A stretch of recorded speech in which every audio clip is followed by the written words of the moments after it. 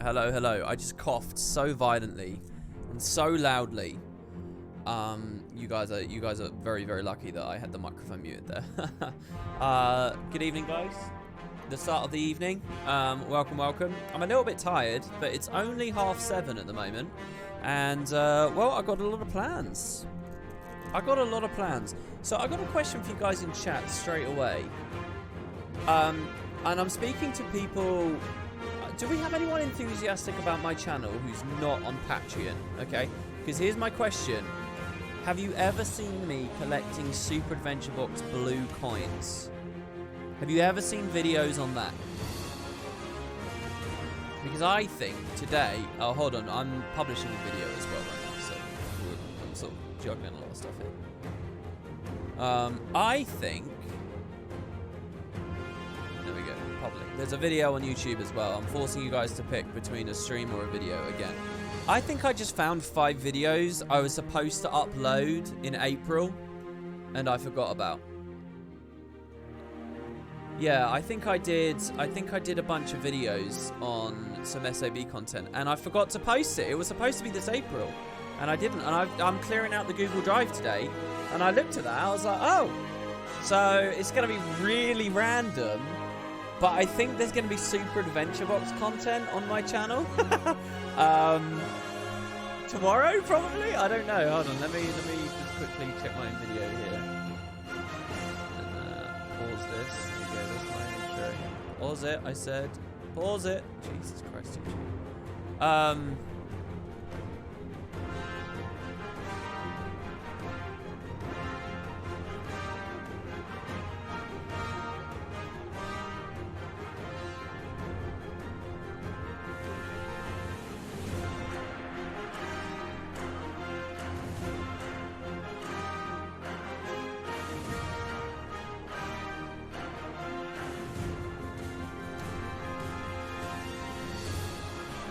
One second. Sorry, guys. I completely zoned out there. I'm typing the YouTube comments. Sorry. Give me a second.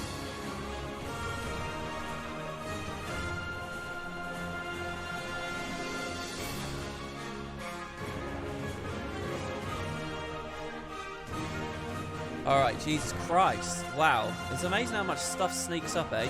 Okay. So I just published a YouTube video. I wrote a comment, pinned the comment, hearted the comment, mentioned in the comment that I forgot to upload some Super Adventure Box videos and that they're coming. It's referenced on Patreon, blah, blah, blah, blah, blah. And now I'm back. Okay, you genuinely, you have my attention now, guys. So, yeah, what are we doing here on today's stream? Well, I'm going to be doing... This is even more random. If the fact that there's Super Adventure Box content coming out isn't random enough for you guys... What might be even more interesting to you... Now, when I swap, do I get my frames back? I do. You know, I drop so many frames just, like, streaming certain menus in OBS. I think that, I think I might have a hard drive thrall or something. There might be some issue with the hard drive. Anyway, I'm going to be playing a random patch of the Icebrood Saga here today. And why am I doing that? Because there's an achievement I still don't have. And that was after COVID... well, after COVID was over. That's a weird way of phrasing it, right? Because it's not true. But in no quarter, the once more thing. And then with feeling. So if you remember, like, way earlier in the year, it's almost like a forgotten memory. It's almost like a flash of nothingness at this point. But way earlier in the year...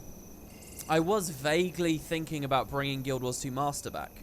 And that's not what I want to do now. But as I was going with that, there were some basic achievements I wanted to grab with you guys. And that included an Icebrood Saga playthrough. I believe in a couple of streams you saw me pick up a few achievements.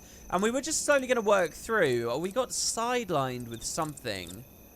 And then sidelined again, and then sidelined again, sidelined. This year's just been all over the place, right? But so basically, once more, with feeling. I think I don't have with feeling either.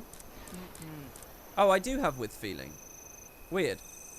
Okay, well, so anyway, we're going to be playing some of the Icebrood Saga with voice acting. I have never heard this story content. Guild Wars 2 story content is essentially... I've got the dog with me at the moment, and he gets very jealous the second I start speaking into the microphone. You can tell. So he wants my attention the second I start doing it. So we're gonna be doing this. And it's sort of prepped for End of Dragons. I don't want these achievements hanging over once End of Dragons itself actually comes out. I mean, that's just going to be crazy. So yeah, that's the idea. I'm also going to be doing what I did the other day. This is just the start of the stream. We'll be doing some Guild Wars stuff, and then I'm going to swap over to Final Fantasy, where we will be doing 4.3 and the Rabanasta stuff, which is the Ivalice themed raid. Anyone watching my FF12 playthrough should be excited about that. And I can't wait for that, honestly, either. That should be quite good. Last time we did one of those, we got a bunch of you guys doing a mini-eye level thing. It was brilliant. It was lots of fun. So yeah, anyway, I don't know what character to play on. I'm thinking of playing on this Ellie, because I kind of want to show you guys what I consider to be the perfect open world Ellie build now. Which is something I'd actually kind of, dare I be so grandiose as to say, perfected a few days ago now. But, not a few days ago, a few months ago now. But I haven't really done a video on it or demoed it yet, so that's where we are. So yeah, the Icebrood Saga, and it's no quarter. Wait, that doesn't make any sense. Because Liz has already done a bunch of this. Once more. It's play through every chapter of No Quarter with voiceover. But if I want to do it on Liz, she's already halfway through the patch. Wait, is she halfway through the patch though? Or is she... No, she's like halfway through the patch. In fact, she's at the end of the patch. She's at the end of the patch. Alright, well, we can't do it on the perfect Ellie build then. Does anyone want to sponsor a profession to do this on? I'd love to hear it. I got so much to talk to you guys about. I've got so much that I've been doing today. And I'm quite interested to divulge to you all. But let's actually get the content going. What was the other thing as well? Oh, okay, yeah, I'll just hold it off. I'll just hold it off. Can't you restart? No, you can't restart story until you beat it. So we're in a weird middle ground right now where it's not actually, it's not viable to do anything else right now. You want to do Connie Mirage? You feel awkward that I'm doing this before the season of the dragon? That's a good point, you know. That is a good point, because we're on Whisper in the Dark. I mean, it's still a bit away. Hold on. Maybe I do a different thing then. Because to be honest, I thought I was going to be doing Once More with Feeling. I thought I'd be doing both of them, but it's just the one. Steel and Fire I have finished though. Shadow in the Ice I have finished. Whisper in the Dark I have finished. Bound by Blood I have finished. It's all done, guys. I mean, what do you want from me? I mean, I could do Season of the Dragon stuff as well. I suppose that would mean that there's not loads of voice acting interrupting my many stories I have to tell you guys today. So maybe that's a good idea. I mean, I have some Champions things to do as well. Return to Whisper in the Dark. So, yeah, I've completely fallen out now with... First of all, I'm not doing the Halloween stuff. I've done sweet FA for that. How long have I got left before this gets removed? Halloween's been on for a while, right? You'd think I would have got annual rituals already. I mean, we're... For some people... Oh, no. We're like just a matter of hours away from the real world Halloween. So maybe this is... somewhat appropriate, but running around carving pumpkins, that's going to be boring. Do you guys want to do some labyrinth spam?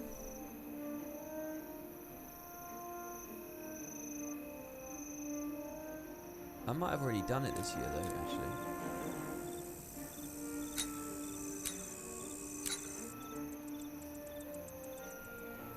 Get my POF tier list done. You're excited for the full one? Oh, you're talking about on YouTube.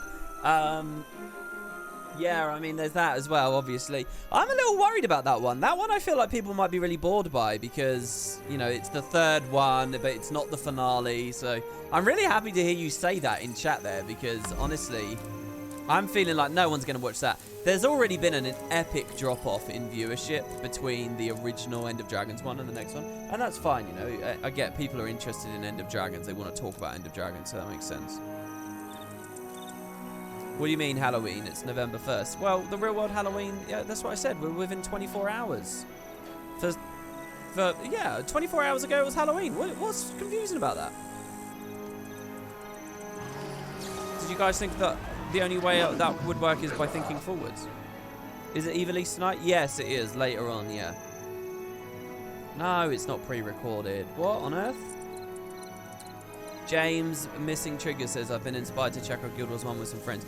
Yeah, that's I got a thing to announce to you guys. Oh, did I didn't mean to say it was coming up. No.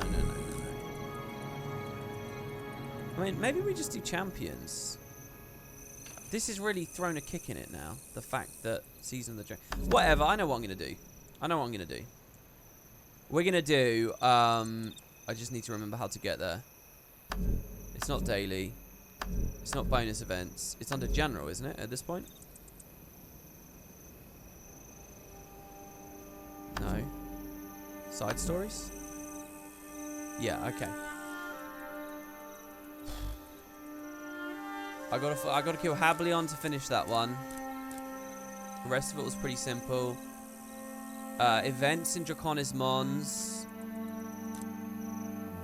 It's not gonna be these. It's not gonna be these. Alright. I did the Daybreak. I did Bug in a System in general. The bit that I want to talk about here. I just didn't do the story. Bounty Hunter. I've done a chunk. This is where I've stopped again. Wow, when did I redo a Shattered Nation? I don't remember that. Okay, so we're doing Crop Harvester. We're doing Woodland Management. This will be good content because I can talk to you guys. This was fun before. Ore Miner. Next. We have Ore Miner. We have Crop Harvester. And we have Woodland Management. Next, we have Ore Miner, Crop Harvester, Woodland Management. Crop Harvester, whoopsie, Crop Harvester, Woodland Management, and Ore Miner. Okay. So, they're all there. Now, all I literally have to do, Court Duty, Deference to the King. Bye-bye. I think we're basically throwing Halloween in the bin here. We're just going to go through the list. So, C and then D, lowest in the alphabet. Dragonfall, Crops. So, we're going to go to Dragonfall and we're going to gather while we chat about stuff. Now, that's actual progress. That's tangible, meaningful progress. But it's going to be done in such a way that I can chat with you guys about other things that are happening. Right? My favourite FF14 streamer playing Guild Wars 2. And look, I should be able to keep up with chat with this kind of stuff. Those tier list videos are actually valuable to me. I basically only just started Guild Wars 2 after playing only Guild Wars 1 all these years. And you value the fantasy a lot. Wow. Wait, hold on, dude. You waited all these years to play Guild Wars 2. And you're a Guild Wars 1 player. What does that mean, though? Surely you've had big breaks. Can you explain a little bit more of that? I can't fathom how that works. By the way, there's a hilarious post on the Guild Wars 1 subreddit at the moment about a guy who's found a way to hack the game. Alright, let's just put into context what Guild Wars 1 is. It's a dead game, alright, that really there's no reason to be competitive about and stuff. There's a guy who's found a way to... I think he found some, like, buried old fly hack or teleport tool or something. And he's using it to, like, cheat his way into other people's guild halls and stuff. And he's using it to cheat wins in GVGs and stuff. 20 years after the game, well, not 20 years, 15 years after the game's heyday, there's a guy, and people on the Reddit have noticed it, and they're like, oh my god, what is this? And they're not even confident they can get SDW's attention on it, because it's just going to be like playing whack-a-mole. He just bans the one account, the guy will come back, they got to find a way to... I mean, what a sad situation that is. But yeah, that was quite interesting. Thank you for the sub! Robert Spectral, thank you very much. That's really lovely of you. I also had a super highlight my message, Mesmer. Oh, well, we're doing something different now, sorry. And another one saying, I love you, potatoes. Thank you very much, Raven Q8YYY. Thank you very much. So, yeah, I'm just going to keep responding to chat for a bit before I get on with my things, which I want to talk about. What's this? People recently found out how the RNG in Final Fantasy X works to be able to speedrun and reliably get the drops they want. What do you mean, in challenge runs? WP, do you plan on continuing the LP series anytime soon? Maybe catch up the story before End of Dragon or anything? To be honest with you, the Guild Wars 2 Let's Play series is the lowest on my list of ambitions at this point. I would much rather be Let's Playing Final Fantasy XIV, which I essentially am doing. I mean, with these Twitch streams, you might think, oh, it's Twitch, so it's not the same. But they're basically like a very casual Let's Play format. I would rather do the same for ESO. I would rather do the same for New World. I would rather do the same for Retail WoW. I would rather do the same for Daggerfall. I would rather do the same for Morrowind. I would rather do the same for Oblivion. All these projects, I think I would put first before continuing the Guild Wars 2 LP. The problem with the Guild Wars 2 LP is I want to do it more casually now, but I feel like it's shit to do it casually. So it's just in this weird place. So that's honestly how I feel with it. I'm not saying it's dead and gone. Anyone who follows me knows that, like, some projects will go away for a long time, but they will be finished. I hope anyway that, I mean, they remain important to me, but just for now, I mean, honestly, it's pretty far back. I do have some maybe ideas. I mean, if I felt confident that people would buy a really crappy, like, you know, super casual, this commentary style for the actual main LP, I'd probably get on and do it, but I have a lot of anxiety that am I being true to myself or then blah blah blah blah blah. Anyway. So yeah, there's your answer. It's all good. You can still got this going on in the background while doing relic grinding, forting with a wife and a friend. I actually still haven't done any relic grind in that game. I don't know where it's like. What's this Final Fantasy X thing I missed? I'm really interested in that. Where is that?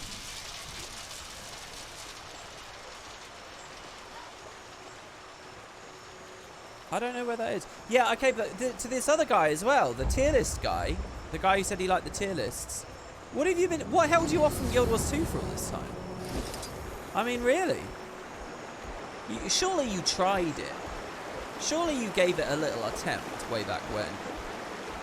Bring back the WTF series. I would.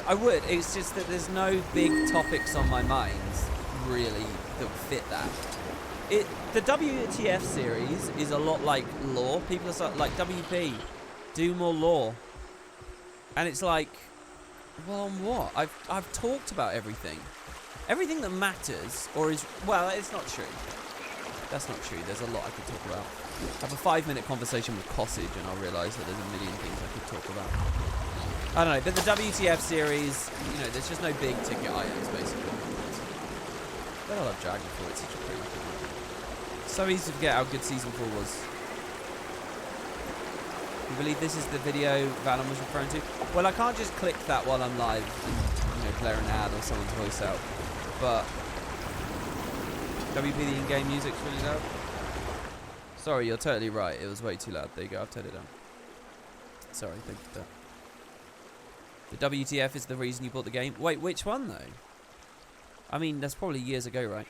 When FF14 story's wrapped up, please do Easter eggs. Well, see, I'm thinking that it's quite interesting because there is an end point, you know. I'm wondering if after I've beat, like, Endwalker or whatever, oh, shit. I'm not meant to be playing on list. This is my new player guide prep. I legitimately have to go to another character because the inventory is going to be a nightmare. What was that someone said a second ago? Condi Mesmer, did they say? For open world? I mean, I'm happy to. It's easy peasy. Oh, God. Is this inventory exploded as well, though? No, this one's all right. That's all right for me, okay, guys? Look, this is mostly world versus world shit in here as well, so it's fine. Oh, my God, I'm still at the frog from that Nike stream all that time ago. Jesus. Shows how much legendary grind I've been doing in World vs. World. Am I right, everybody? Alright, let's go down here. You feel like my new player guide is an excuse? It kind of is. Kind of. But, I mean, I did do... Look, I got back into new player guides. To be fair to me, I did do one just like yesterday. So I'm ready. I'm ready for it. I'm a bit scared of the inventory one, though, because people are so... People in general are like proper money grubbers a lot of the time. So when it comes to like in an MMO, if there's something that you can... Here's a story that haunts me, okay? Once, years ago, I had like 20, 30,000 of every dungeon currency in the game. And so I looked up all these guides on how I could turn those tokens into the most money possible. And then I filmed myself doing it and transformed those guides from text and, you know, forum advice into a YouTube video. So I had a YouTube guide how to get money out of those dungeon tokens. And here's what haunts me. In that video, I forgot the one little fact that you could vendor, like, sigils or something. There's, like, some sigil I was getting after I was salvaging for Ecto, I think it was. So I basically had stacks of sigils, which I didn't sell in the video. Now, those sigils, there were so many of them, based the output of whatever this recipe was. There were so many sigils that what had actually happened was they were worth, like, 10 gold or something. And like, the comments were full of people saying, oh, how could you forget to get the gold from the sigils? Oh, bad guide. You should. So I'm haunted by that now, and I'm, like, really scared of doing that kind of stuff. Because there's going to be something I miss. And there's going to be, like, a veteran that watches the video and says, this isn't good. He could get more. His conversion could be better. You know, he chose to use a copper fed when he really should have suggested to use a silver fed at this specific moment. And the idea of, like, getting all my ducks in a row and figuring all those tiny ass little details out is, like, really tedious to me. So that's why the new player guide, the truth behind why that particular episode of the new player guide keeps getting shunted further and further and further back. But there it is.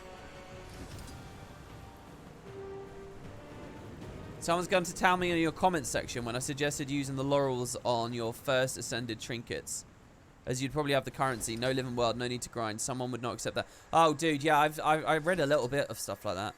I deliberately danced away from talking about the winter berries and stuff, because I mean, it's one of these things, you know, like, you just got to get over it. At some point, you just got to get over the fact that not everyone has the same ambition for the video. You call it a new player guide, and someone wants it to be a veteran guide on maximum efficiency. You can't help that. And you also can't go on some massive whiny rant at the start of every video trying to, you know, herd all the sheep, do you know what I mean? Shepherd all the sheep into the same pen.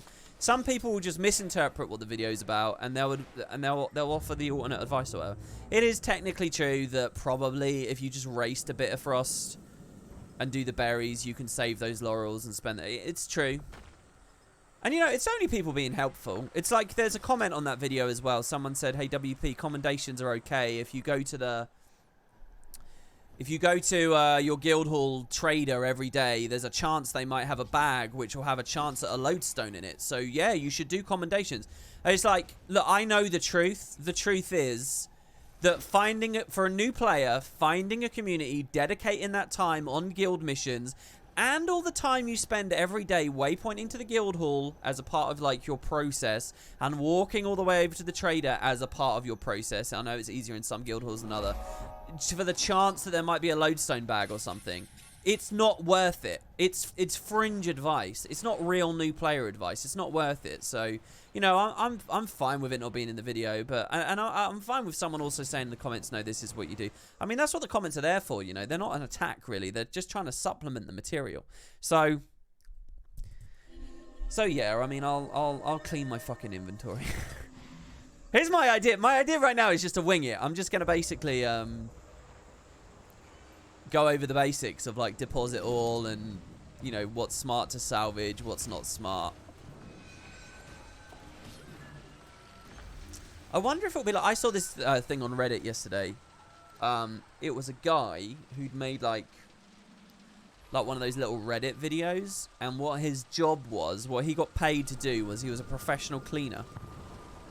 And his job is to go to the houses of hoarders and, you know, just like slobs and the depressed and so on, who let their houses go to shit, and he just cleans them. And anyway, he did a video where he showed off his job. And, you know, those are quite fun to watch. It's fun to watch cleaning sometimes. So I wonder if someone will get, like, a perverse enjoyment out of just watching me clean my inventory. Look at it as a complete dump at first, and then just watch my process of cleaning it. And maybe it's entertainment all on its own. Maybe the advice can be terrible, but it will be entertainment anyway. I like that idea. So, you know, and that's repeatable content right there, guys. All right, if that gets the viewership, the tier list, Scott, I mean, I'll do that. I'll do one of those a week. It's not perverse at all. It's satisfying to see difference. Well, here's the thing. Is it satisfying when I'm being inefficient about my cleaning? Right? That's the thing. If I miss some little thing and I could have had like 5 gold because I could have got a rune or some shit somewhere. I don't know. Hold on. In all seriousness. Okay, to be deadly serious. I keep trying to swap to pistol. And I keep forgetting that that's not actually the PvE build. The PvE build is pure face roll. I forgot that weapon swapping is the main thing. Right. To be truthful with you all, Liz was not the new player guide. I don't know why her inventory has exploded like this. I don't know what's happened here. Was she the guide? I mean, this has to be deliberate. Why have I got all this random shit? Oh, I bought the Venom Bite package. So that's in there. Was she the guy? Was this? I don't know. This is 313 out of 320. It's pretty bad. Maybe I did deliberately set her up. I think I did. Why would I have the birthday card in there? Burn it. My inventory's insane. Yeah, but this is what it is. This is how I'll clean it. Yeah, you know, I can demonstrate to people that they can open a bag of laurels. Huh? It's okay, guys. It's totally functional. I have filters in this game, see? So I can just type in whatever I need. Wait, hold on. I think I did mess her up. But she's not the only one I messed up. I definitely messed up someone else's inventory. Deliberately messed up someone's inventory. Was it Natalie?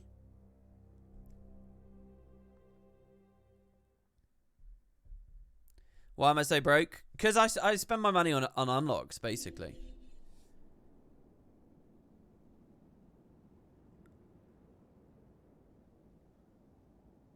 I did. Natalie, she's who I messed up. I messed up Natalie. Now, I did that. These Orion boxes, I bought these specifically. And I did a casino coin meta. I did. I bought a bunch of, like, random stuff for variety's sake. And I think if you look closely, you'll see I have a bunch of, like, collectibles that are randomly withdrawn as well, so that you get a big satisfying deposit all. More random laurels here. Yeah, I don't know, man. I don't know.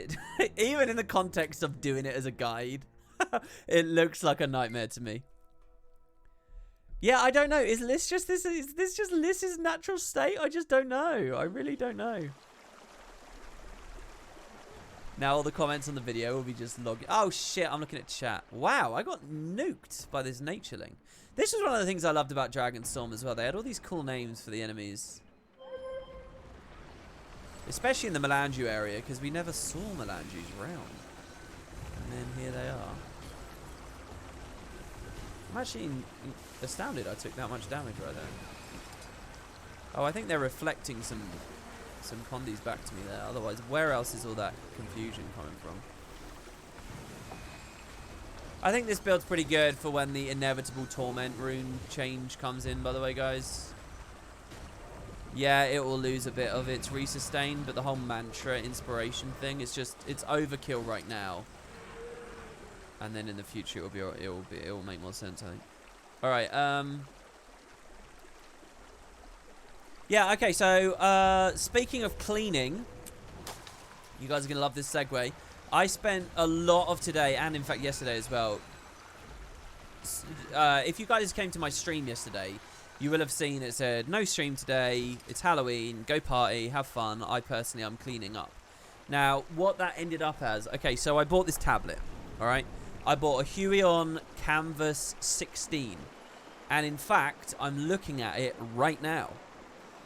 One amazing side effect of it that I didn't even realize was going to happen is you can just use it like a full-on monitor. You can just use it. So basically, do you guys remember maybe like, I don't know, 3 months ago, I was talking about a desire to have like a mini monitor to put OBS on? Well, I can do that now, and that's what I've got. I've got that now. In front of me is a nice little screen that just parks happily on the desk underneath the main monitors. and it's got OBS on there, so I can monitor. It doesn't take any screen space. It's really nice, really, really cool. So anyway, I'll get back to the tablet in a bit. But so I bought that, and I bought that after the previous stream, whatever day that was. I just went for it. I just pulled the trigger, and so I realized immediately I wasn't gonna have space for it, because I've got this corner desk that I've always worked at. This basically old corner desk now. I'm surprised it still works. The amount of times I've moved it around and lifted it up and taken it here and taken it there. And, you know, I don't have, like, fancy furniture or anything. It's like flat pack furniture, you know. It's like you build it yourself kind of furniture. So anyway, it's still going. It's all good. It's over there now. So anyway, I dismantled my whole, like, work desk setup for the first time ever, essentially. And what I got was... So maybe like 3 years ago, I was having a barbecue, and I bought a table for the barbecue. It's a big white table, right? Big plastic white table, and it's designed to be fold up, folded down. And the idea is, you know, you put it out there on the patio or whatever, you have a barbecue, then you can fold it up again and hide it away in the shed or something. So I grabbed that. It's not a computer desk, but what it is it's very wide, and it's fairly deep, and it's not a corner unit. So I got rid of my corner desk. I got rid of, like, another unit that was next to it. Basically took a ton of shit apart in my living room. And just sort of moved it all around. Got this big table in here. Set everything up. So now I've got, like, a lot of space. My monitors sit perfectly on it. And I had space for the tablet. So it's just been, like, a huge cleaning day for me, really. And it's just been really invigorating. It's so nice. Honestly, if any of you guys feel like you're in a bit of a rut at any point, I don't care when you might be listening to my voice. If it's live, it's on the VOD, whenever. Just throw some shit away and just, like, I don't know, move the corner of the room that your workstation's in. Move it into a different room. Just shake it up a bit. And I'll tell you what, I feel really, really excited, and it's cool. I mean, I feel like I've got a bit more space. I, like, swapped my keyboard for another keyboard, which I haven't used for ages, and feels like a bit cleaner, basically. I feel really good at the moment. So everything feels new and fresh and cool. And I have this little tablet with me. So that's basically how I spent the majority of yesterday and today. In addition to, you know, talking about the Google Drive on Patreon and so on and so on and so on. So the tablet itself, I haven't really looked into any software or anything like that yet. I did, you know, verify it works, and I have absolutely no talent at all, but it does kind of work. So I'll try and make an emote. I'll try and do a few little things, and I'll just I'll keep you guys vaguely in the loop if you're interested as my progress goes along with that. And if anyone's got any advice and stuff, I mean, let me have it. I mean, I'm at the start of something quite cool here. I also did another cool little thing as well, which if anyone has this kind of setup going, I for a long time on Steam have owned some software called Wallpaper Engine, which basically lets you have different, you know, desktop backgrounds for different monitors and stuff. And anyway, now that I've got this little tablet here set up, I set that up too. And it's really cool. There's like, it's so sophisticated now. There's like a mini little game you can play on and stuff. And it's just, I've got this pretty little animation that sits under my main view. It looks good. I'll have to do a picture or something of it for you guys. It makes no sense me talking about this without a picture. But anyway, that's basically what my day's been filled with. Yeah, there should be some Super Adventure Box videos going up because of the blue coin thing. God, I had loads to say. What am I not saying? There was a whole massive topic for me to get to. I can't remember though. Did I do all the YouTube video potato characters? No, I didn't. Those are a good example of why I kind of want this skill. So you know my thumbnails have like that potato guy on it? I commissioned someone to do those like years ago. I actually commissioned 2 people. The first person I commissioned, I think, how do I phrase this? This doesn't sound horrible. Because I don't know for sure. I'm 90% confident that the first person I commissioned was a little girl. Who was like, you know, probably like their parents had encouraged them, oh, you can do this or whatever. They were trying to get their feet in the door or whatever. So they'd set up this thing. I can't remember how I ended up finding their details or what it was. I think it'd been some Reddit thread. They'd done some work on. Yeah, I've got like a whole multi-Reddit set up for like YouTube work and stuff. And I think I'd found the contact through there, so I said, hey, can you do me some stuff? But the work that came in was like really not very good. But I didn't pay very much for it either. You know, that's the risk you run. So I said, oh, you know, thanks very much. This is very nice. And they were clearly like very new to it, and they'd just begun, and they said, oh yeah, cool. And then I just never used them, and I ended up commissioning another set, and those are basically what you see in the thumbnails now. Someone else made those. I actually, there's two, the potato characters you see in my thumbnails is actually version 2. Version 1 that the artist produced looked a lot more like brown. I can actually put it on screen for you guys. Do you guys want to see these? Oh, okay, come on. Let me alt tab for a second. Can you let me alt tab for a second? Completely swarmed here. Oh, I'm doing too many dodges here. It's weird coming back to this build. I feel like it's a bit like... Oh, well, mind you, he did die. Hold on, I will show you guys this thing. There are a couple of videos on YouTube with version 1. I wouldn't be... Maybe someone in chat at the moment remembers them and knows what I'm about to put on screen. Yeah, let me just navigate to it. Resources. Channel. Am I being attacked again? Why do I hear crazy noises? Okay, so, like, this is the original appearance.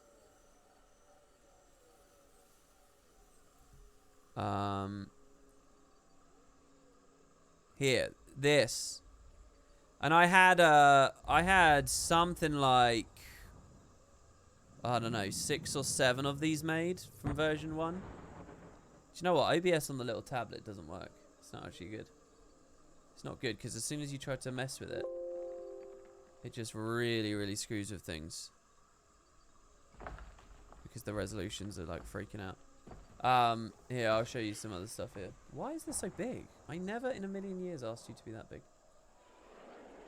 Is that a chance to throw some 4K thing at me? So like here. And I quite like these, honestly. These are my preference. I really like these. I sort of prefer the color and the texture to it and stuff. The thing is, when I use this in a couple of videos, and I can't remember who it is, but I had lots of comments straight away of people saying that it reminded them or that it looked just like another YouTuber. I think they were called Goomba or something. You know, like the little Mario Goombas that you jump on, like the most basic enemy.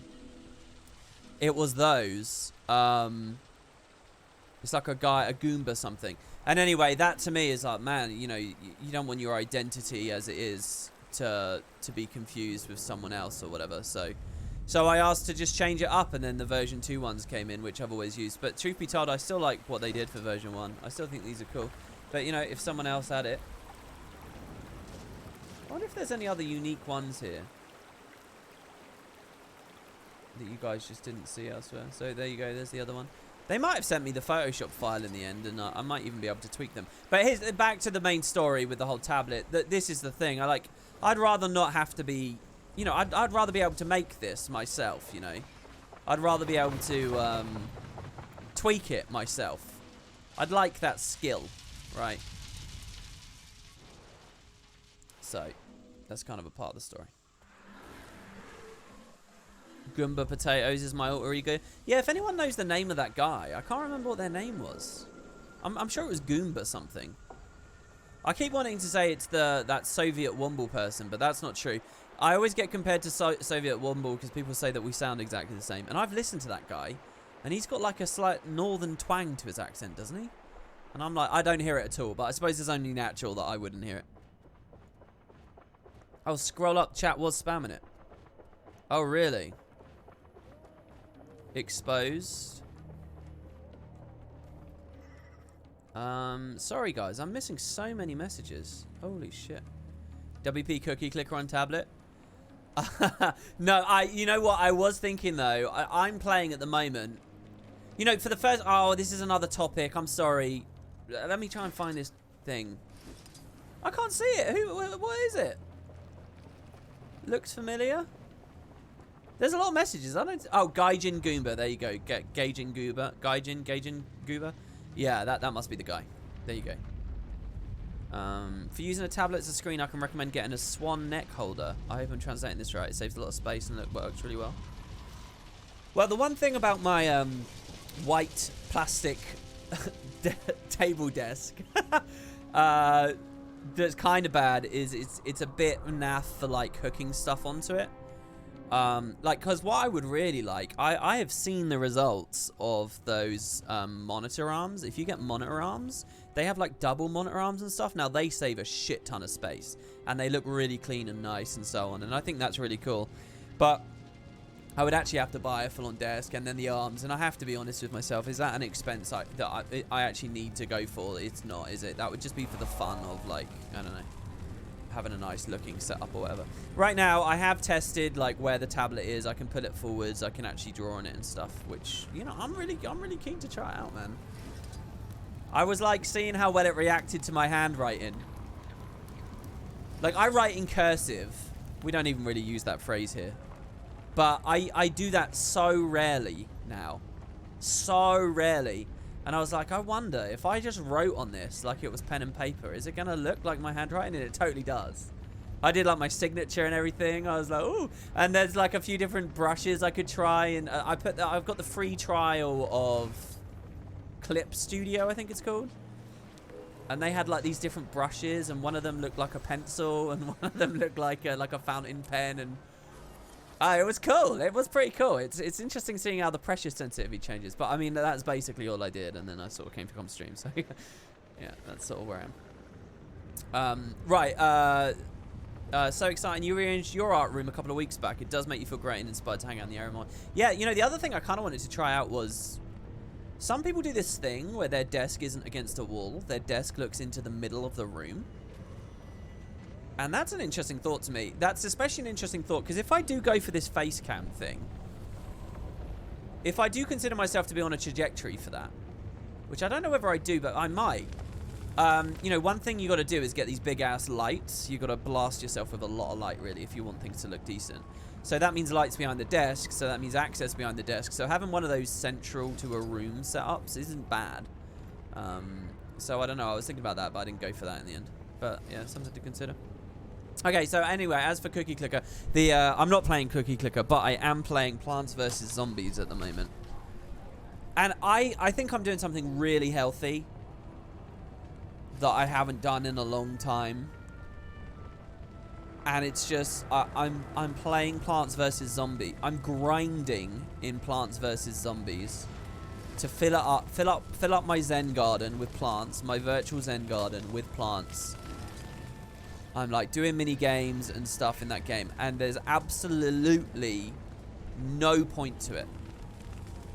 It's not because it's an MMO and I have expectations of patches down the line. It's not because I want to turn it into content. It's not complicated. It's not difficult. There's really nothing much for me to learn. I'm just sitting there doing it, and I don't remember the last time I allowed myself that and just sort of said, yeah, whatever. Yeah, it's cool. I'm just chilling. I'm just doing this as a breather. I'm just relaxing right now. And, you know, I said that today and yesterday I spent a good amount of time cleaning and so on. I also punctuated that with just little sessions of Plants vs. Zombies. And I'm really happy I'm doing that. Normally, I think I'd be kicking myself and stuff, but I'm genuinely really happy I'm doing that because I think it might be the solution to the burnout problem and stuff that I really sort of need. And I'm just happy to be like I've had multiple moments while I'm playing that game where I actually catch in my head, right? I'm like playing it, and there'll be a little moment, this sudden, like almost like an intrusive thought just suddenly will come up, and I'll think, oh, this is a waste of time, or oh, this isn't going anywhere, or it's specifically that, oh, this isn't going anywhere. And I've just been able to look at that intrusive thought and just say, shut up, and just keep playing, and I'm just like content and in the moment. And I don't know, like I said, I think that's actually really healthy. I think I've sort of realized that I should have been giving myself that like a lot more. So yeah, I'm playing Plants vs Zombies, and it did cross my mind because, for what it's worth, Plants vs Zombies 1 is probably one of the best video games ever made in terms of how it slowly filters its systems through the game. If you want to learn if you want to know my opinion on how tutorials should work and teaching should work through games, and how systems should slowly become complicated, and how things should slowly become, you know, basically really sophisticated fun games can be born very gradually and genuinely, and how players can have fun with new layers of complexity.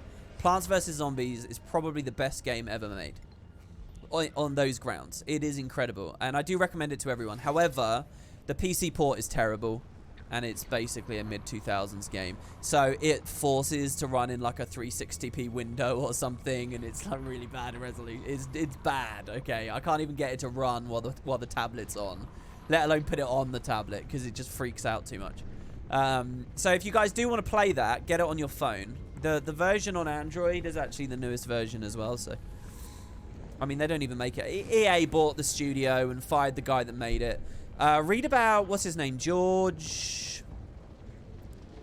Shit, I can't remember. The guy that made Plants vs Zombies 1 at PopCap. The studio got bought by EA, and during Plants vs Zombies 2 development, EA said, yeah, we want microtransactions, we want pay to win, we want pay to skip, we want pay to boost, blah, blah, blah. And he said, no, no, no, no, no, so they fired him.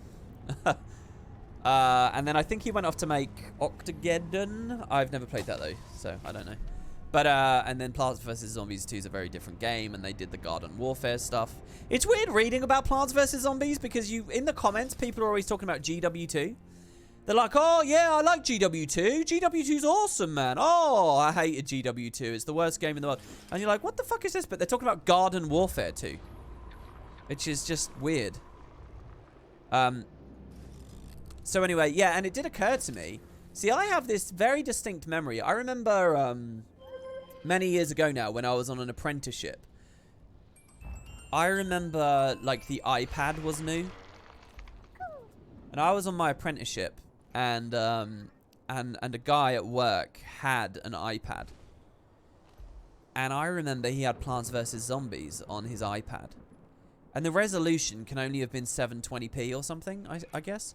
But I remember how amazing that goddamn game looked on iPad, and being able to use it as a touchscreen and everything. I remember being like, whoa, this is so cool. So it did cross my mind. I was like, man, I should put that on this thing. But it's not the same, because it's the PC port. It's not as good, blah, blah, blah. Did I just get a mail from one of you guys? Oh, I have a birthday. It's my... Jesus Christ, my 9th birthday. You want a guild invite? Yeah, guild invites are sorted out now, guys. If you want invites, just mail me and I'll get in game and I'll send them over to you. Okay, I haven't scrolled in chat for ages, sorry. I do see a question here from Sinterklaas saying, do you often contact little girls on the internet? I had no idea who the artist was. I don't mind. I'll have a little girl commission stuff for me. I really don't mind. I only care about the quality of the work. It was just that the work wasn't very good. That was all it was. Your nephews grew up with Garden Warfare 1 and 2. It was a very easy FPS game they could play as kids. See, I know nothing about that. I only know about the original tower defense game and a bit about the sequel. The sequel has a mod called Project Icebrood. You guys should go to YouTube, right? Type in Project Icebrood, okay? It's a... You know Concerned Ape and Stardew Valley? It's a bit like that. It's a programmer who does their own art and does their own music, and they dedicate their free time when they're not at work. They're like Shaman. You know, Shaman's like this god that does a... Shaman was tweeting me. I don't know what he's announced to people. He was DMing me a project he's doing at the moment, and it blows my fucking mind at that Shaman project that's going on at the moment. And, like, there's just these people just with this insane talent that do all this crazy stuff. And they do it on the side of full-time jobs. Anyway, Project Icebrood is like a similar thing. It's someone, like, basically rebuilt Plants vs. Zombies 2 without any of the microtransaction stuff. Except they're adding their own stuff to it. It's crazy, man. It's crazy. And their YouTube channel, they'll upload videos about their project. They're simultaneously a developer of, this amazing mod series a programmer, a musician, an artist, and they platform it all on their YouTube channel, and they get like 50,000 views a video. They'll just put up a little video of, oh, here's a preview of the next zombie that I'm adding. Here's a preview of the next plant I'm adding or whatever. And there's just this huge community around this mod for PvZ2. It's crazy, guys. There's some of the shit that's out there. It's like people were telling me the other day about people making their own Pokemon games and doing YouTube videos about their idea of a Pokemon game. And that's like what I mean, it's so weird. Like the traditional lines of what you think media has to be or is just, it's exploded. We really do live in the, I mean, there's that whole thing, born too late to explore the world, too early to explore space or whatever. But I mean, but born just in time to explore memes. Where's that from? But it's kind of, the internet is like, there's a lot of fascinating shit going on, like completely wild shit going on if you're just looking for it.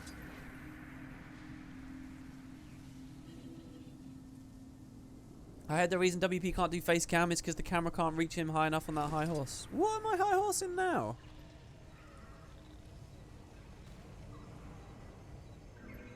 There's a very successful YouTube channel who does 5-minute videos where he grinds different foods into sausages and rates them. I mean, that's another caliber of content. Don't get me wrong. But I can see it.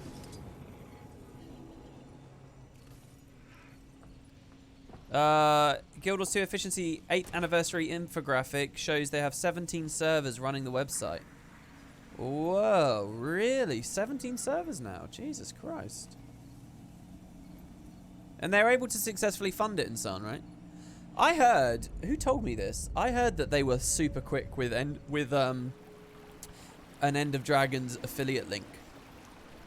They were really, really quick on the ball to try and get clicks off of people on that, on the website. Which might be helping them fund that, I suppose. I don't know. Wouldn't that be expensive as well? 17 servers, really? You hate the amount of verticality the maps have gotten? I think, to be fair, it's just a bit more exaggerated in this map because the sky scale was in this map. I don't think that's a fair assessment of Grothmar, is it? It's not a fair assessment of Buram Arches, is it? I mean, some areas of Buram Arches, but it's a healthy mix. I think the maps these days are a million times more interesting than, you know, Fields of Ruin. I don't know, there's kind of a fresh MMO feel and a fresh MMO magic that comes from the simplicity of the vanilla maps, don't get me wrong, and in a way I don't think there's anything wrong with them at all. But I mean, an experience like this, I think is extraordinary, isn't it? Right, did we claim all of our achievements here? Crop or... I think we did. Okay, let's go to crops in Grothmar. Speaking of Grothmar, let's go to Grothmar now and get some random gathering up here as well. I probably lingered a little too long. Oh, that's weird. I've been to the Shiver Peaks Pass because of the strike missions, but nowhere else. Now, do I have the... I do. Let's go. I watched him quite a lot and was confused while I was playing Guild Wars 2 one day. Then I realised it was wooden potatoes. Wait, what? Yolos says, did you do a channel update for this year? What, like a dedicated video about what? Just my channel? Possibly early in the year. I can't really remember. I don't ever really set myself a quota for that. Channel updates come when I feel like I've got stuff to say, where I'm looking to shake up the status quo, or I'm proud of a project that's coming, or I have confidence in a project, stuff like that. The one thing about this map is you can feel it's so frame droppy. I don't know why this map is the way it is, but you can feel it. Maybe it's all these little particle effects of the snow. Maybe channel update, he meant account tour. There's someone in my comments asking for an account tour at the moment. I don't really have any plans to do one. Because I don't think my account is substantively different right now compared to how it was. It was the start of this year, right? When I did the last one? When we were on the airship in Dragonfall? I'm pretty sure it was quite recently. And I haven't been keeping up with Master this year. So, you know, there's a ton of outfits I don't have now. Dyes that I don't have. There's lots of stuff. I mean, look at me now. Type a 1 in chat if you are further along with Season of the Dragon than me. Can you guys type a 1 in chat if you're further along than me? Because there will be a lot of 1s there. I've not made much progress. I mean, people are definitely, you know, I can't honestly say that this is like one of those years where I've been less dedicated to this game than I think people realise. I think most of the time people think I'm more dedicated than... Well, actually, right now, people probably think, oh, he's not playing at all because they can clearly see the Final Fantasy projects going on. -10. You're not doing it. You're not doing it then, Rocker. When will I do a channel announcement video where I tell people that I quit Guild Wars 2 forever for FF14? When I get more viewership in FF14. No, even then, let me go on the record here. I won't ever quit Guild Wars. I'm here for good. I mean, they're not. Right.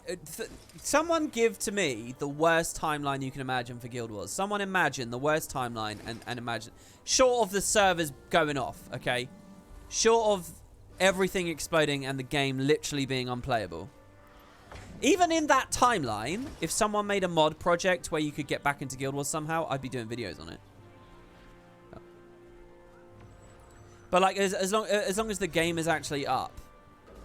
I mean, whatever that timeline is, no matter how egregious and terrible and blah, blah, blah you think that's going to be, I would be there to cover it, because you can't just walk away from 30,000 hours of your life of examination and entertainment and enjoyment and connection. You can't do that. I have a vested interest that I think there are very few people on the planet can actually...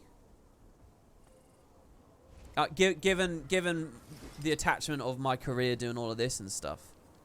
So I mean, I'm not going anywhere with Guild Wars. It's just not happening. But you know, yeah, it might be a thing where it eases off in favor of other stuff for periods of time and long periods of time as it is and stuff. But there would never be a moment where I'm like, I'm completely quitting. I always said that if I walked away from this whole idea of a job, I would end it all with a pre-searing Let's Play, and then I'd move on. So I think that's more likely. But you'll never... Basically, if Wooden Potatoes dies, if the internet personality, the internet job, the internet presence, if he goes away, if he's gone, then yeah, obviously the Guild Wars stuff. But as long as he exists, he will always be interested in... well, this is a bit weird. It's like I'm an actor talking about a character I play. So yeah. But you know, there might be various forms of that. You might very well see me. I mean, really, I think it'd be quite nice if I became a fair weather player. You know, where it's like, you know, you're not playing between patches. You know, the fair weather players are the people who are not here at the moment. They're doing something else, and then they're playing New World right now. And then when there's actually End of Dragons, they'll come back to the game and they'll be a huge fan of it for End of Dragons. And then when there's a patch, they'll come and play the patch. I think that's quite a healthy way of doing things.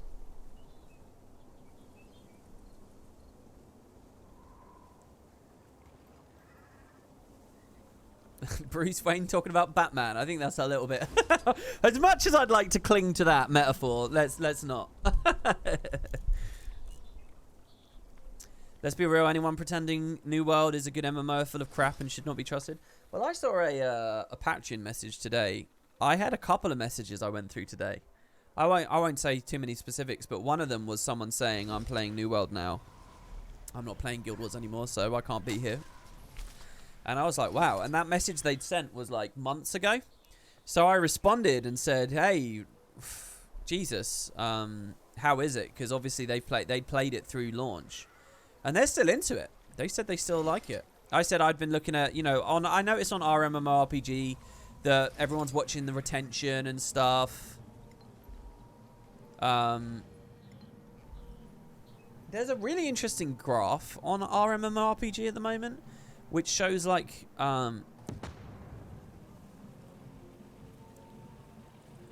it basically makes it look like your MMO will be more successful if it's a sleeper hit rather than a marketed launch.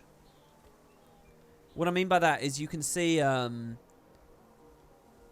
the big releases that had a lot of marketing and hype for launch day, they all trend down rapidly. But then other MMOs where the launch days went very quietly and there wasn't much marketing, you just watch them trend up and up and up and ultimately end up overtaking and sustaining at a higher level than their big budget equivalents. And that's fascinating. I mean, that was kind of my interpretation. I don't know if anyone knows the post I'm talking about right now. But it had New World on there, and it had... What's that other game? There's another MMO that just came out and people are really interested in.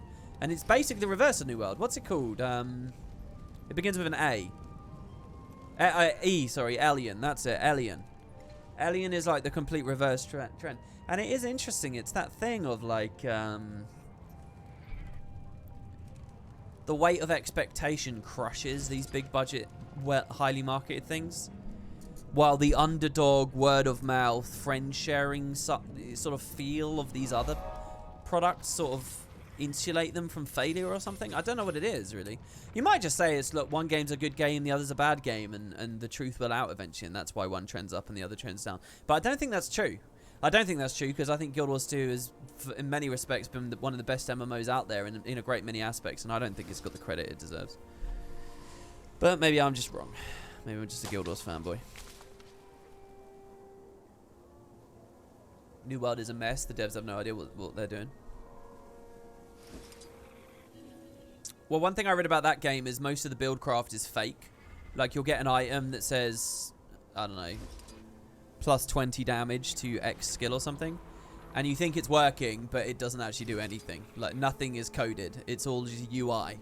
The UI will tell you something exists, but the truth is it doesn't. And apparently that's everywhere in the game. 6 months wouldn't fix New World. It has some very deep-rooted issues.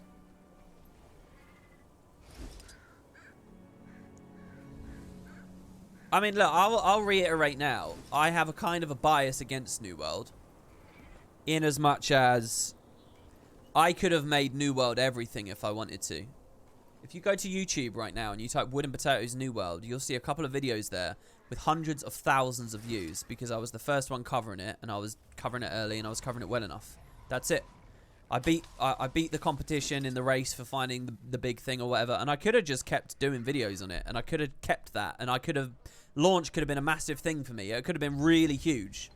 And so if this game ends up as a massive long-term success, and I just basically threw that away because there's the Icebrood Saga to cover, you know, I would be kicking myself and very sad about it. So I'm kind of rooting for the failure of New World to a certain degree. I'm kind of rooting because it would mean I didn't make this grave mistake.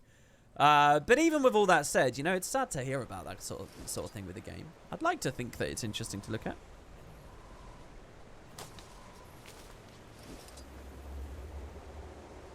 I honestly think Guild Wars 2 doesn't have much retention. It's one of the greatest MMOs, but you really have to get into it, or you end up treating it as a side game.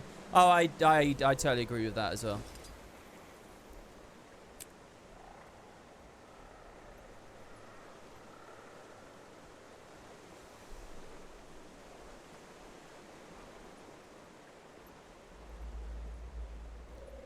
If Guild Wars 2 wasn't hyped at launch, would it have a bigger player base today? I mean, it's a good question. I don't...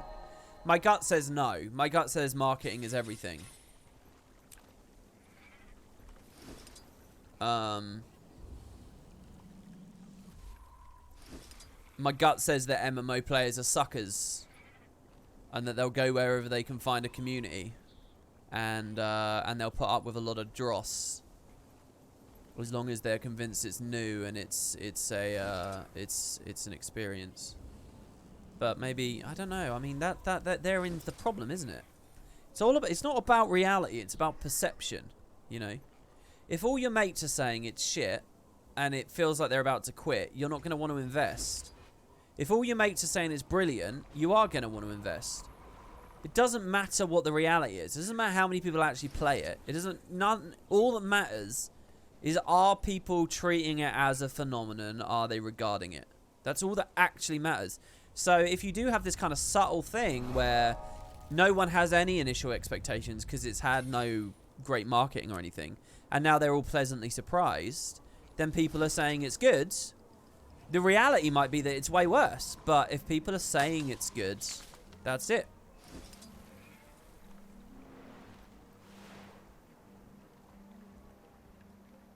Right, let's see which ones are the Grothmar ones we've done. We've done crops. But that's it, actually.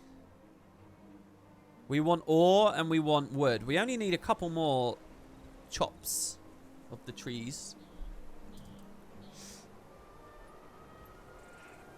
Sounds just like gamers with money. Everyone wants the new thing and immediately leaves the old one for it.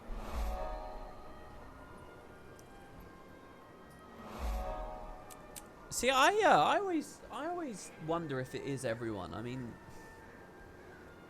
I don't know what the healthier way to be is either. For a long time, I just thought it was sort of largely American consumerism. When I look at like the Guild Wars player bases and those who are still really, really into the games, even when the games are going through really weak periods, it was always Europeans. I always feel like Europeans have less of a consumerist culture, and they'll cling to the product they bought. They'll be a little bit more stingy with their money or whatever. They'll try to extract the value for longer. Meanwhile, across the Atlantic, I feel like it's very, you know, people are very, very heavily encouraged. Spend some more money, move to the next thing. Let's get back in the shops. I feel like that's and I don't know, maybe that's completely wrong of me. But I do always feel that way. Well, not always. Sometimes feel that way.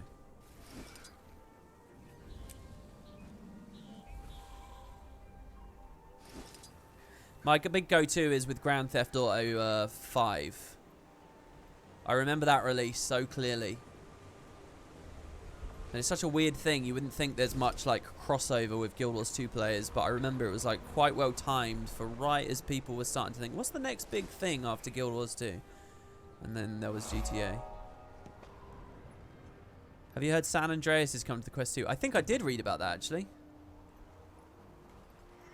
Wait, was it San Andreas? No, it wasn't San Andreas. There's some game that I read. I was like, what is this? There's like a mod for it coming to VR. Also, apparently the new Resident Evil is really good. I mean, I've spent no time on any of that at the moment. Now that I've actually moved all my stuff around, I don't really have space to play on my Quest, which sucks because there's this huge Halloween update for Phasmophobia. So I don't know when I can get around to playing that. Kerry's been on holiday, so we haven't been able to get together and play anything. Yeah, Skyrim VR, definitely. If you've got the time to mess with a Wabberjack or set up your own install list, it is the ultimate experience right now. The Resident Evil 4 VR thing, you guys should have a look. There's a fan-made trailer for that. Oh, and it's so good. Right, you guys know, you know when you watch a video game trailer and it's like promotional media. So, you know, let's say the game you're watching is an FPS, right? So what they do is they have a really low sensitivity on the analog stick. And the guy who's like, it's like a gameplay trailer, but like they're acting, right? Like they're looking in very specific places. They're hitting marks. They're making sure the cinematic animations are on screen. You know, it's all beat for beat for beat. It's acted. It's like, what was it? Ghost Recon or something? It's like when you have like a multiplayer trailer as well, where they'll have like people in Discord playing a game or Vent or TS, and they're like acting. Oh, I'm going into the left door, guys. Oh my God, be careful. You know, they're saying stuff like that, and it's all scripted, and you can kind of feel. So anyway, it's a fan made a trailer for the new Resident Evil VR game, like that, where it's acted. Except the thing is, it's VR acted, so it's all like. It's him in motion controls, his full body. Like, basically, he just plays a little section of the game, but he plays it in a way that looks really cinematic. Like, he throws his gun at the right time, and he, like, uses melee attacks at the right time, and he fires in the right time, and he looks over his shoulder, and he spins around, and it makes the game look amazing. And he even put, like, this nice, subtle little motion blur on some of the shots. It's, like, the best trailer I've seen for a VR game ever, and it was made by a fan. playing an actual section of the game. It's like a gameplay, and it's like, whoa, this is what trailers will look like. It's actually, it's real acting. It's actual body acting at this point, and it looked good. So anyway, just another random little thing. Crops we were always fine with, man. What are you doing?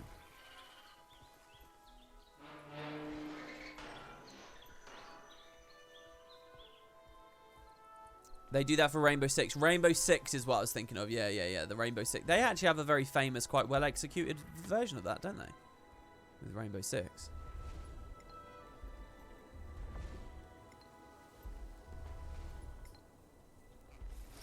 But yeah, the thing the guy did really, really well with that trailer was the motion blur thing, because when you watch VR, it can be very shaky and very fast moving, and it doesn't look very good. But he put this slight motion blur whenever his head whips, essentially, and it just makes the whole thing look brilliant.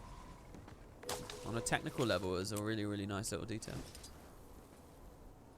WP, did you ever do a live reaction to Endwalker stuff? No. Because I'm not at Endwalker yet. I feel like it's sort of vaguely spoilery, or it will contaminate whatever I'm currently doing. So there's basically no coverage from me of anything Endwalker at all.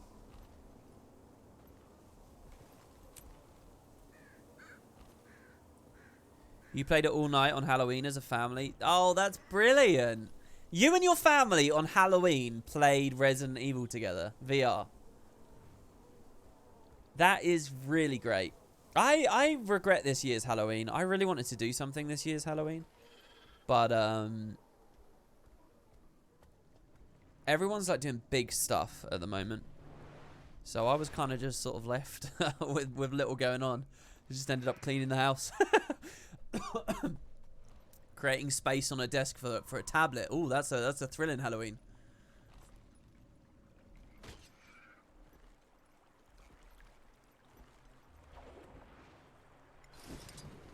It's the 1st of November. It's not too late for a Halloween party, though. Has anyone got a Halloween party going on? Someone tell me that you're yet to go to one, so I don't feel like it's too late. I can set something up. Is it weird to have a Halloween party mid-November? What about the end of November? What about on Christmas Day? Is that weird? Someone near you is? You can hear the fireworks? Dude, I don't know when that happens. Especially here in the UK. We've got bonfire night. Why are you setting off fireworks at Halloween? We've got bonfire night. Fireworks are expensive too. I'll tell you what, where I am, it was pissing it down with rain on Halloween, and people were trying to do that, and I was like happy. I was being a real Grinch. Like, haha, you tried to have a nice evening setting off fireworks? Well, here's British weather for you. Summer's over, bitches. Back to the other 75% of the year where it's raining.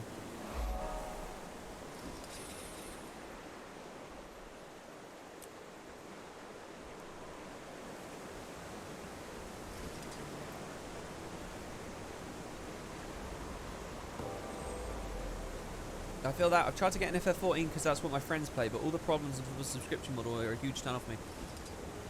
Oh, do you know what? You just made me realise I still haven't ever paid a sub for that game, and I don't know when my time is going to run out. We might try to play it in a minute and find that I'm not allowed to play it because finally my sub... It's got to be close. It's got to be just a few days away, surely. When did I buy Stormblood? It was about a month, wasn't it? What class am I going to be doing on my first End of Dragons playthrough? Right now, I think I'm going to play Spectre. I think I'm going to play Spectre co-op with Kerry, and I think I'm going to have a lot of fun giving her might and quickness and contributing in my own way. Playing that Celestial Spectre was really fun on the last day of the beta. That's in the VODs if you guys want to check. Oh, I haven't put that on WP2 yet. I really like that. You want to know what's worse? In my part of the States, we already have Christmas-related stuff on the store shelves at the end of August. I mean, that is a joke, isn't it? The end of August. Christmas stuff. To be fair, even here in the UK, if you go to, like, Poundland, if you go to, like, proper cheapy shops, you will find they've got stuff like Santa stuff or whatever on the shelves already. Because they know people are looking for a bargain, and the best time to get a bargain on that sort of stuff is to buy it completely out of season. It's like how I genuinely think if I went to Poundland at the moment, I could probably buy Easter eggs. Like, they couldn't shift them half a year ago, so now they're just sort of sitting around. Well, maybe not Easter eggs. They might they might be a bit mouldy at this point. You were seeing Christmas adverts passing by the telly? Oh, dude.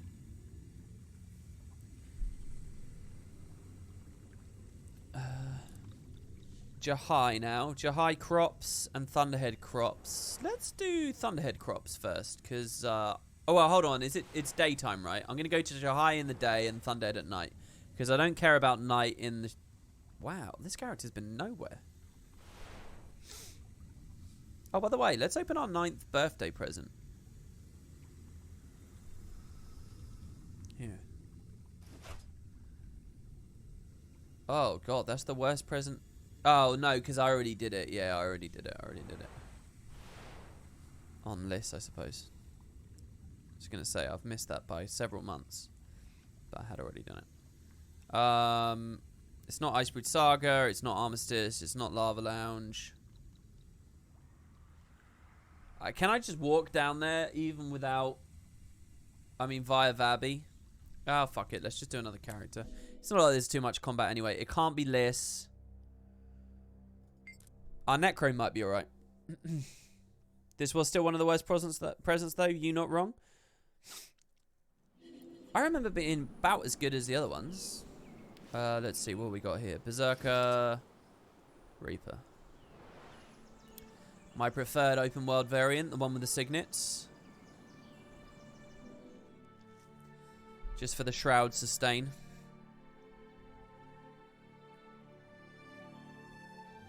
You're going to be sticking with Untamed, even though it sucks. I don't know. Untamed is a weird one. You know what I think I've fucked up? I feel like I needed to... I feel like I need to think of more specific improvements to the Untamed, for example, and some of the other ones. I think I've done a lot of time... I've spent a lot of time illustrating where they're not landing at the moment, but I haven't actually given any constructive ideas on how to fix them. And I was wondering about that a little bit with the Untamed the other day. I kind of feel like...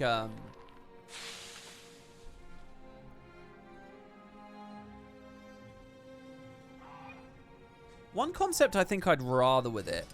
Untamed's tricky because I spent so much time with the cooldown refresh trait that it felt like all the cooldowns were there all the time and it sort of just fucked with the flow. Like, there was no flow. It was just spam, spam, spam, spam, spam. So when you think about it without it, maybe it still works or whatever. But I kind of like the idea maybe of, like, you know, the Unleashed? Like, one guy's unleashed, then the other guy's unleashed. What if those phases were, like, longer? And you had less control over as it bounced backwards and forwards. So it's like a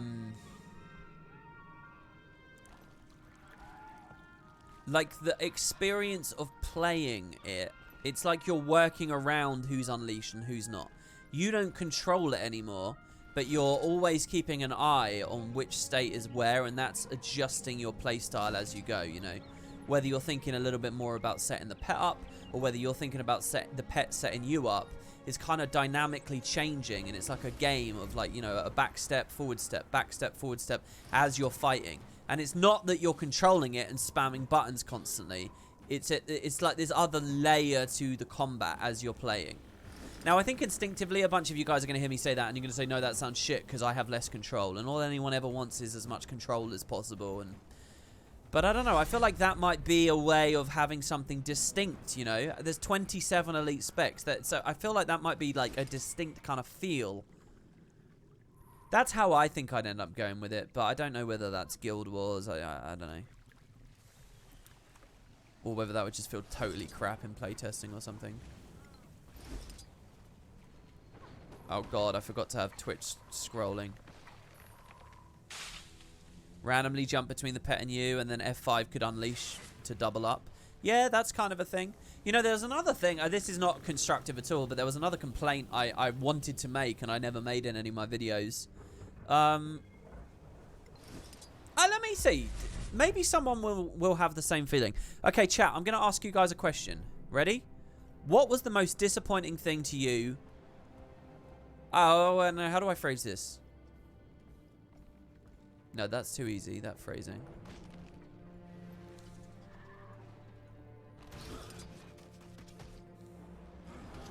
I don't know how to phrase this.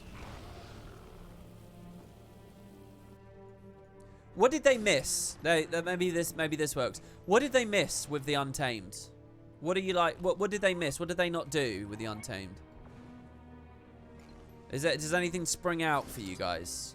It's like when you're thinking, okay, End of Dragons, Elite Specs, the Ranger's gonna get one. What were you guys thinking? Just the name?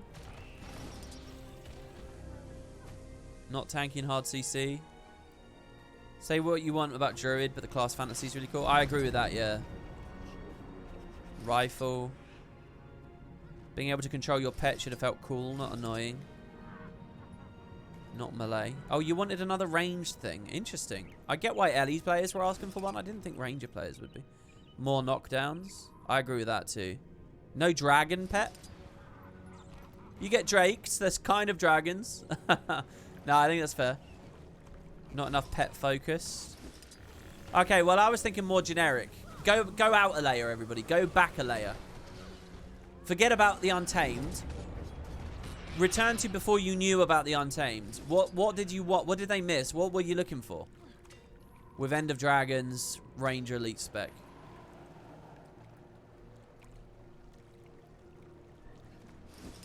Hello, Chloromancer. We'll be in Final Fantasy very soon. Me to care, a pet focus, bunny thumper. All right, no one's saying my thing. Okay, here's what I wanted, and we didn't get it. I wanted 2 pets. I wanted 2 pets. There were 2 big fantasies I wanted. One was a 2 pet guy. The other was a reverse soul beast. I go into the pet. I think those 2 were like very, I was like, they're just brilliant, easy kind of cool ideas, you know, and we can play around with that.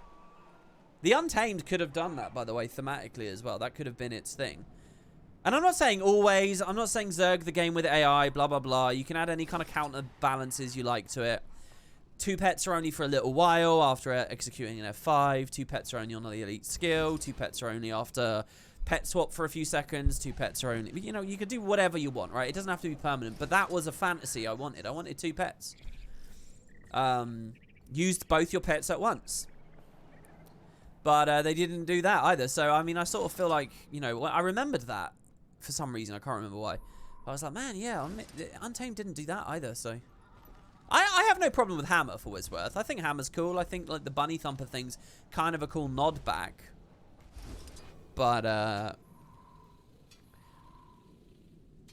I wonder whether, you know, End of Dragons itself, just going to Cantha, I wonder whether ArenaNet has started to overestimate just how many Guild Wars 1 fans are still passionate about Guild Wars 1 concepts returning.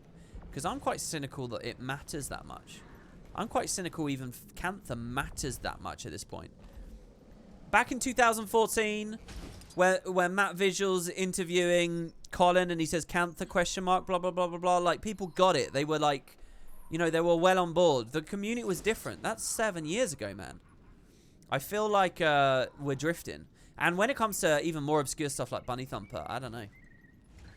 It's like a fun little nod. It's not something that can carry the spec, I don't think.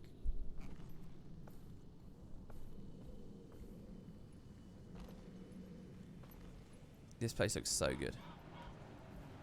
So anyway, yeah, I don't know about constructive things to say. By constructive, I mean how much imagination am I allowed to have? Can I blow the whole thing up? Can I rebuild the whole thing? I mean, is that on the table? Because I doubt it's on the table.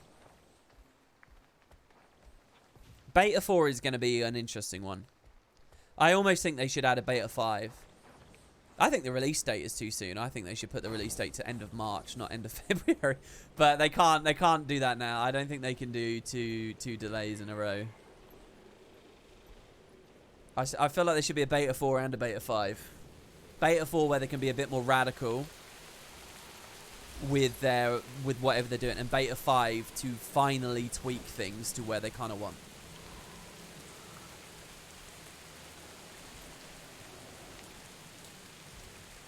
Which spec am I going to play the most for Beta 4? I have no answer to that. I'm going to play them all in Beta 4. There'll be a full review. Was it on this stream just a second ago? Or was it somewhere else earlier in the day? Someone said to me to delay the last tier list until after Beta 4. Now, I don't know what you guys think about that. It might be a good idea. But I also feel like people are really into the tier list at the moment. They might not be later. So, ooh, the champion rock. Oh, I'll res you, dude. How much health you got? It's a tricky position to be in now. Wait, why am I blind? Because I'm moving. Oh, that's unfair.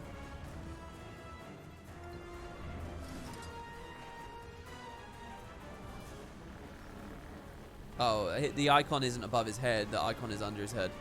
Oh, what? I took so much damage so far. I can't even start fighting. That's bullshit.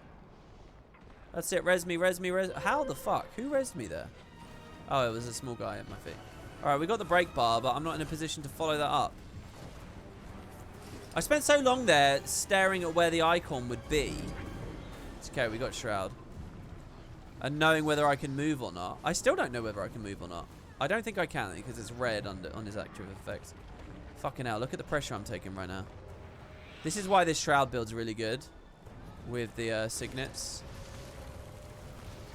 Oh, that level up was so premium.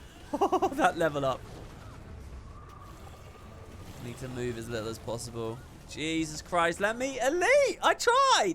Oh. I could have got into Shroud a bit quicker there as well. I'm trying to elite so that I'm not getting CC spam. Oh, he blinded it. Because the thing... Whatever. Let's just get the auto attacks going. We'll have a little bit of stab.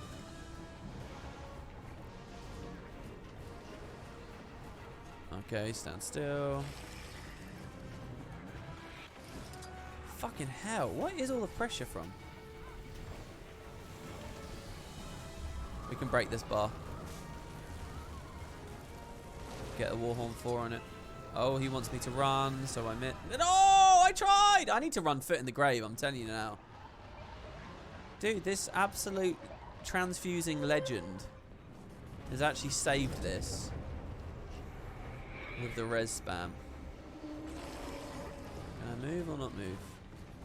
Where the hell is the icon? I love that bounty, by the way, because it's a special fight that you wouldn't normally see. Against an enemy you wouldn't normally see.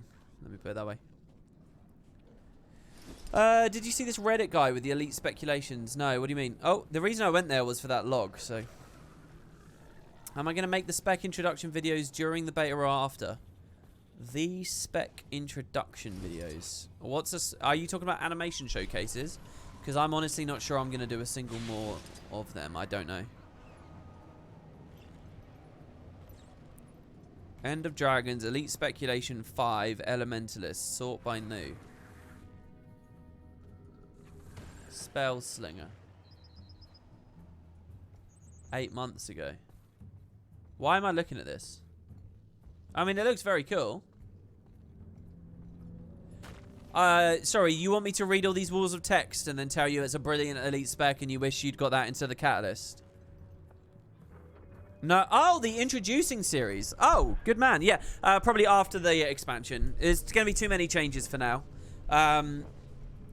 Because you're right, I actually did the POF ones during the POF betas. But I think I'm going to do it after launch on this one.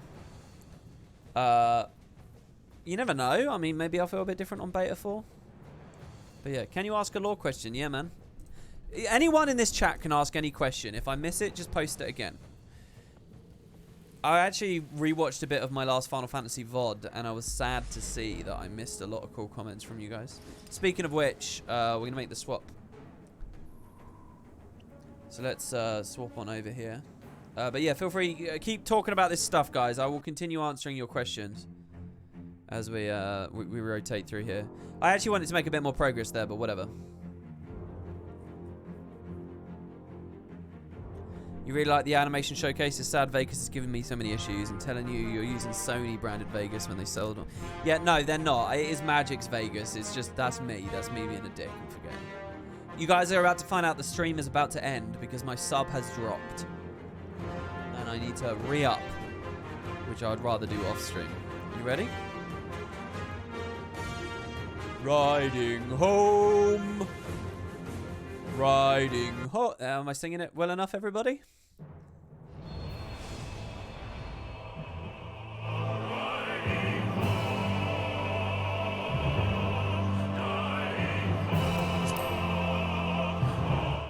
I don't know who's riding home or why. Maybe one day we'll learn that fact. Oh no, I still have 11 days. Look at this. I still have 11 days. I feel very disappointed by the fact they market a lot of the new specs as rule breaking, which I feel they failed. What do you think? I think that rule breaking comment was a tiny little slip of the tongue almost from one dev impromptu in a stream that we've all clung to, and I bet they wish they never said. I don't think the rule breaking thing, I don't hold it against them. It's not like they had a whole blog post that said, new End of Dragons Elite specs will break the rules, you'll never believe. They didn't do any of that, did they really? They just kind of said it a little bit. Back to the link, they made them for most classes. Some ideas were pretty cool, like the Necro. Well, I do want to say, you know, it's very easy to come up with cool ideas. Actually, like, implementing them and spending the money and all that kind of stuff, I think is a different story. So, I'm not especially impressed by just ideas. One of my plugins needs to be updated. And now it is updated. Oh, loads of them got updated. Loading screens. Oh, my fancy loading screens are back. My swim pool tweaks and no Clippy had an update too. Oh, Macon, it's been a while. I thought I bound emotes to my main thing. What is this? The heat of battle. Why do I have the heat of battle?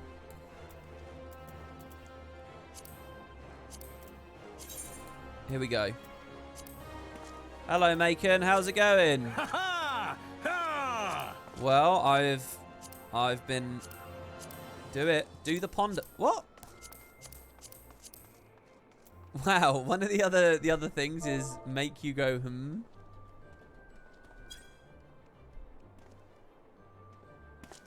Huh? Oh, do I need another M on there? Oh, it's been spamming that I'm deep in thought. There's just no actual...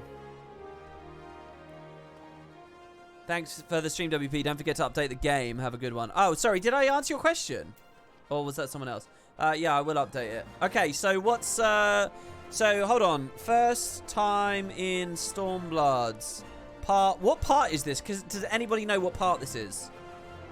I think it's like part... Okay, so... I don't know. What part is it? Can anyone tell me what the last VOD part was? Please. Ah. How am I with quick maths? If I'm allowed to press the Windows key, type calc, and then press enter first. I'm very good at quick maths. It's not part 24.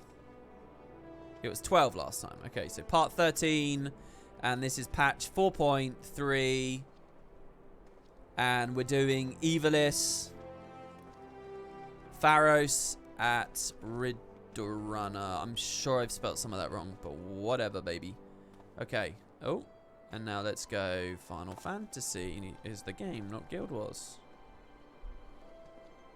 Beautiful. Oh, it's part 14 now, is it? Okay. People are saying it's part 14. I didn't even put a part on the last. I think, yeah, because we started in Guild Wars on the last one, didn't we? Oh! I just remembered what the other thing was. Probably the Guild Wars people have gone, haven't they? I'm going to do Winds of Change playthrough. Anyone? I feel like I'm like calling to the door. You know, everyone's like leaving. They're like down the street. They've just turned the corner. And I'm like shouting, wait, come back. I'm going to do, you know how we just opened this stream with Guild Wars 2? I'm going to open the next ones as Winds of Change. We're going to do Guild Wars 1 streams. And what I'm going to try, okay, I'm going to try for the first time, it's going to be a Let's Play that I start on stream and then I publish to YouTube later on the main channel. Not Wooden Potatoes 2, on the main channel. And I'm going to figure out how to do that in a way that works. That people won't be upset with and work. So that is a like a testing ground for how things might be able to be. So yeah. Alright, okay. And it might start with just a regular factions playthrough first, I don't know. Because I'd love doing it on stream. I'd love to have a full party of 8 every time. Am I going to use YouTube's Premiere feature and have us watch it live? No. Well, that wasn't the plan. That might be another layer we add later. I've so far only ever premiered one thing, and it was really fun to premiere. But yeah. Okay, so, oh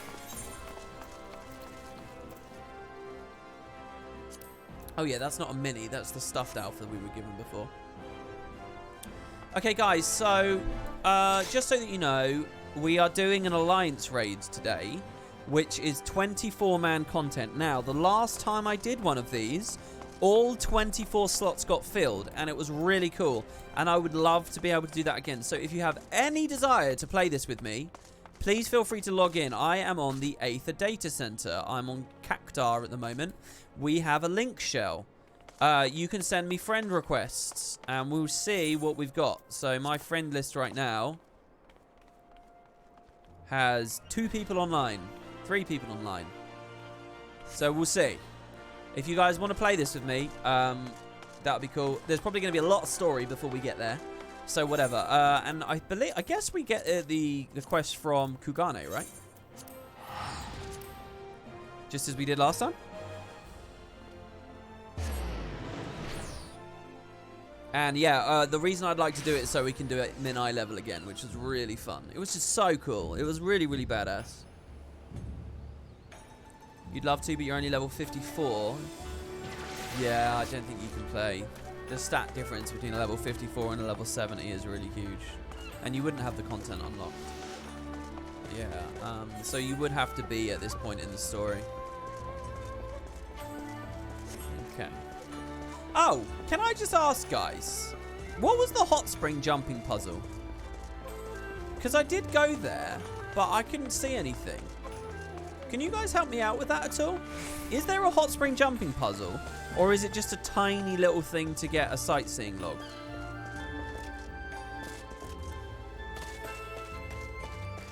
Ropes by the entrance. I mean, I went there with Kerry the other day, but we couldn't find anything, so we just left. You really do dislike how everything is locked by story progress, unlike Guild Wars. Well, but the thing is, you're only going to ever have one character in this game, and then once you've done it, you've done it. I mean, and they let you skip it. I mean, you pay to skip it. I don't know. I don't think that it's that bad. It's a different experience, but I don't think it's too bad. Here's the hot springs, right? Back. So I've done this. I've climbed on this roof for a sightseeing log over there. I think it was.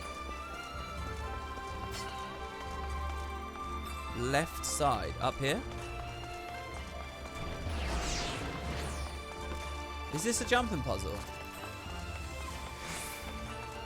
Oh, I wish I'd played this with her. We couldn't find this.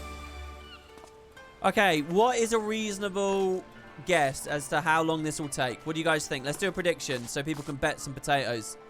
I don't know how long this is. I don't know how hard this is. What do you guys think? 5 minutes? Oh, it's not very long then. 2 minutes? 5 minutes? Okay. All right, I know we're going to do a different... Here's the prediction, guys. Will I fall? At any point, will I fall? It's much easier than the tower. Will I fall? Yes or no? Ready, guys? So you can bet your potatoes. If I'll one-shot this. So, good luck, everybody. If you're all tabbed, you can come over. Oh, shit, that person fell. Wait. Do all the ropes count? Yeah, do we have any believers? Do all the ropes count? Or only one of them count? Like, I'm just going to say, if this doesn't work, it's not my fault. It's because it hasn't started yet. There's a Lion's Arch puzzle like this. Oh, that was very smooth, moving down onto that. All right. We're off. It definitely counts from now on. Well, mind you, you guys have got a few... you guys have got a little bit longer to put your predictions in, so hold on. I don't want to fall in the next 60 seconds and then people can cheat. All right, so I'm going to wait, actually. We'll just have a look around here. What does fall mean? Well, I'll tell you. I'll try and be as fair as possible, okay?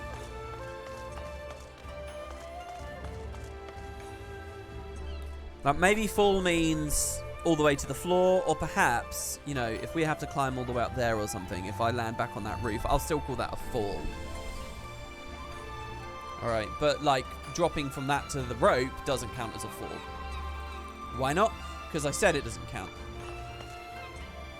Now, I'm wondering if I can make that jump. Obviously, that's the way to go. But what? Maybe this gains me a benefit here if I can make that jump. Maybe I can, like, skip jumping over that or something. You will know because he'll scream no. All right, guys, you've got just a few more seconds to get your predictions in. And this will be a nice thing for us to open up with just before we get into... I'm really excited about this story, by the way. I don't know. Oh, I never read about the aura site. Ah, whatever. We'll pick it up as we go.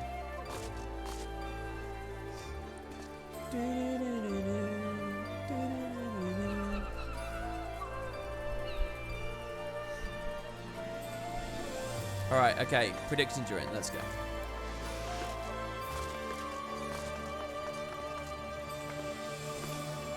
Right, well, this seems fine. So, hold on, though. Is it over here? Is it... I mean, this feels like... Oh, do you know what this reminds me of? Does anyone know the I Would Have Been Your Daddy's skull area in Halo 2? With the balconies. This reminds me of this. We're in outskirts. Except his Asian outskirts, I suppose.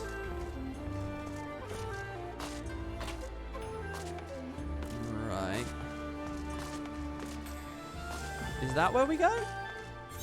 Is it onto the lawn of the Rakuza district?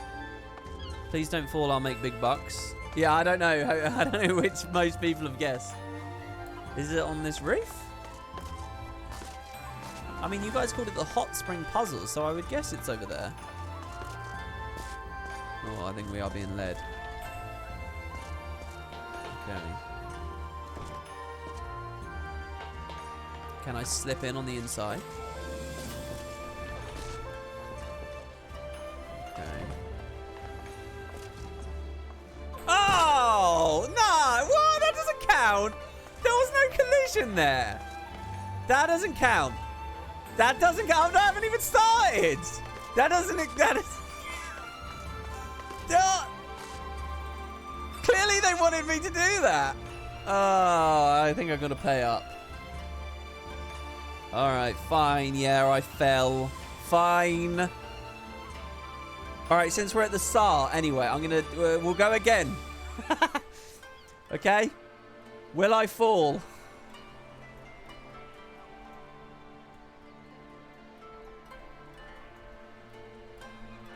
Will I fall again? Yes or no? Much shorter submission period here. 30 seconds, guys. You've got 30 seconds to place your bets. 30 seconds. Dude, that's BS, by the way. That is BS. That clearly was what I was meant to jump on.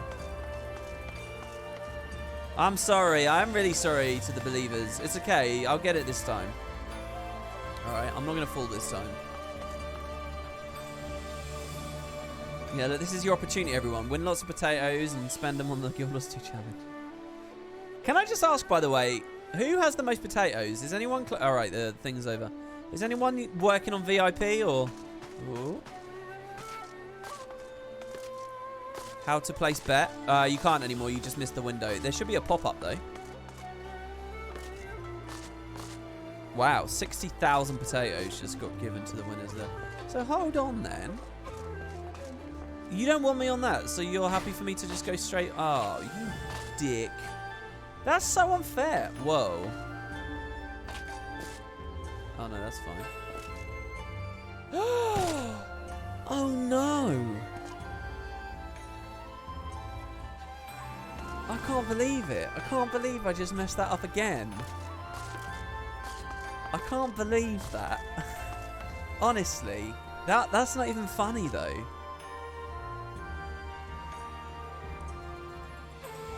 Look at all these people voting yes. I want to prove them wrong. What? Oh.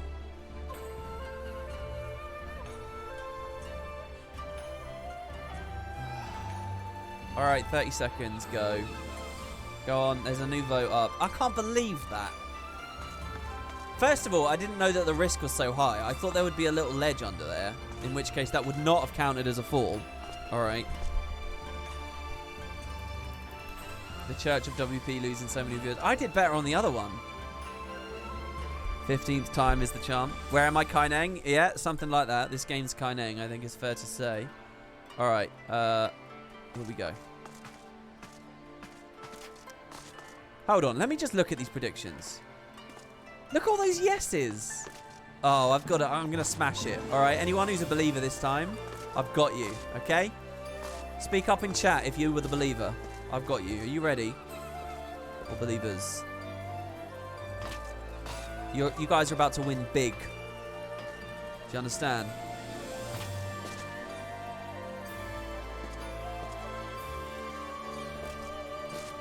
You're going to win big. All right, we've made it. Okay. I shouldn't be so happy about this. I don't even know where I'm going right now. Oh my god, it's up here. Okay, just to be clear, if I land on that roof, that is not a fall, all right? I'm laying this down now so that there's no argument. If I land all the way on the floor, it's a fall. If I land on this, it's not. Do you understand, everybody? Okay, doesn't matter. Pro gamer skills anyway.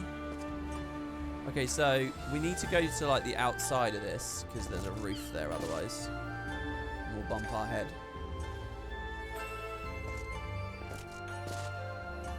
All right. Oh, it's looking good.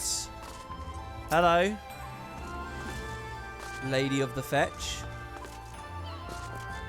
Oh, I think I've done it. Oh, I've done it. Easy.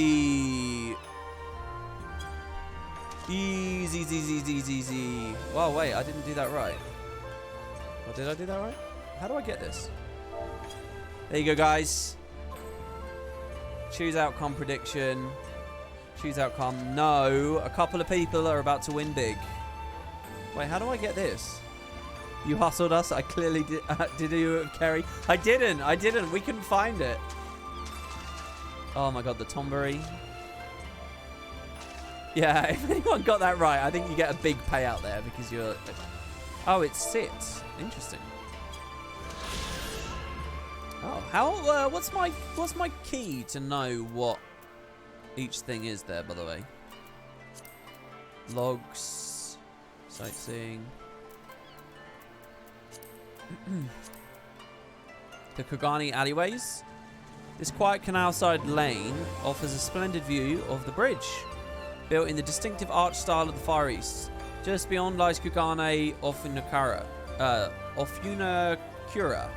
where vessels that sail the seas are made, above which rise the airship tower, where vessels that soar the skies are moored. Is that actually the right place?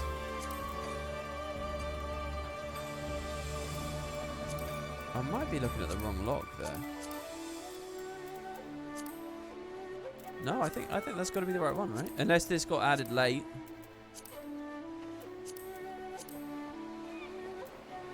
You won 82 potatoes. Did you not bet many? I'm guessing you didn't bet many. All right, so that's it, right? There's nowhere else for me to go. It's not like a double thing like there was before. Well, I'm quite happy with that. Oh, I really want to go to that lawn over there. That building. They should have put some little NPCs over there for me to wonder at getting. Right, okay, so all that's well and good. Let's now move on to the Rabanasta story, which I assume is one of these two level 70 quests. All that level 70 quests. Can anyone do me a favor and help me out here? Which is the next part of the Alliance Raid series? Uninvited? Thank you. It is that one then. Brilliant. Uninvited.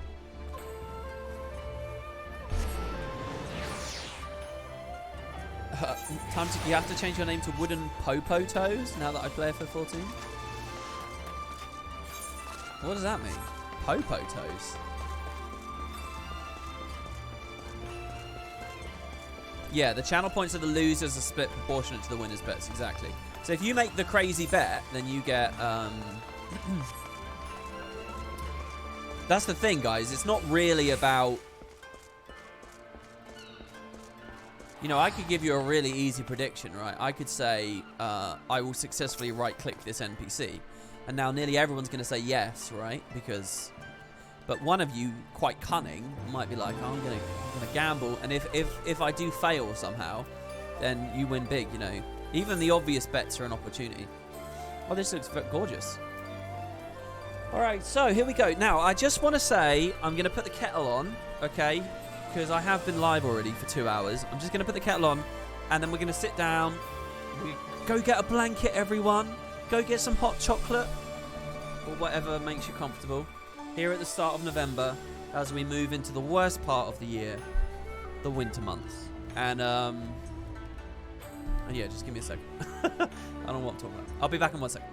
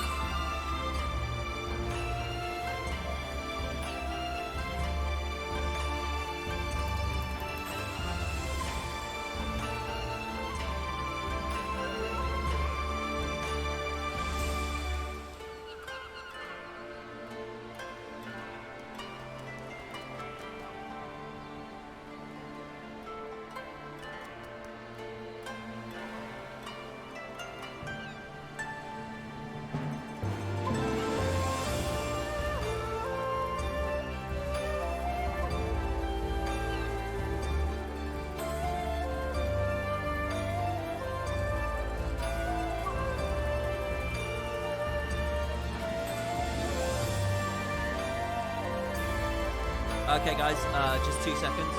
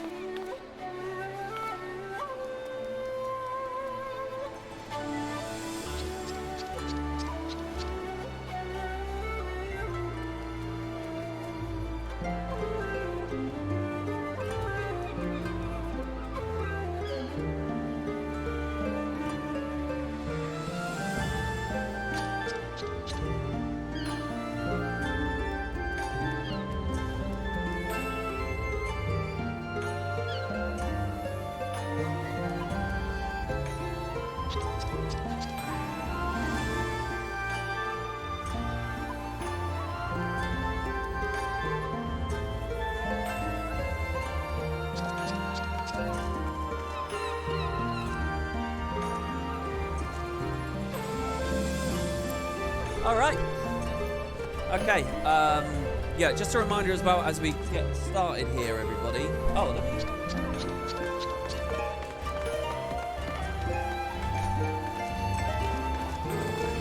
was wondering why it was so chilly for me. I didn't just mention that whole blanket thing out of nowhere. I'm actually quite cold. It's because I've left it cool.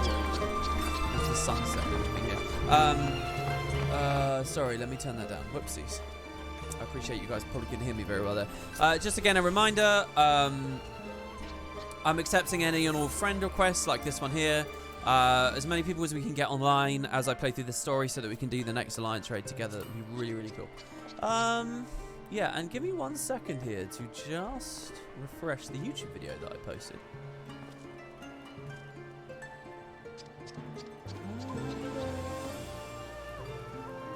Yeah, comments look good. Oh, people asking for the audiobook. That's a project I'd quite like to pick up again. I wanted to do a version of it with less accents on the voices for Age of Destiny. Anyway, okay, so here we go. Lena appears to have been awaiting your arrival for quite some time. Yeah, there's been a whole Elite Spec beta in the meantime. Sorry about that. Macon, where in the world have you been? Did you not receive Alma's summons? Principal Lexintel's research into the Aura site may finally have borne fruit. Oh, the Monster Hunter crossover was this patch. Will I play it? I think so, yeah. I mean, I'd like to. Yeah. We must hurry to Prima Vista before they embark on some grand perilous adventure without us. I'm sorry. Jesus. You take me up to the airship landing? Yeah, okay.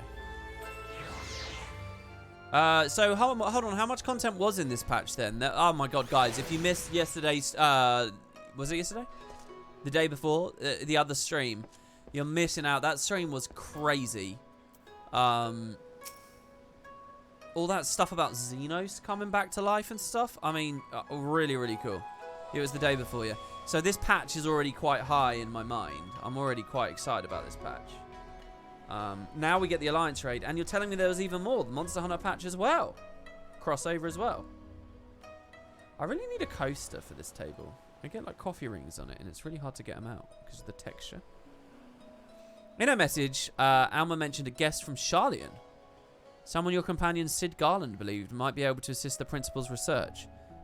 An archetype, I think is the term she used. Do you mean Archon? Who's the Archon? Is it Ishtola? Are you seeking a particular vessel? This landing sees the arrival of foreign airships from the Garlean Empire and elsewhere. Urianger, maybe? Oh, God. If you'd follow me to the shuttle, good sir. I doubt it's Cryo, because she's kind of injured at this point in the story, isn't she?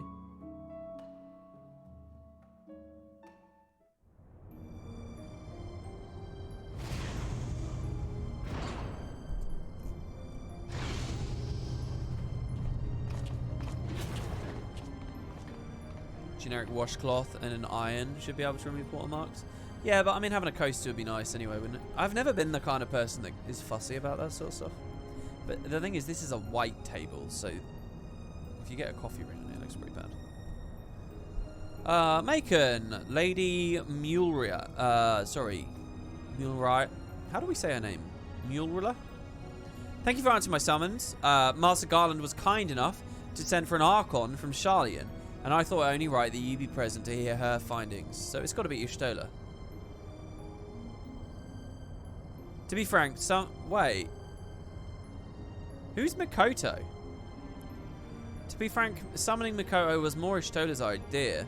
I simply came along to see what light she could shed on this mystery. Sorry, this lady here is an Archon, is she? I am Mikoto of House Jinba, a Doman. Though my years in Charlian have made me a stranger here, you must be Macon, a fabled liberator of men, slayer of false gods, warrior of light. I thought you'd be taller.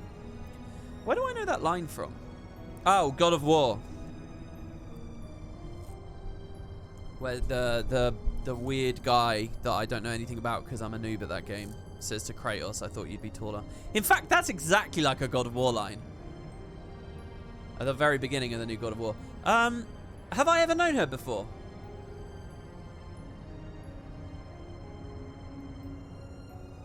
I know that an Archon is like you know, it's like having a doctorate from Charlian or whatever. She's new. She's not a 1.0 character. Okay. She's new from here on. Okay. So she's also from Charlian. But technically she is actually Doman. As you'd expect from an aura, I guess.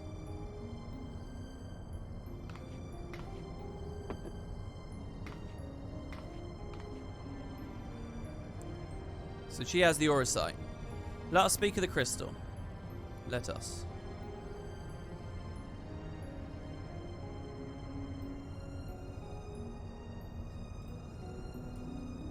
Ahem. I didn't even click that, by the way. The Otius, one but of many auracite shards that aided noble Delita's rise to regent.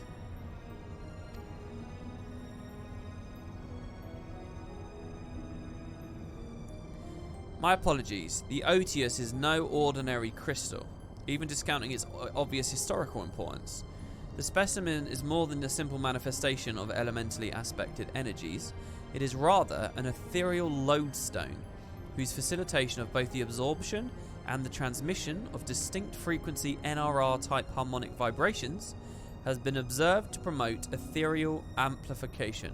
Okay, can you put this in English? The resultant neuroharmonic disturbance allows for a highly unique emittance of CPRS waves. Okay, can I just ask chat straight away? This is obviously technobabble, but is it translatable technobabble?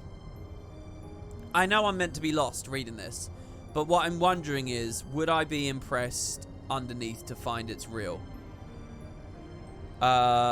Instead of radiating outward with a determinant factor of dispersal, instead resonate inward at a frequency so labored, my estimates place the rate of VRT decay at upwards of...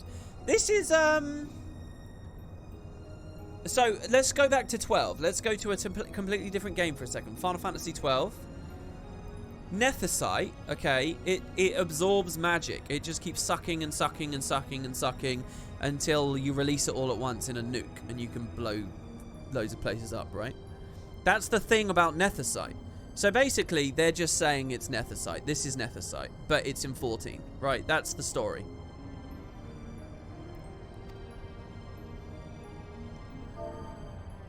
Oh, we're in the wrong tab here. No, I do understand this. I do. That is what they're doing. What has happened? Hello?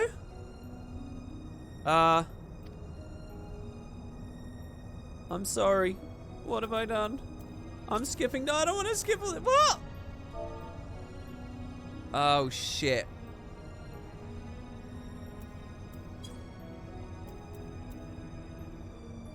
Oh, shit.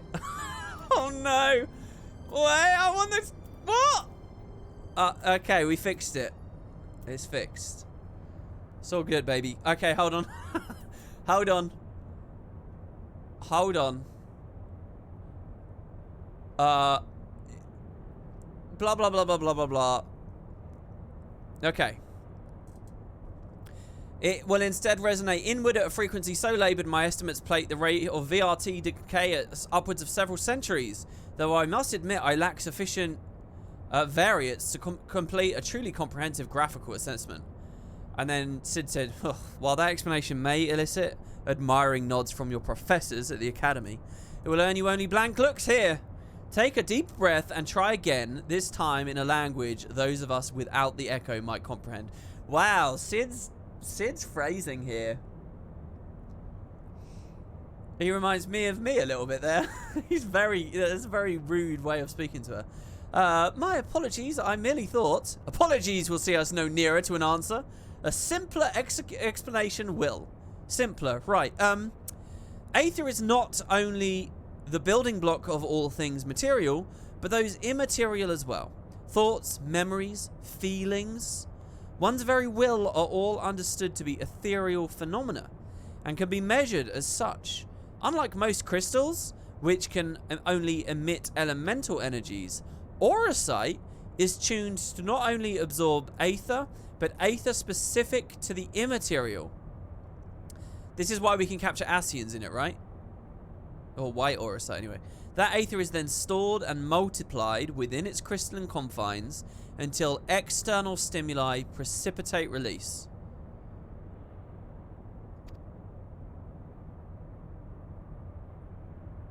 And now they're all looking around confused.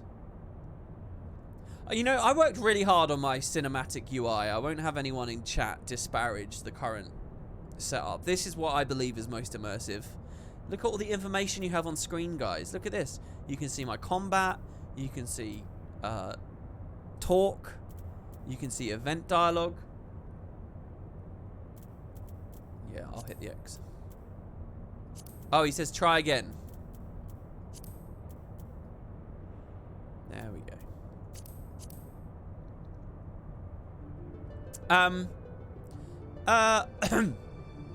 Under appropriate conditions, a strong will or desire can become imprinted upon the auracite and stored until fermentation, at which time the desire becomes manifest. Oh my god, I know what this is. It's a job stone, isn't it? Are all the job stones auracite? Under appropriate conditions, a strong will or desire can become imprinted, and then you pull it out. It's a dress sphere. That's basically what a job thingy is. Why is it not? That's totally what it is. No? All right. I still have much to learn.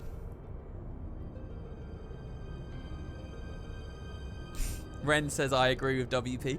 I really love the idea of an oblivious Guild Wars nerd just like me.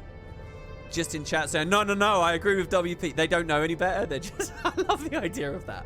I'm not saying that's what Ren is. I do really like that idea. Fomentation? Oh dear, you're well behind. What my studious young friend is trying to say is that the Otius takes one's deepest fantasies and makes them reality. Ah, yes, that is simpler. You may choose to think of it as a process akin to that of summoning a primal. Oh, this does now sound a bit different, doesn't it? There being only one marked difference. Primal summoning requires a supplemental energy source, such as a horde of elementally charged crystals. Auracite, on the other hand, has the capacity to serve as its own source of power.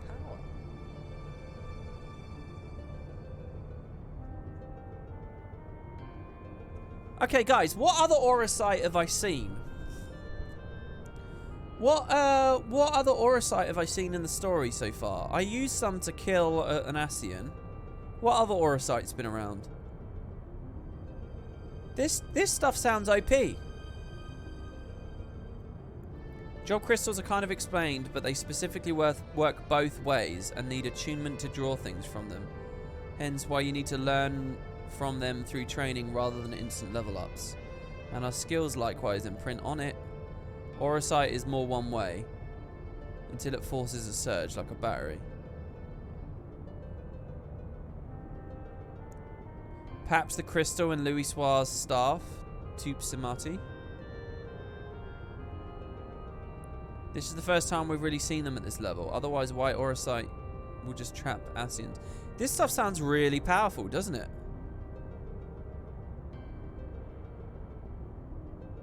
What if my ultimate fantasy is to summon a primal and I get a bit of auracite? Isn't auracite essentially just a massive horde of crystals all on its own? Let's say I'm Nananta or whatever, and I get this. Could I just summon Lady Lakshmi all on my own with this?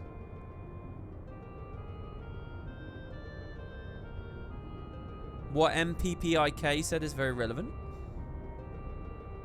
The issue with white auracite lies in the containment period. It can store aether, but it cannot contain it for very long. Yeah, I remember that. That's why we had to shatter it real quick or something, right? You still need to supply the energy from somewhere. It says this doesn't need energy. It will serve as its own source of power. It's a battery. She doesn't describe it as a battery here. Oh, she does. She says it has the capacity to serve as its own source of power. So it's basically just a really, really capacitous bit of aether crystal. It's like It's like Energizer, you know? It's like the Energizer Bunny. It's really good. It's like name brand battery, as opposed to your cheapy little Poundland ones. It's a big battery. Okay. At the end of Heaven's Ward, you use one of Nidhogg's eyes to channel Aether into the Aurosite container to blast Igorim. Yeah, okay. Okay, good, good. This is good, guys. Keep it coming. This is good. We know from the Durai papers that Argath was never king of Ivalice. He was slain in battle during the War of the Lions. Yeah, the Argath encountered during recent expedition carried himself as if he had been crowned regent. I believe this was merely the Aurosite in his possession, making realizing his desire to rule. I like this because that makes perfect sense, but she doesn't know anymore what makes sense and what doesn't, so she ends up patronizing. This is good. Okay, right. So he believed his greatest desire was to be king, and he had the Aurosite, so it was so. I'm informed that he uttered the same words over and over again for the duration of the confrontation which unfolded. If that's the case, it's possible that he was not actually Argath who uttered them, but the Aurosite itself.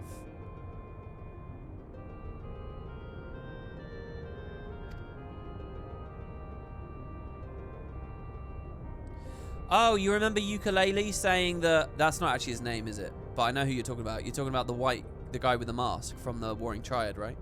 People from his world trapped primals in Aurosite, but it leaked energy and corrupted them over time. I remember that too, yeah. You think there are some other mentions in the Realm Reborn Relic Weapon quest, but it's been a while. Oh, that's his name. Uncle Hai told you the name that the champions of the 13th used some kind of Aurosite that trapped primals and bled their energies, corrupting those champions. That's the world that's now a void, right? Or is that the 14th? The further out the world gets, is the more likely it is to be imbalanced. People are saying yes. Yes, it's the 13th. Okay. It is now the Void World. Diabolos is from the 13th then, yeah? Okay. If the Durai papers are accurate, Argath was a weak and petty noble who believed that his blood entitled him to power. The Aurosite took that belief and twisted it into the abomination we make and put to the sword. Hey, there were 23 other people there. All the Void Center from the 13th. You know what I'm really curious about now? And you guys don't have to tell me in chat. But what's going on with all those angel creatures from the hard mode version of Amdapor? What world they're from? I'm guessing world 1 or 2, maybe? The one from the Warriors of Light world? Hey, WP, what option do you use so that chat text float on characters in Guild Wars 2? Oh, you mean in this game, how I get chat bubbles in this game? Go to Google and type Final Fantasy XIV Launcher. Just get that. And there's an add-on within there that you can do. Text bubbles. You'll learn it. You'll see. Okay, so you're saying the crystal has its own sentience and can prove a threat? The Aurosite armor. And not necessarily. Ramza seem to fare well enough. There's no record of the young region being manipulated by the artifacts he gathered. In the hands of the just, the Aurosite should prove harmless, even beneficial. That's a big guess, isn't it? To paraphrase, it's not the weapon that kills, but the one who wields it. Now, where have I heard that before? Where has he heard that before? Is that a Baelsar quote? A Nero quote? It's some Garlean. I'm sure that's a Garlean. Any nerds out there know? Story aside, what do you think of the comparison between Alliance raids and Guild Wars 2 world bosses? Too much of a stretch? Yeah, I think it is too much of a stretch. I think you've correctly identified they both go for the same audience, though. I think you're bang on about that. I think you're more right about that than most people would ever know. But fundamentally, they are very different. It's a common meme. Anyone could have said that. It's not a meme, is it? The word you're looking for is phrase. Not everything's... How big is that term going to get before it finally starts shrinking away?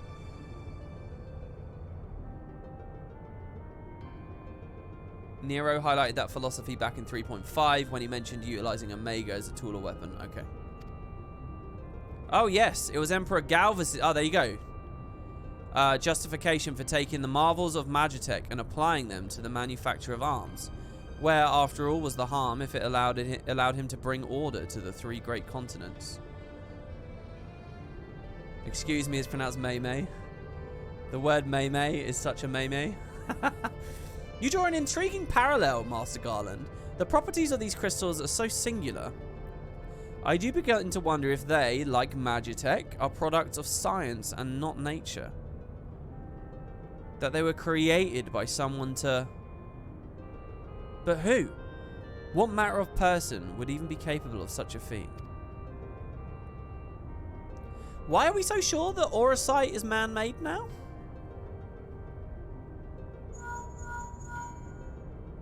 I love that anime expression, by the way. That one where they like tap their chin. They wrap their chin with their like... Fuck, what is that called on your finger? Not your knuckle. What's the joint down from a knuckle? Now that is an interesting question. The answer to which I will look forward to hearing. Regrettably, I have pressing matters to attend to elsewhere. Fear not. Mikoto's insight will prove far more beneficial than anything I might accidentally contribute. Good day to you all. Alright, bye-bye, Sid. Bye-bye. He's off to the Omega story.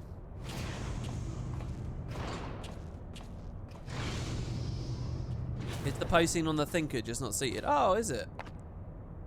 Oh, yeah, I see that. Sid's now Sid Gonlond. Oh, Sid Gonlond. Tee. What I don't understand is, if the Duma was imprinted with the Argath's deepest desires, then whose desires are rattling about inside the Otius? Alright, I hate to do this, guys. What is the Duma? Argath was the guy that made himself a king through the power of wish fulfillment. And the Otius is the what? Duma is the other Auracite. I'm clearly forgetting stuff. There's 2, right? There were 2 kids, Ramza and someone else. They each had one, right? Oh God, I've forgotten too many details from the previous patch. It's been too long. Okay, Duma. Those are the names of the 2 Auracite stones. Okay, so we recovered the Duma. Argath had it. So who has the Otius? Where is the Otius? Do we have it already? Oh, the Crocodile Boys stole the other one. Right, okay. So the Banger have got the other one. I remember them running off. I had the self-same question, and thus conducted a thorough inspection of the crystal upon my arrival. Oh, so no, we've got them both. The results were inconclusive. Trace of the... Oh, no. We've always had the Duma. No, we've always had the Otius. The Duma is lost to... I remember, we almost got the Duma, and then the Banger ran off with it, right? So we started with the Otius. We still have the Otius. Okay. Got it. And we've been studying it. The results were inconclusive. Traces of ethereal activity were present, but to all intents and purposes, the vessel was empty. It was unleashed. Did it create the burn?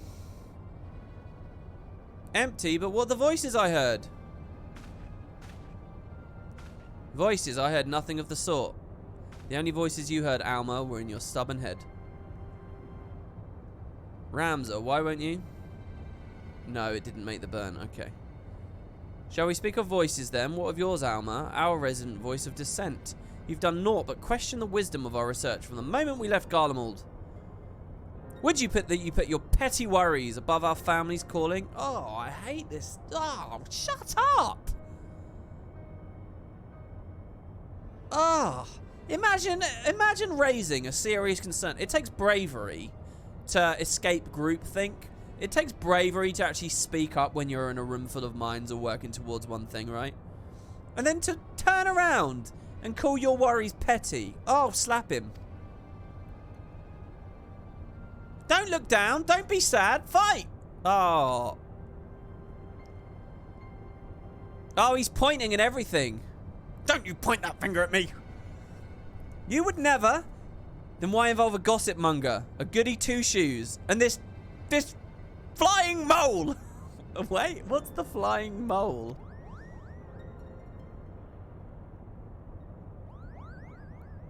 But why can I hear a Moogle in the background right now? Is this the flying mole? Please tell me you can see that. Ah! It's a Moogle with a pure white pom.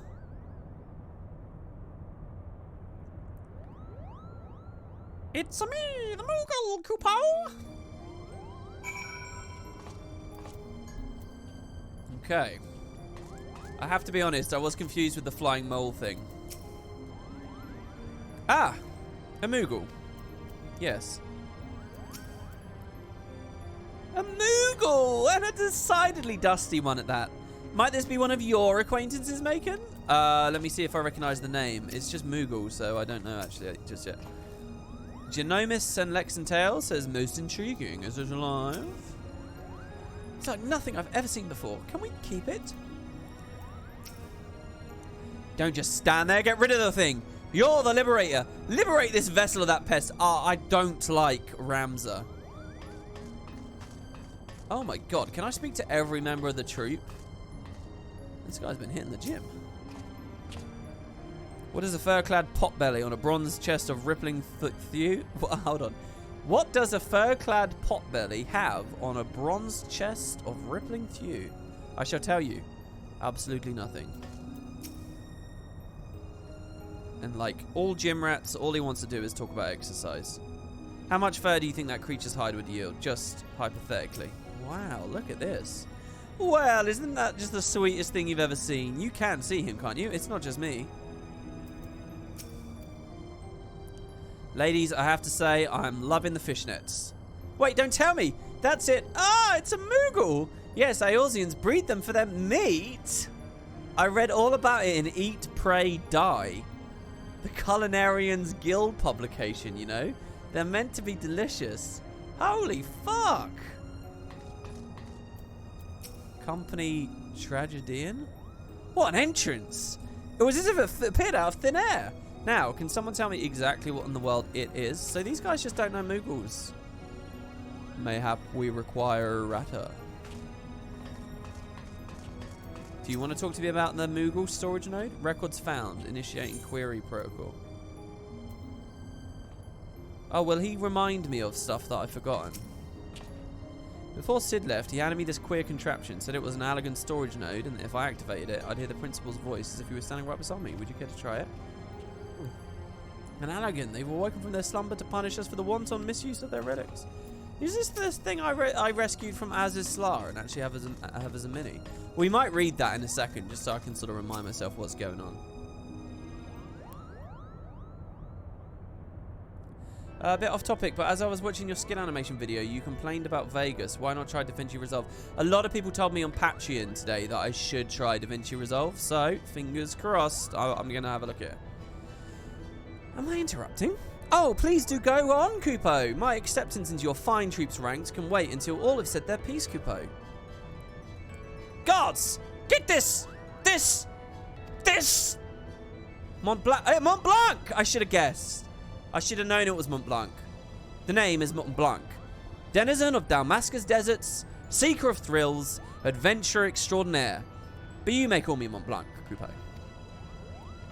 It's the head of Clan Centurio. Except he's not, right? Because I've already met Clan Centurio, have I? Damascus has long been known as a melting pot for myriad cultures, where minor races such as the Sikh, the Banga, and the Vieira might live in relative harmony with the Haya, the Elezen, and others. To be fair, there weren't many Vieira around there. Oh, I guess this is in this world. Yet there's no record of prominent Moogle population. Oh, that's a difference. In the Ivalice that I know, there were a shit ton of Moogles. Oh, imagine if they didn't do Bujalba, did they? They didn't do Bujalba in this game. We don't get to go to the Sky Continent. Is there Dostonis? I'd be so thrilled. That's like my favourite place. Oh, I can't ask them to do the whole game. I'm thinking now the Salika Wood or the Fon Coast. Yeah. Sea of Clouds? No, I mean like a real Bujerba. Come on, with like... Can I just say, guys, a mine in the sky. I fucking love that. I think that is so cool. A mine in the sky. I love that about Ivalice and specifically Dostonis. I get the distinct impression that's probably really tropey and isn't a lot of fantasy franchises and isn't actually that interesting. But to me, it's a really novel concept. I love it. The node probably has tidbits of lore you haven't seen yet, and it does get updated after every raid dungeon. It especially covers the events of Final Fantasy Tactics. Ah, okay. The second Ivalice wing is actually a 1x1 replay of FF12. So sorry, what did they say? Sorry, I'm getting distracted here. Yeah, there's no record of prominent Moogle population, most likely because we are neither prominent nor populous. My people are nomadic by nature, ever drawn to the elusive frontier and the freedom she promises Kupo. Moogle. Of course I'm a Moogle, Kupo. You'd think the adorable wings and the fluffy pom would have given it away. Now, about my admission to the Majestic. I would allow no such thing. The Majestic is the Empire's premier theatre company. Will not sully its good name by granting refuge to a fluttering ball of fur. And furthermore, how in the world did this abomination board the Prima Vista in the first place? I'll tell you what, I'm going to slap you if you keep being rude to Mont Blanc. But I'm sure he can defend himself. By means of his wings, were I to guess. As for admission to our company, I do not seem to recall race, creed, or allegiance on my list of prerequisites. Do you? No, father. That's right. You keep your son in line. Very well then. Mont Blanc, what is it exactly that calls you to the stage? Our stage. What else? The Zodiac Brave story, Kupo. Never before have I witnessed something so amazing, so moving. Sitting, well, technically hovering there in the audience as the story unfolded around me, I knew I was witnessing something special, something positively transcendental, Kupo. It was then that I realized I either had to be a part of it or go to my grave, a bitter and broken Moogle. Transcendental, now that's a compliment. It's Herdy. Was this realization before or after you swore you simply had to become the realm's greatest marauder, Kupo? Oh. Is there Gertie as well? When's Gertie arriving? Herdy, how did you?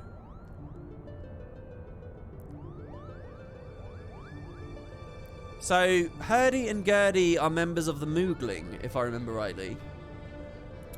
And there should be a third member of the Moogling, right? Maybe even a fourth. I'm guessing they're all going to be Rabanasta Moogle names.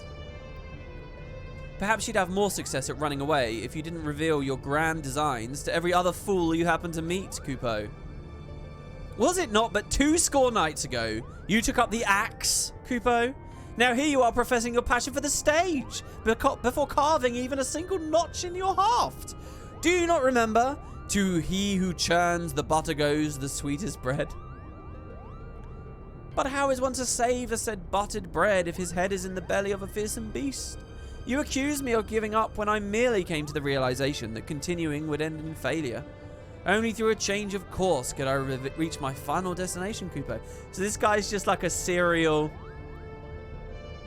what's the word? Hobbyist? And that destination is what, Mama? Are you sure it is not Geomancer? Arithmetician? Templar? Do not bother answering, Kupo. We all know you'll be singing a different tune to Come Cockcrow.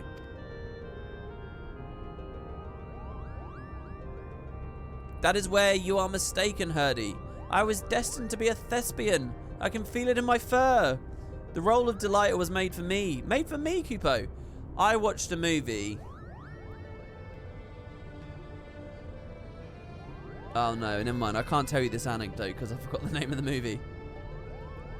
But it was a really highly rated movie that I actually really didn't enjoy. But the main theme of it was this idea of like what passion in life means, and like the film had this whole thing about a guy getting interviewed in a car who just kept getting new passions over and over and over again, and another writer was like following him and trying to figure out what made him tick because they were losing their passion. I can't remember what it was. Anyway, never mind all that. Never mind all that. I can't remember the name of the movie, so. Kupo! Enough! This is funny. And this is actually really funny. I like these guys come barging in, disrupt everything, and have their own little argument in front of everyone, saying Kupo constantly. The actors in our company trained at the Empire's finest institutes. They represent the pinnacle of the profession, not only in Garlemald, but across the entire world. A vagrant bat mole like you could never hope to share a stage with such artists, let alone play the part of a hero like Delita. You yourself admitted you were too craven to face a solitary beast. How could you imagine you would face against a pack of theatre critics? Any troupe would need proof of valor before it could even consider. Oh, yeah, I know what you mean, man. Facing a pack of Twitch chat critics is much harder than being in a fight for my life against a beast. I'll tell you what, it is tough stuff. At any moment, they might say something mean. Craven? Call me a cheat and call me a cur, but do not, sir, call me a craven. I accept your challenge. Slay but one foul beast by mine own hand, and the Majestic Theatre Company will accept me into its ranks, Kupo. Well, wait, I issued no such. You all here are witnesses, Kupo. When I return with the head of a terrible beast in my gore-stained hands, you will be honor bound to welcome me, Mont Blanc the Mummer, into the fabled ranks of the Majestic. Good day. This is a weird take on Mont Blanc, because in the Ivalice I know, Mont Blanc is like dedicated his whole life to the eradication of beasts. He's like the head of the clan. And he's like one of the most like single-minded kind of characters out there, right? Wonderful. What do we do now? We go get Gertie to help him. What do we do? We do nothing. If that Batmole wishes to throw himself on the horns of a stampeding Zoe, I'll not stand in his way. I believe the proper term of derogation is mole bat. And I should warn you, Moogle do not take kindly to those who use it. Sorry, this is a serious racial slur, is it? I didn't realize that. Why must you always put yourself above others, brother? Did you learn nothing from Argath's wretched example? Mont Blanc would never have set off on this fool's errand had you not made the challenge. Anything befalls my brother, his blood will be on your hands. Oh, look at the way he's clutching his head with the new heart. Macon, you're the only one among us capable of... Oh, I knew how long till my name came up. Do you know what? Ignore me. There's 1, 2, 3, 4, 5, 6, 7 people here, alright, with him included. You lot sort it out. Why? What? Ignore me. No. I'm here to talk about Auracite.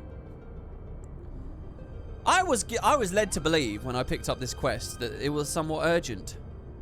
Macon, you're the only one here among us capable of locating Mont Blanc and preventing the disaster. On behalf of my brother, I beg your assistance. Yeah, just shrug. Cross your arms. That's it. I'm going to kill one of those Zoe things. That's it. My brother can be rather simple-minded when it comes to such matters. Thinking to impress the Warrior of Light and his companions, Mont Blanc would likely choose the scene of your recent exploits to prove his worth, meaning Rabanasta, if I'm not mistaken. Oh, we are getting somewhere cool, at least. Pardon my language, but that Ramza really is an incurable little... Holy shit. Pardon my language, but that Ramza really is an incurable little prick, is he not? How dare he speak to his sister and the Moogle in that manner? I couldn't decide what was worse, the things he said, or the way the principal sat back and let them say it. But I suppose it's none of our concern. For now, let us concentrate on the task at hand, finding that Moogle before he does something we'll all regret. What say we start nearby? Pier 2, perhaps? Yeah. Do you hear that? Do you hear her just call you a prick? Oh, I apologise. I must learn to control my anger, but sometimes it can be difficult. What are you talking about? You have absolutely no reason to be angry in any of that conversation.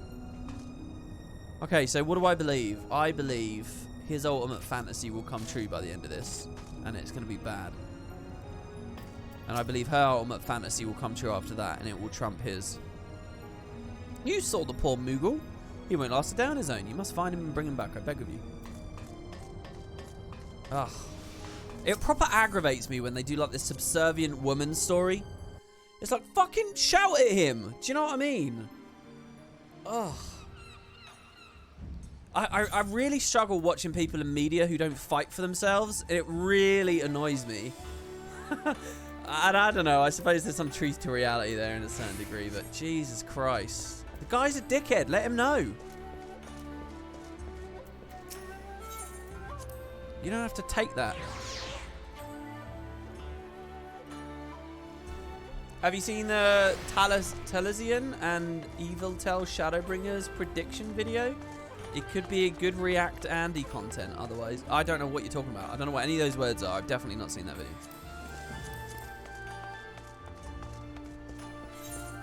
Why is it React Andy, by the way? Have we got any Zoomers in chat? Why is it React Andy? Where did that come from? Can people teach me? I need guidance. Sometimes it's easy to avoid the conflict. In the short term, sure, but you're not doing yourself any favours. Do you know what I mean? I'd rather make an enemy than be subservient to an enemy. Do you know what I mean? Fight back. Defend yourself. You have every... No, I don't know. It's a big topic. The Falcon Porter tells us that you set travel and a blacksmith away to Yansha, not a bell pass. And why would that be of interest to us, you ask? Because said peddler of iron and steel was seen to be carrying a bag stuffed to the brim with, and I quote, albino mole fur and purple bat wings. Brilliant. I don't think it's a bag. Mont Blanc! Not that we look like that, Kupo. The quickest route into Dalmasca is via the One River and its western tributaries. If Mont Blanc is bound for Rabanasta, he will seek passage from the Glittering Basin. So hold on, am I going to do a quest in the Alliance raid map? They're going to repurpose it? I'm quite excited to see that. It's not Sicily Act.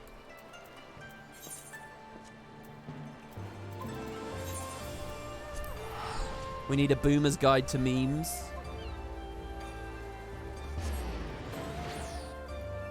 I mean, I get there. What is that? It's not alliteration, is it? What is that? There's a nice... is it onomatopoeia? No. What is it? React Andy. There's a certain quality to saying it, but I assume there's a deeper story. It's not really alliteration, is it?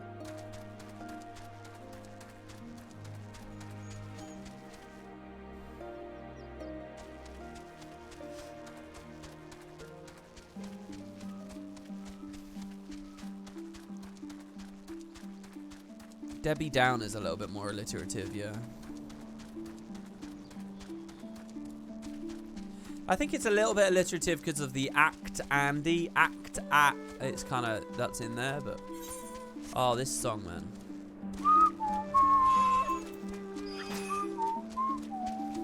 Is this another jumping puzzle?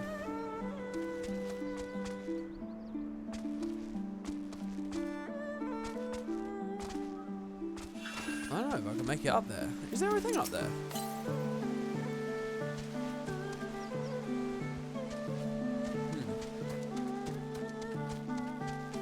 No, it's just broken stairs. Okay. Why does it show you map artwork when you load a new map? You don't have that? It's because I have an add-on called Fancy Loading Screens. It displays concept art that you'd normally only see when logging in at a certain place, but it will give it to you on all of your loading screens instead. It's very nice. I recommend it very much. Lets you see more of the beautiful art that the team put into the game. It's exactly up my alley. Extract more value, more details. You can get it from FF14 launcher.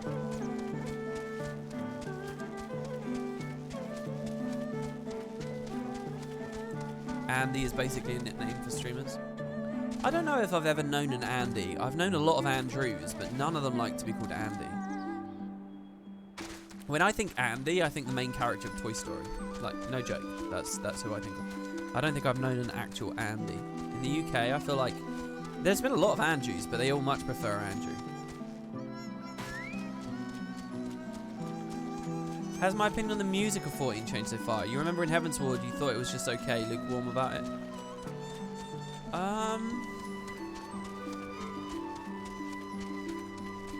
I've heard some songs that I've really liked.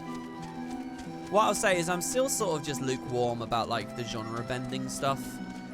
Some songs have been really, really precious to me though, and I've really enjoyed. So, but I mean, I almost feel like that's just a consequence of it being such a big product with so many different opportunities for musical expression. Eventually something's going to land, right? So is it something that I'm fanatical about? No, I don't know whether I ever will be. Apparently there's a big moment in Shadowbringers where some song is twisted on its head or something, I don't know. It's not that I don't value it, it's that, you know, I can imagine if the past 10 years of my life I'd been playing this game and I would have all these associations with it. I think, yeah, I could imagine clicking with it a lot more. There's nothing wrong with it. It's not quantitatively poor in any way, you know. Oops.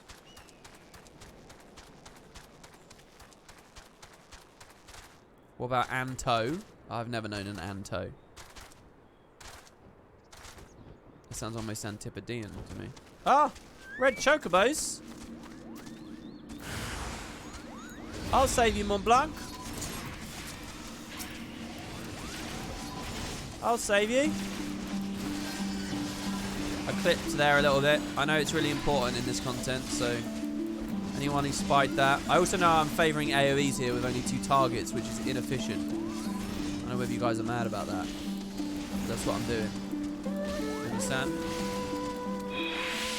In fact, I'm doing like no damage. I'm doing even less than I thought I would be. Oh, they have Choco Meteor. Oh, that's brilliant. Was that always true? They use Choco Meteor in this game? Oh, I love Choco Meteor. Choco Meteor always makes me think first and foremost of 10-2. Because that was the first game where I really played with Choco Meteor a lot. Dun, dun, dun, dun, dun, dun. That should mean that Garnet gets Choco Meteor, surely. I mean, it's only fair.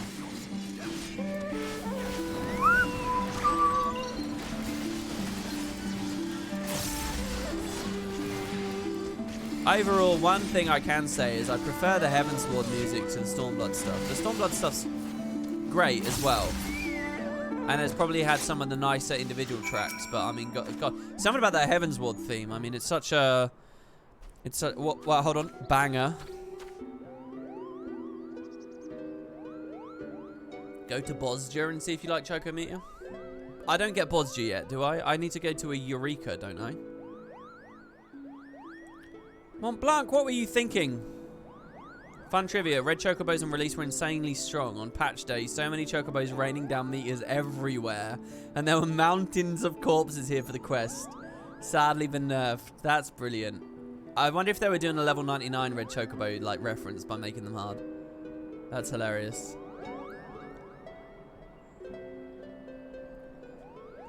Have you any idea what you put your brother through? He's been worried sick.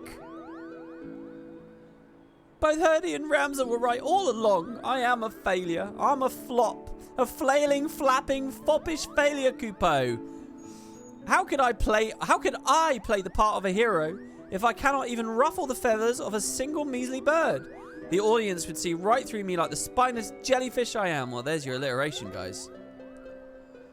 Now wait, Mont Blanc. Not everyone can be a hero. Not even most heroes. Yes, the bards sing of the man who deals the final blow. But what of his cadre of loyal companions? Do you think Delita united Ivalice on his own? Do you think Macon here was alone when he liberated Alamigo?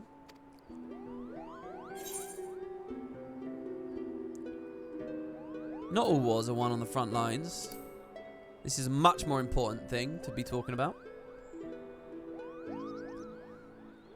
But of course they're not. Every campaign needs its brilliant architect, the mastermind who moves the pieces across the board. Mont Blanc, can be that mastermind. That was quick. Let us not dwell on the details. The day is saved and Mont Blanc has escaped the sand scratch or a singe to show for it. We shall return to the airship before our luck runs out.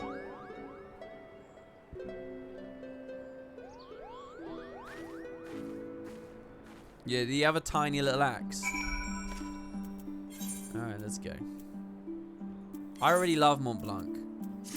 There should be more Moogles in the Scions of the Seventh Dawn, so I get to interact with them more. Is that reasonable? I think that's entirely reasonable. Now, I know that Shadowbringers is a bit more high fantasy, right? Does that mean there's space for Moogles in there? It should, right? Oh, I had a sub. Chloromancer, I missed it. I'm really sorry. An hour ago, he said, hell yeah, they've been subbed for 3 months now. Thank you very, very much, Chloromancer. Welcome, welcome. Can I just remind you guys that I'm really keen on seeing subs and growth and stuff at the moment at Twitch. So if you've got a few seconds, if you've got Prime and you haven't put it anywhere, it is free. We have cool emotes and stuff. You get more potatoes from doing it. It takes the advertisements off. And if you do it now, I'm actually watching and I actually recognize it. So yeah, thank you very much, Chloromancer. There you go, that's my little plug for today. I'm trying to ease off on those. I feel like I've been talking about that way too much in these streams. So, that's it. Have I done the Moogle Beast Tribes?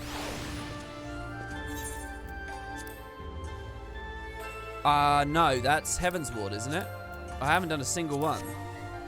I haven't done any. I kind of skipped that whole part of Heavensward. Fucking hell. It only takes 2 seconds in this game for me to realise that I'm missing like a whole massive section of the game.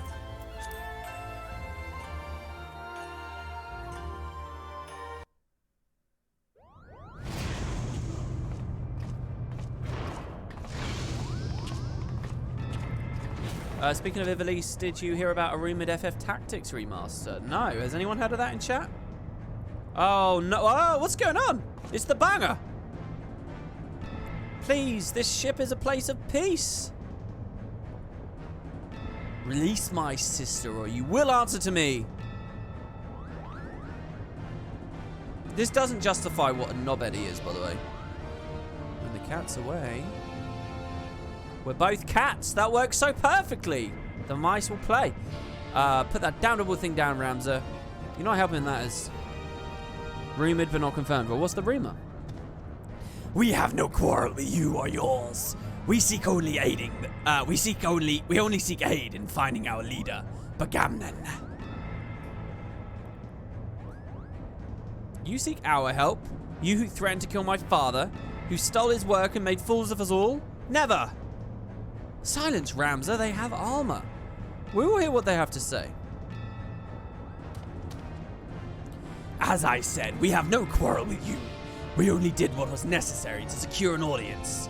We surrender our weapons and offer your journal as an act of good faith.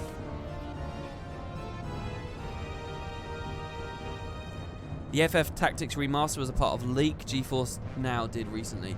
Part of said leak, though, was God of War PC release, and that happened to be true. Oh, it was in that leak.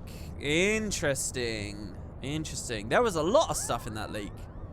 Weren't some Insomniac games on that list as well? Yeah, I remember when God of War did get confirmed from that. It made me think, wow, I wonder about those other games. There were some major first-party PlayStation things on there. I'm sure there were. God of War was just like the tip of the iceberg. This is all rather a lot to digest, but your claims do coincide with what we've learned about the Aura site. What are their claims? You're saying the crystal did something to our captain?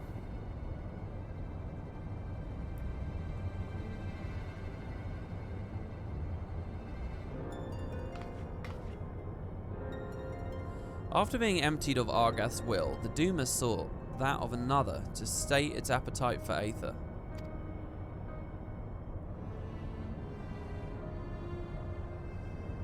You're saying that crystal ate our captain? Because people are Aether, right? Not his body, no, only his soul. That's even worse. As we learned about all the deaths that fueled the creation of Shinryu and that created the summoning of Titan. Oh, well, look at that. There you go. So thank you very much. There's a sub gift there from Lanadet. Thank you very much.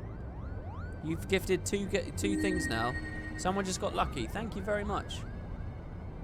Tell me, what in your opinion was your leader's deepest desire? What was it he longed for above all else in the world? I love how similar these guys look like, 2 and 12. Why waste your breath reasoning with these lizards? They showed themselves the beast they are when they put a knife to your throat. Oh, Ramza is such like an adolescent, like... First mole, bats, now lizards. This one's tongue is pure poison.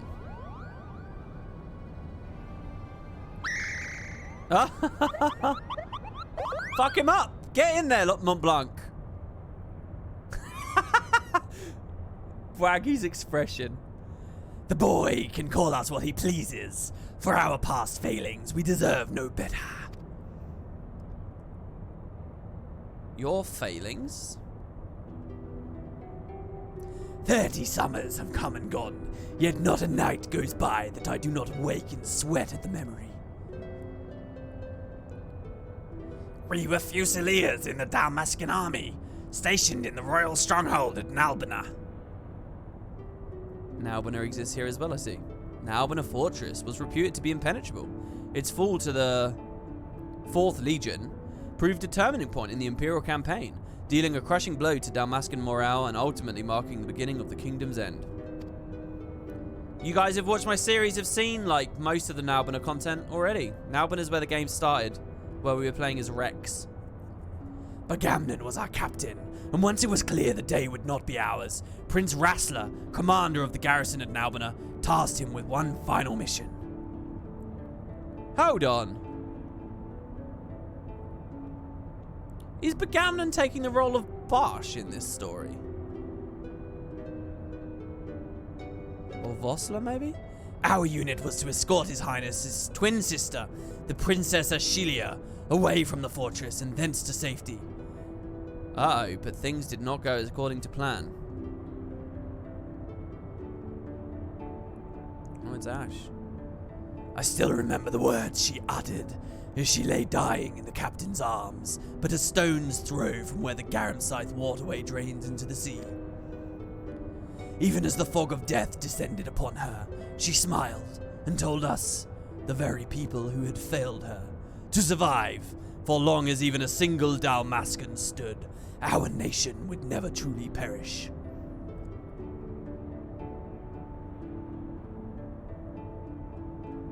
But it should not have been us who survived. By failing to protect our charge, we betrayed the princess and her memory, and brought shame upon our race. So yes, we are naught but cold-blooded lizards, deserving of whatever scorn you deign to heap upon us. They're like fallen knights, they're no bounty hunters. This whole raid story bored you to death, but you never played any of the FF games that had Ivalice. It does feel like if you don't get any, even with the referential stuff, this still feels very, very much like a sidebar to me, but hey. I think we may safely assume a deep-seated hatred towards the invaders of his homeland, coupled with the self-loathing born from a sense of powerlessness. The darkness that lurks in the heart of Bagamnon is little different from that which showed Argath, the self-sane emotions that were to nourish the Duma.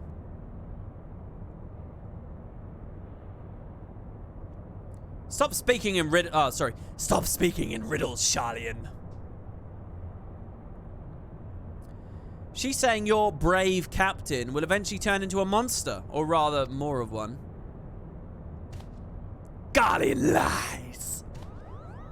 What they say is true. If we cannot find Bagamnon and the Duma soon, none of us are safe, present company included. Do you have any idea why he might have gone? Any at all?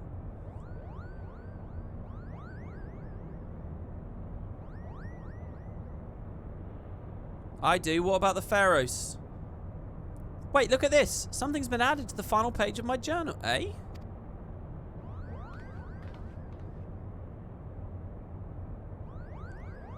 I appreciate the compliments of the voice acting. It's only going to destroy my throat. Tomorrow's End of Dragons video is going to be like, hey guys. Then the captain must have put it there. Only he had access to it. Until we found the pack he left us, that is. Is this Dalmascan? Indeed it is. It says Ridorana. The lighthouse? Why would he write that? And in the old man's journal, no less.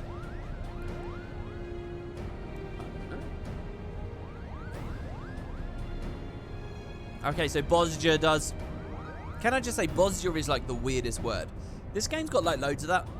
Like, when you look at Black Mage, and they got all these crazy words like polyglot. And it's like, what the what? And that's kind of how I feel when I hear Bosja. Miraculous Mango, hello, yo, hi. Thanks for the redeemed message of 600 potatoes. Welcome, welcome.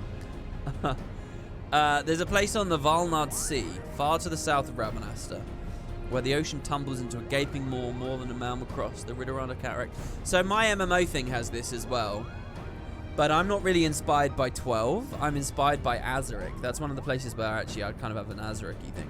You know, oh god, does anyone know what the fuck I'm talking about here? But you know in Azaric where they had the ocean that falls into a gaping pit, and on the other side there's a lava ocean that falls into a gaping pit, and all that steam rises between them, and there's the glass pipes that connect them both.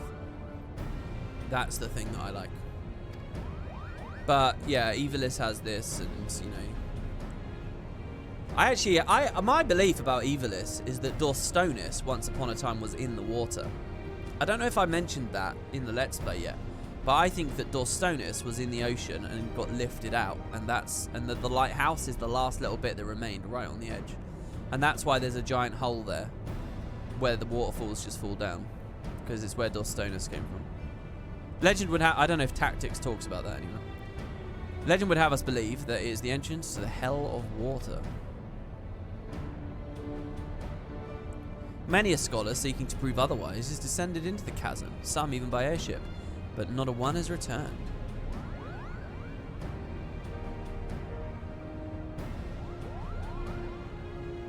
Well, that's what we're going to do. So this is kind of like a water equivalent of that pit below the bridge at Ishgard. Right? Alright, my god. Can I just got to see something here.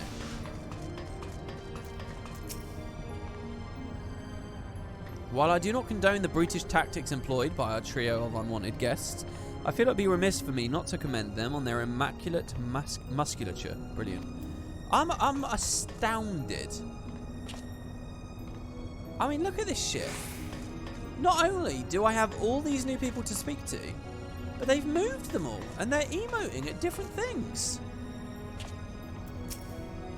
I will admit, since arriving here in the south, there's not been a dull moment. Not that life back in Garlemald is dull, by any means. Only that you foreigners seem to embrace chaos where the sane man would seek to prevent it. Can I ask you guys a question about Endwalker, please? Have you seen trailers of Garlemald? Have you seen what it looks like in game? Have you seen CGI of it? I mean, I know it's in the X-Pack. You have seen it. Okay. I'm really curious, because obviously what I'm thinking about is it going to be like Arcades, you know? I imagine it to be just like Arcades from 12. That's like 100% what I think it looks like in my mind's eye, but maybe I'm wrong. Before Sid left, oh, sorry. He's talking about the thing. So yeah, I'm going to do it. I want to know. Genomis. Who was the original Ramza? As I mentioned, Ramza does not appear in the legend of Delita's miraculous rise to power.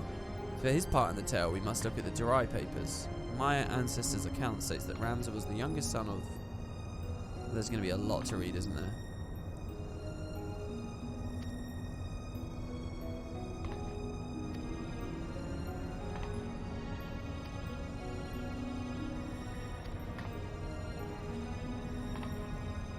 I think the way I'm going to look at this, guys, is once we've seen the full story, we'll make sure we understand it at that point. Who was Argath? Argath, depending on which version of the tale the nursemaid told you, was heir to a high house which had fallen into disrepute. Cursing his family's diminished circumstance, the youth turned his ire upon the only souls whom it still retained any influence, the small folk. But Delita wouldn't suffer it, and after trying to reason with Argath, put him to the sword. He had the Duma. After his death, the power of the Duma brought him back. Right. As a king. Now you may ask why Ramza would... Christ, look at... Oh my god. I'm clicking so much. Let me see what he says about Orosite. Legend paints them as holy relics created by the very gods of the Ivalice themselves.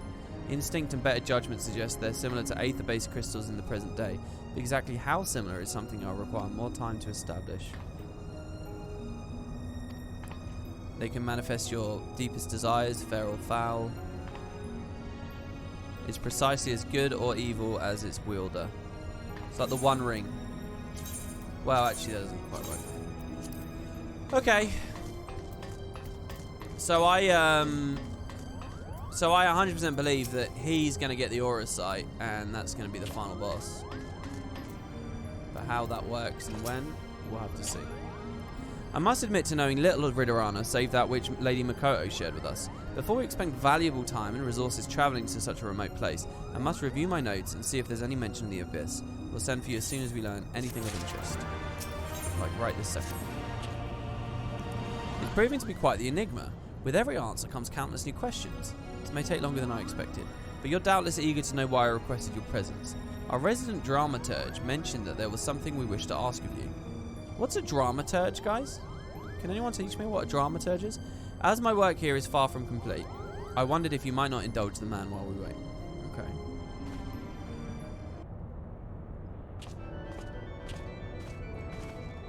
No, I haven't seen the cutscenes of Garlemald because I'm kind of avoiding Endwalker Press. I was just curious if you had seen it. There's so few...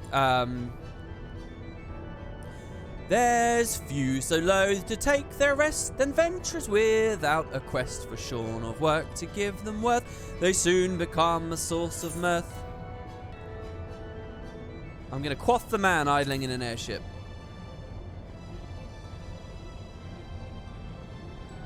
Touché! I shall lead you to your devices then.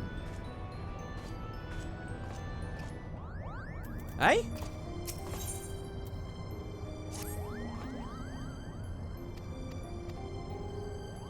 How did I fuck that up? It's a turge for drama. Somehow I don't... A literary editor on the staff of a theatre who liaises with authors and edits texts. Wow. Why has that got a special designation? A dramaturge or dramaturge, literary advisor or editor in a theatre, opera, film company who researches, selects, adapts, edits, and interprets scripts, libretti, texts, and printed programs, or helps others with these tasks. They consult authors, they do public relations work. Sounds like quite a specialised role there. Thanks for the sub, Elsif2.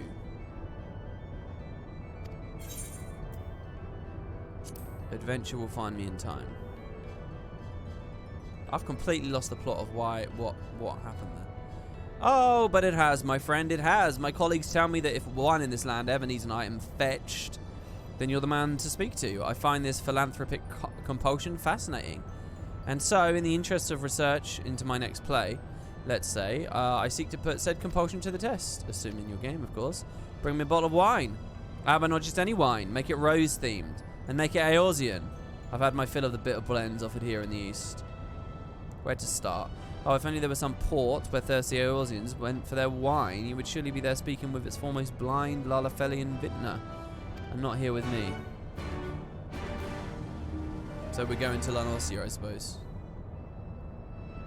This is the most annoying bit of the whole arc. Wow, this is getting a real reaction out of chat right now.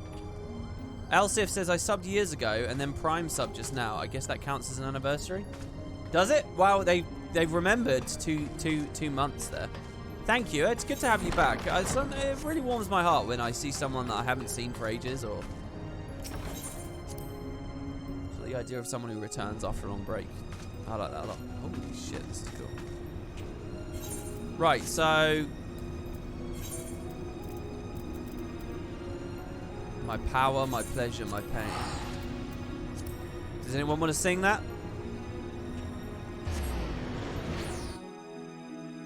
You hate this asshole? Wasn't this a 4.2 quest? Oh, was it a 4.2 quest? Oh, wow. Holy shit. An anonymous gifter. What am I supposed to say to that then? An anonymous gifter just gave out 10 gifts. If you look at the stream right now, names are scrolling by, or if you look at chat, you should see them.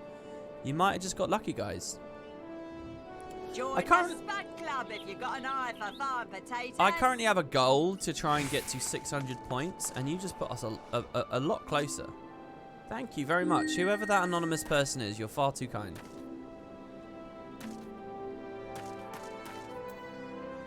Thank you very much. And yeah, if you guys got lucky, you won't see ads anymore. You can check out the emotes. I'm not sure I have anything else really to offer out of it, but there you go. I always get a little bit scared that someone wasn't trying to be anonymous and then they accidentally were, so now they don't get any credit. Soy and spice sprinkled with a subtle sucon. I feel like this is a French word. Anyone want to teach me this word? S-O-U-P-C-O-N. Sucon of the steppe. You've travelled far, my friend. What is it you seek here in Wineport? Wait, how do we say it? Soupçon. Soupçon? When would you unlock your next emote, actually? Oh, ages away, dude. I need like 900 points. No, I think I need like 1,200 points. I need to like double the current size of the streams. We would have to double the size of the streams. And somehow I don't think that's happening. I don't know what I have to do to grow on this website, but to that kind of magnitude, I just don't see it. I don't know what that would be. I'd have to like link it somewhere, or I'd have to, I don't know what I'd do. But yeah, it's ages away. Oh, excuse me. And even then, by the way, it's not like an animated one or anything. It's just like a normal slot, so. Soy and spice sprinkled with a subtle soupçon of the steppe. You have travelled far, my friend. What is it here you seek in Wineport? So what is this word, though? The C is pronounced like an S when it has that accent. Oh, I'll tell you what, guys. I've been rubbing my screen as I've been speaking to you. I've been like fingering my screen, trying to like get dirt off of it. And I was wondering, is that text? Is that an accent? But no. It's actually it's the text. I see. Okay. It's okay. All right. I was really annoyed because I was like, I cleaned this earlier. As I was speaking there, that's what I was thinking, like leaning forwards. A rose-themed wine. You'd be hard-pressed to find a wine that did not display some hint of rose. So can we assume that your client was not referring to a desired bouquet, perhaps a name or a label or a bottle? Yes, I seem to recall a certain vintage rosé sold in crystal bottles with a single red rose on the label. Alas, I have nothing as rare amongst my personal stock. As for whom well, there's always big laint. How do we say this? Big laint? I suppose. I think that's how we would say it. Oh, Nakaj is continuing the gift sub that they got from Bankrotus. Nakaj. I've never seen that notification ever. Wow. Good shit, Nakaj, I suppose. So someone gave you the original month and now you're actually following it up off your own back? That's really cool. I've never seen anyone do that, ever. I've literally never seen someone who got gifted continue it like that. I didn't even know that Twitch had a notification for that. That's brilliant. Well, thank you, man. I mean, awesome. Sneaky Muffin came with Prime there as well. Thanks, WP, for this content. I really appreciate it. No worries. Oh, I love this guy's little moustache. Pah! Only an uncultured fool would select a wine based solely on its bottle. As it happens, however, said fool would be undeservingly rewarded with one of Vilbrand's best wines, where he select a vintage Sud Vianja. Not that your client would have the palate to properly appreciate its depth and complexity, but let us dispense with the pretense. You are the fool in question, and do not bother to deny it. A fool who has aimed too high. One of your standing could live 1,000 lifetimes and still not amass the wealth required to purchase even an empty bottle. Oh, a price is no object, is it? Ha-ha! Even if I believed you. And I do not. I have a reputation to uphold as a vintner and a viticulturist. Were my clients to learn I was peddling the choice of my collection to the likes of you... What do you mean the likes of me? They would never do business with me again. Who are these snobs? Bah! Alright, just to see the back of you, I shall do the kindness of directing your steps unto the one who might take pity of your plight, assuming he does not find amusement in it. Master Garyuju of the Costa del Sol, but do not tell him I sent you. I'm curious to see how long this quest goes, because you guys had a strong reaction to this, and I can't imagine it's anywhere near as bad as the ARR stuff. I like that guy. Do you know what? If I could do the voice, I want you guys to imagine that he sounded exactly like Chef Gusteau from Ratatouille, the greatest Pixar movie ever made. I can't do a good Chef Gusteau voice, so I just want you all to imagine it.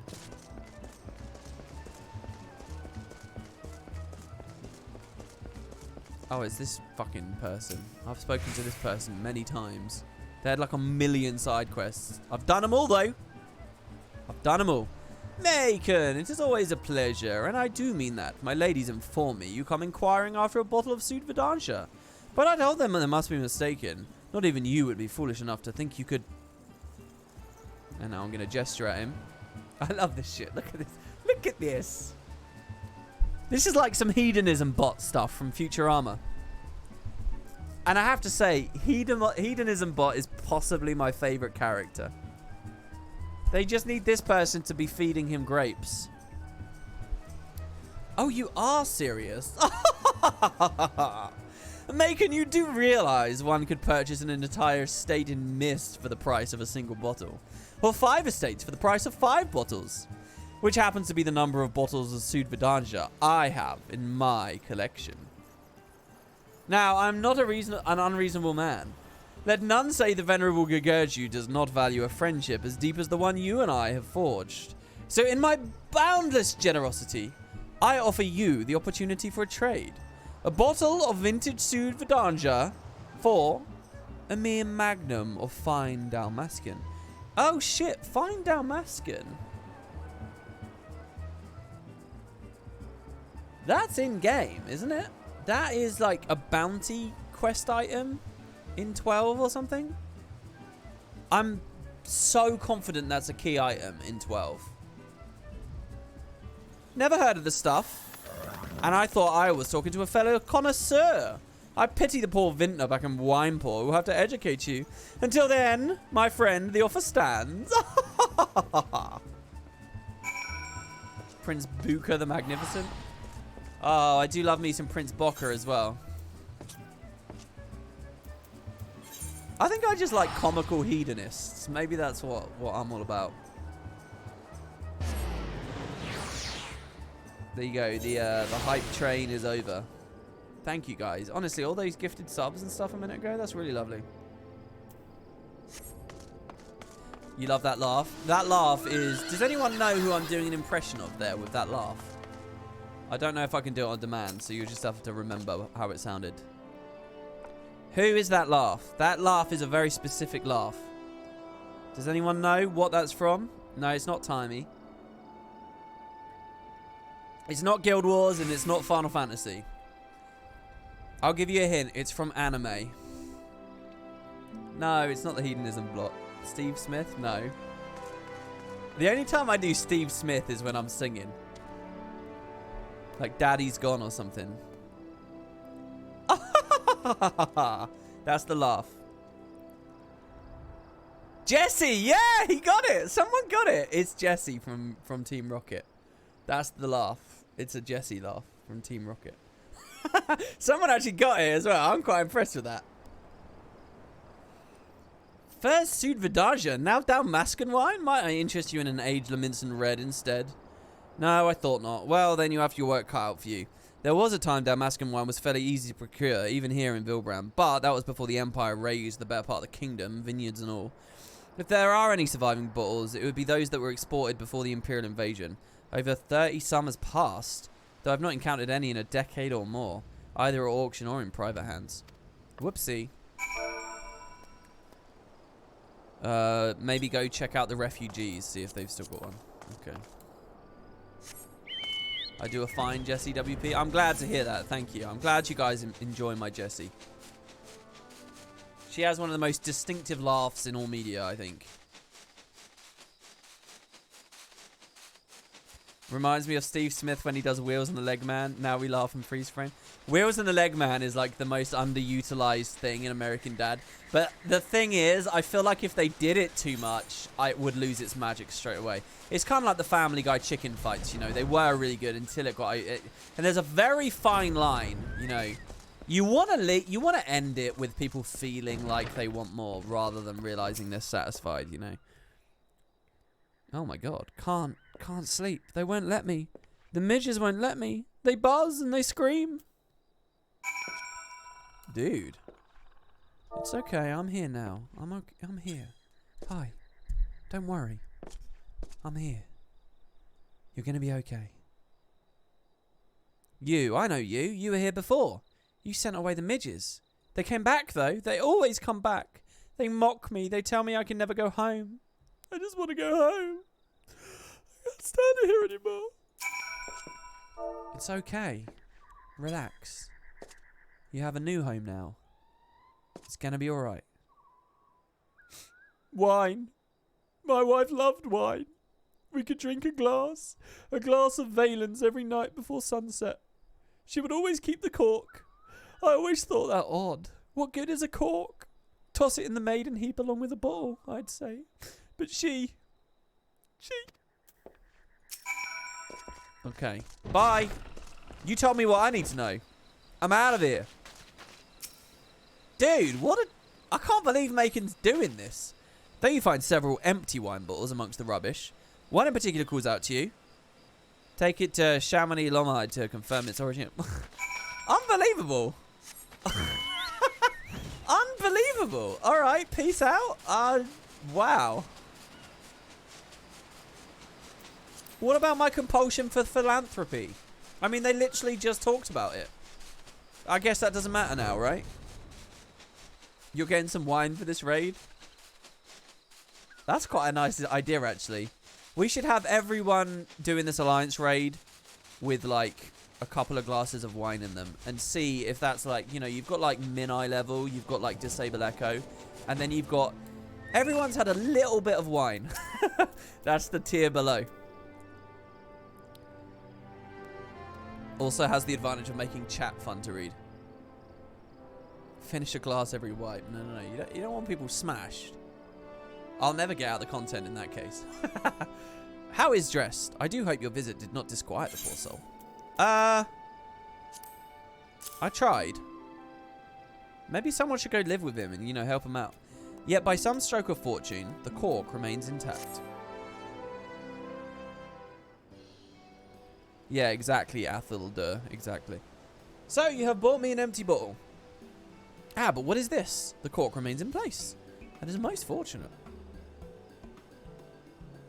If an adequate seal was made, there may still be traces of the wine within. May I? Oh, you're just going to swig it out of the bottle? Oh, no, he's going to sniff it.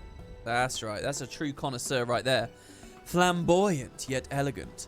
A thought-provoking blend of cookery beans and cinnamon, with just a hint of... Is that rosemary? A veritable kaleidoscope of both opulence and refinement. Long has it been since I last encountered a bouquet of such complexity, yet I recall it as if it were yesterday. Without question, this bottle once held a Dalmascan lemon red in the name of Valence. To think I would have the opportunity to experience it again after so many summers. He doesn't even look that old. But I suspect Master Geriyuju will not be as satisfied with his sniff as I. Now, one without scruples may see the empty bottle as the basis for a ruse. Oh god, it's Hancock. One man's ruse is another man's keikaraku. Hi. Over the years, I had numerous dealings with the Lord of Costa del Sol, and while he is many things, an expert on wines is not one of them. Not that it would matter if he were, men of his standing invariably find more joy in boasting of their acquisitions than in consuming them. In all likelihood, Master Geriju will never even open the bottle, rendering the provenance of its contents practically irrelevant. Oh, Hancock, you sly dog. Ah, but where are my manners? These forays back to western climes always bring out the barbarian in me. It's a pleasure making, lest you wonder at my presence here. My employers see promise in the Hingan wine trade and desire the establishment of a viable route twixt east and west. I'm come to see their plan to fruition. But returning to your dilemma, I believe I may be of assistance. I just so happen to have on my person several sample bottles of Hingan wine made with grapes similar to those once found in Dalmasca. For a close acquaintance, I would be more than willing to part with one that he might fill in his empty vessel. But that would be unjust. As a maker of wine, I cannot allow it. Master Gegujuru has cozened more of his clients than can count. How do you think that man amassed his fortune? By playing fair? Would that the world were thus. But I am here to tell you it is not. So, it is decided then. We shall employ deceit as our morally justified means to an happy end. Wait, this is a... Oh, do I know he's completely blind? No, I didn't know that. Oh, I see. So Hancock can do this, and the guy's none the wiser. He can't stop it. He's blind. Then let us be glad our quarry is a fool himself. I like Hancock right now. Oh. I'm rather endeared to him. Now, if you'll excuse me, I must go tell the gentle citizens of Wineport why they should be drinking Hingan. Good day. That had some serious Hildebrand vibes to it, right? Are you alright there, Shamani? You didn't... I saw nothing? Nothing at all. Okay.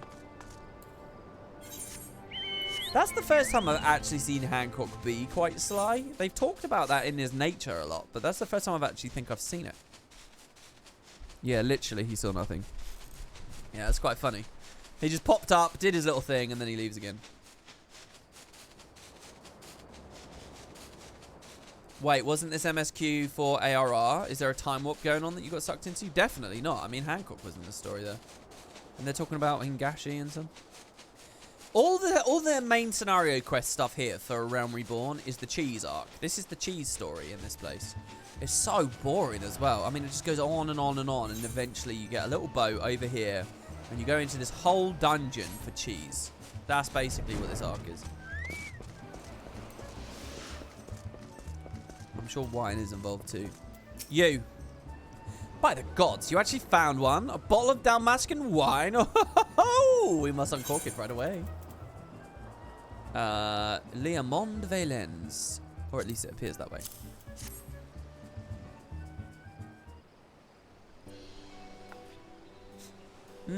Yes, yes. A lush bouquet of herbaceous dignification, coupled with earthen undertones and so forth. Yeah, you full of shit, mate. It's okay, though. In short, the very epitome of Dalmascan red. Yes, you've outdone yourself this time, Macon. Look at that face.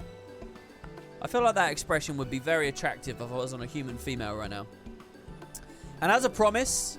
and a promise is a promise. Ladies, the bottles of Sud Vidanja, if you please. I feel like a clap was appropriate there. They just had no way of writing that in.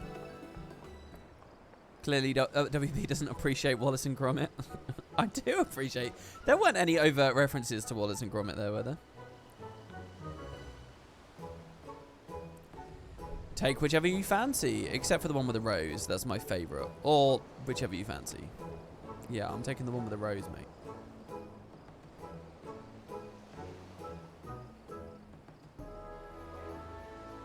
Wait. Why are you guys saying Kate Sith?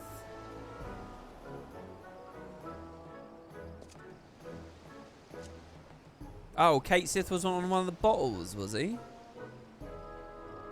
Oh, interesting. I missed that.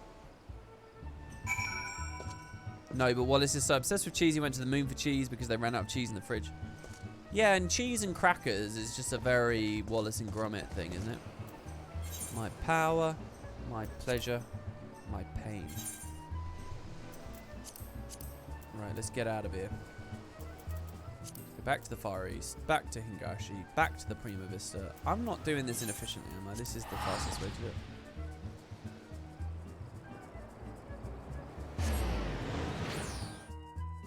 Wait, what's this? Yes, he's from the company of heroes who fought Titan and succeeded in defeating him before the Warrior of Light came to be.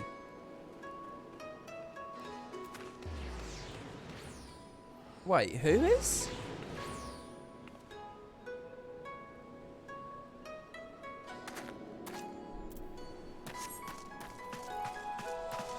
completely lost the plot there. New levels? See, this is the thing. I think this place looks really good at night. Like, they really play with the lights so well here. I mean, look at that. It's perfect around the, like, illumination and, like, bloom and glow to it. It's so good. I'd be a little bit nervous about using reshade with this game because I feel like you'd mess with what's really quite a delicate balance a lot of the time. Like, I can easily imagine washing that two out with light levels. You don't see, you know, the lines within it, or the subtle, like, gradient and stuff.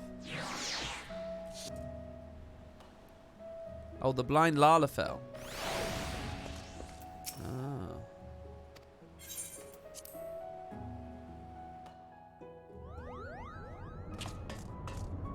Holy shit, have they all moved again? Do I know of Ridorana? Of course I know of Ridorana. Now, have I been there? No, cannot say that I have, Kupo. Ridorana, if it were up to me, we'd never go near the place. You see, we desert moogles are not, how would you say, in our element around water. Alright, we can't swim. Sink like sledgehammers we do, Kupo. It's very sibilant. Oh, to be honest, I wish I spoke with the Banga over there. Is there going to be a Seek character we meet in the end? I love the Seek. The Seek was so underutilized in 12 too. There's only a couple of them, and none of them really do anything in the main story. They say a rose is a rose is a rose. By the way, can I just ask you guys in chat? I get the distinct impression a lot of you guys skipped the story. Why did they just inflict that whole side arc on me? It doesn't seem to have anything to do with, like, the themes of this story, or, like, it didn't illuminate anything. It just did nothing. I mean, it was pure filler. Does it hook back in later? It's not over yet. I mean, it really is. That is like in a Realm Reborn, like, mini arc. Like, I don't feel like that's building to a broader picture or anything. Is my unflinching philanthropy going to be a big part of the story by the end? Maybe that's what they're doing. They're reminding us of that. I don't know. I mean, they say a rose is a rose is a rose. So tell me, adventurer, is that a rose in your pocket, or are you simply here for small talk? It's a rose in my pocket, and it's very girthy, as you can see. That's why I couldn't hide it. A bottle of vintage Sud Vidanja. You never cease to amaze. But what's most amazing is your impeccable sense of timing. Today marks the 12th anniversary of the day I met my dear wife. And if there was one thing she loved more than wine, it was roses. Wish that she were here today, too. Ah, but I jest. My wife is very much alive, in fact. She's been with us all along. Darling, would you care to join us? You even got Macon bowing his head. Unbelievable. For me? How thoughtful. But did you forget the most important gift of all? Of course not. What? I've just been his wingman? I'm outraged. I'm outraged. I put a lot of effort into this. This is expensive wine. And they illustrated that to me through the sheer quantity of side questing I had to do. Unbelievable. And he's going to pass it off. Wow. Bacon bread. The perfect companion to a perfect wine. For my perfect companion. Oh, what a heartthrob. Oh, darling. I just think this might be our best anniversary yet. Okay, can we talk a little bit about bacon bread? Is that real? Is that a thing? Bacon bread. What is that? What is that even? What is that? Bread with little bit of pork in it? That doesn't sound that nice. Pink bread? Plot twist, it's their first anniversary. Good job you helped him get laid tonight. I know, what is that? That played out better than I imagined. I suppose I have you to thank, adventurer. Though it was the bacon that still... Don't! Give me some of that bread. I've never had bacon bread. Give it here. And the wine. Ah, yes. Is that Principal Genomus I hear you calling? Perhaps he's made some of the progress with his research that requires your assistance. You'd best not keep him waiting. Can I just say, if in the Wing 3 storyline, the guy I just conned with the wine back in Eorzean mainland, if he finds that out and that spurs another whole side quest chain because he's mad at me, I'm gonna be furious. Soft bread and bacon bits in the dough. Usually it has baked cheese and bacon bits on top.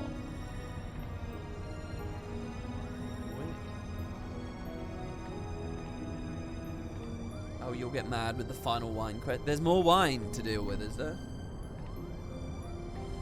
Ah, yes. Is that Principal Genomus I hear you calling? Perhaps he's made some progress with his research and requires your assistance. You'd best not keep him waiting. I'm tempted to go to Amazon Fresh right now and see if they're selling bacon bread anywhere. Wake up tomorrow morning with a ring at the door and there's bacon bread right there. Look at this. I'm shilling for Amazon and I'm not even talking about Prime right now. Lonya said, WP, listen to me. This is the very raid where you'll need to know exactly how much HP you've got. Okay, thank you. I hope these past few turns of the sun have proved as productive for you as they have for us. We have much to share. They absolutely have not. I'm really glad I split these streams, by the way. Imagine trying to do all this story in the same day as the main quest. I just wouldn't do it justice. I'd be rushing through it too fast. Ridorana is both the name of a massive gap in the sea and the lighthouse once manned by the Royal Dalmascan Navy to prevent ships from succumbing to the cataract's currents. It's just once manned, as the tower has lain empty since its Candlekeeps abandoned their posts. Candlekeep? That's a cool name. That's a cool name for someone under the employ of a lighthouse, right? Candlekeep? I love that shit. That sounds cool. That sounds like that should be like a Tonberry title as well. After the fall of Rabanasta, but if Faris Sirius offers any indication of what can befall a lighthouse in the absence of its caretakers, I love that they're mentioning that as well, because that felt referential to its original implementation back in ARR. But the real question is how all of this ties in with the Ivalician legend. A cursory examination of the Zodiac Brave story reveals no mention of a Ridorana. Yet it seems foolish to assume that that name could not change in the centuries since the tale was written. So I thought to cross-reference texts on modern Ilzabardian history with our translations of the Durai papers. And after exhaustive reimagining with my ancestors' notes, I discovered there was not a single entry on Ridorana. And while mention of the Valnard Sea was abundant, I found no reference whatsoever to any cataract or lighthouse within its waters.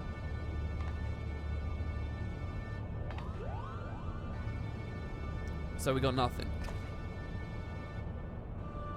Ram's discovery prompted me to examine the mystery from a different perspective. What if there were no mystery at all? What if at the time of the Delighters' rise, the chasm didn't yet exist?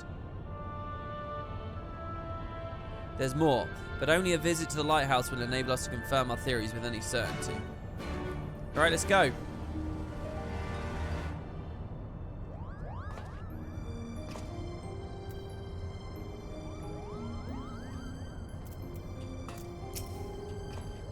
It's as Rams has said, only by visiting the lighthouse will we be able to confirm our theories. No, I wanted to speak to the button. The Ridorana Lighthouse lies far from civilization. You'd be wise to provision for the trip here in Higashi. I'm really excited about going here, really. Just so that you guys know, by the way, in 12, my Let's Play isn't there yet, but basically the last act of the game kind of isn't there. So they substituted the thing with just a giant fucking dungeon. It's like 3 regions all set in one dungeon, where you just climb and climb and climb and climb and climb, and really, it's basically that. So I don't know how much is going to be here in this game. An adventure always comes prepared. Oh, yeah, I should have clicked the bottom one. It would have let me speak to the other guys. Rip. It's pronounced Dalita. I'll try to get that right, but the fact is that I'm not going to know too well. Hello, boy. What are you doing? Alright, off we fly. Oh, we're here, right? Are we near the moment? The Wandering Dramaturge is the self-insert of the lead designer of the Ivalice games, who they brought on as a guest designer for this raid series. He put in that quest to poke fun at the design of ARR. Oh! Oh, I see. Okay. So he wanted to indulge in some of it himself. I see. Oh, look, it looks a lot like it does in 12. It actually looks uglier than it does in 12. This place looks amazing in 12. Sense of scale is not quite the same thing. Should we go in the garden? If we do, I'll have to lock you out. This is late. Hey, where are we in the story? We're about to do an alliance raid. This is time, guys, to log in now, I think.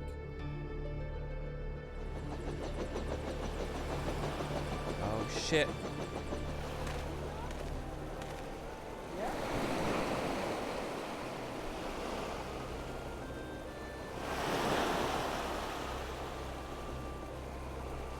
I don't know if he needs to pee or what. Sorry, I was just letting the dog out. Something is very wrong here.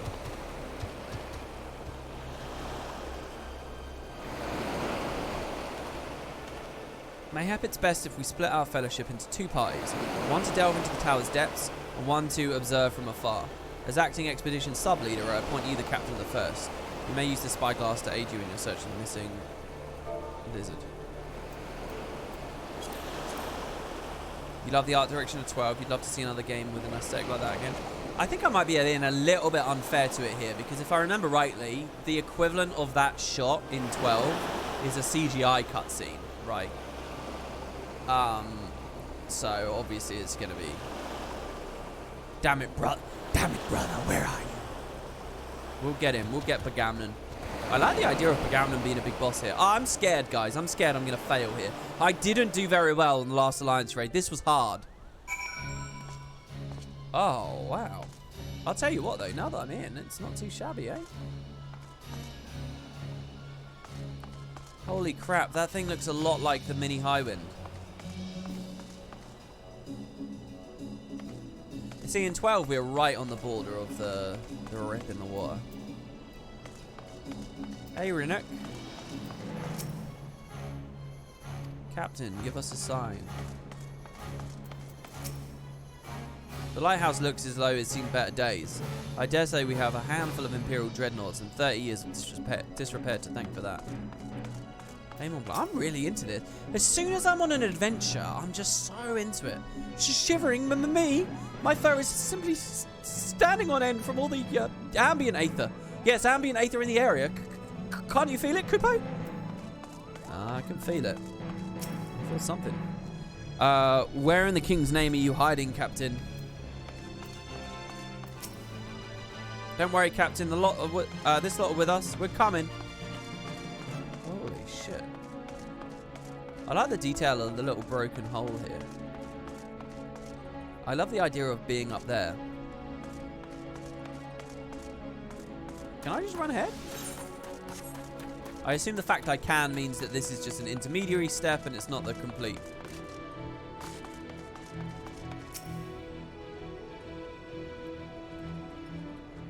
You'll do fine, WP. You know your maths, right? Prime numbers and such. Well, how high, though? How high do I need to know primes for? This location appears to offer an adequate view. Climb up and scan the area for any sign of Bagamnon. Oh, just the single digits? I should be alright then.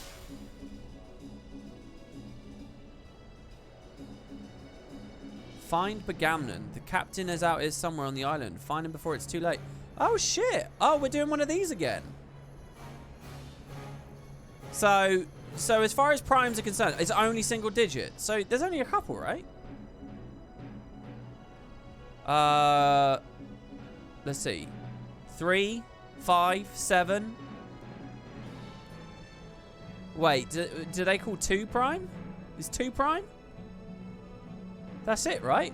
Am I forgetting any? Also, let me focus on this here. They do call 2 prime, okay.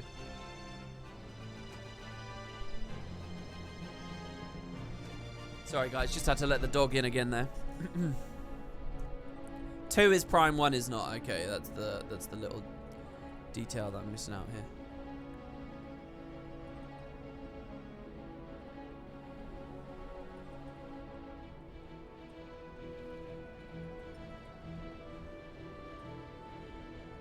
He's there. He's just down the road. Why did I need a telescope to look 2 inches away from me? Okay. I like this feature, by the way. This is a cool way of like being able to examine the environment, and I like it.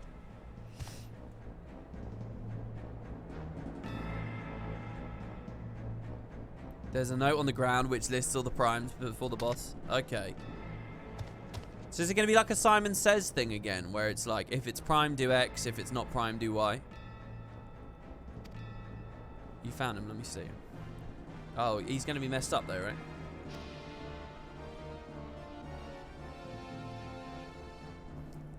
Sorta. Kinda. Okay. Prince Rassler, Princess Ashelia. I know you cannot forgive me. So this is like in this world where Ash doesn't get out. Nor should you. It's all my fault. I couldn't save you. Could not save anyone. Anyone but myself. I'm so sorry. I like that, what's his name? I like that the guy picked Bagamnon and Co. I don't think it's a coincidence he picked Bagamnon and Co. I'll tell you why. Because these guys in 12 got fucking shafted by the development issues of that game. Like, you can see that they have, like, a whole thing getting set up with them. They have multiple voice-acted cutscenes. There's, like, an interesting, like, thing going on. And then they just disappear from the story. They're just gone.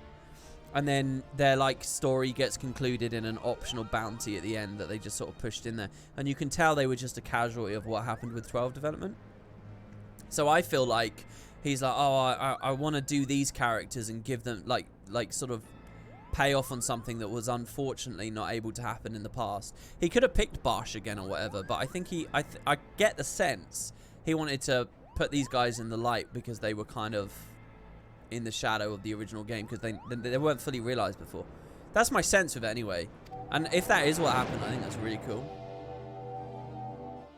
Matsuno, yeah, that's his name. Maybe that's why I picked. Yeah, exactly. I think that might be why he did it. Well, I don't really know. I only have an amateur's perspective here. Traitors, have you no pride? You treat with a very many laid waste to our homeland. You're mistaken, brother. There are no Imperials here. We've come to help. What? There are, though. Oh, well, no. Whoa. What is he saying? Why can't we get the FF12 director's cut? I know, right? I'll tell you what. One of the main motivations for that Let's Play that I'm doing is because I do think it's so interesting. You can see the game feels so different. The back half of that game feels so different. And when you read about it, you can really see that it had a very, very stark, like U-turn. I know what I see. My own kin sided with the enemy. How dare you stay with... sorry, why can't I read this?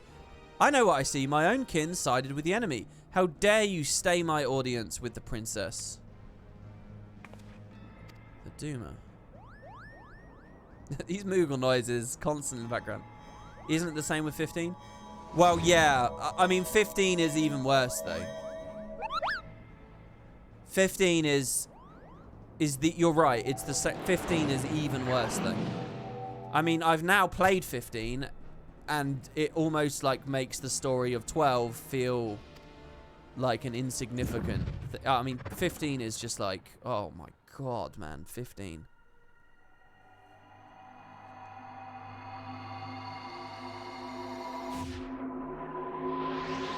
This is he's seeing a vision of Livia, right? Is that Livia? If 12 has a very different feeling back half, and clearly a restrained back half, and clearly didn't fully realize stuff, right? If that's the story of 12, 15 it's not the back half. 15 it's like 2/3 of the game, and it's not just that it feels different and it's a bit more constrained. It's that it's gutted. It's that 2/3 of the game are gutted. And I'll tell you what, 15 is so beautiful as well. It's such a phenomenal. It's like a masterpiece. That game should have been a masterpiece. Oh. Bagamnon!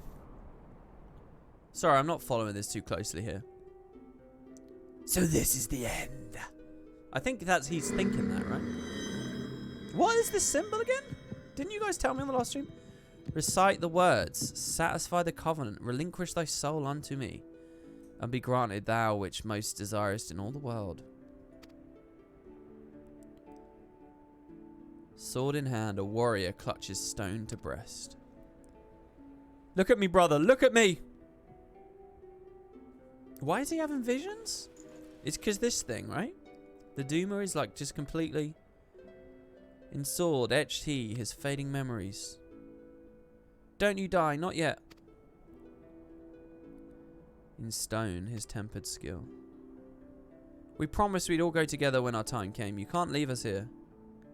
By sword attested, by stone revealed.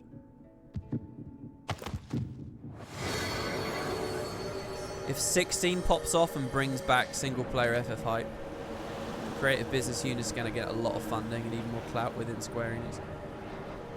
I mean, 16 is very weird to think of for me. Because I generally have been rather dissatisfied by the studio since, for a while, I think.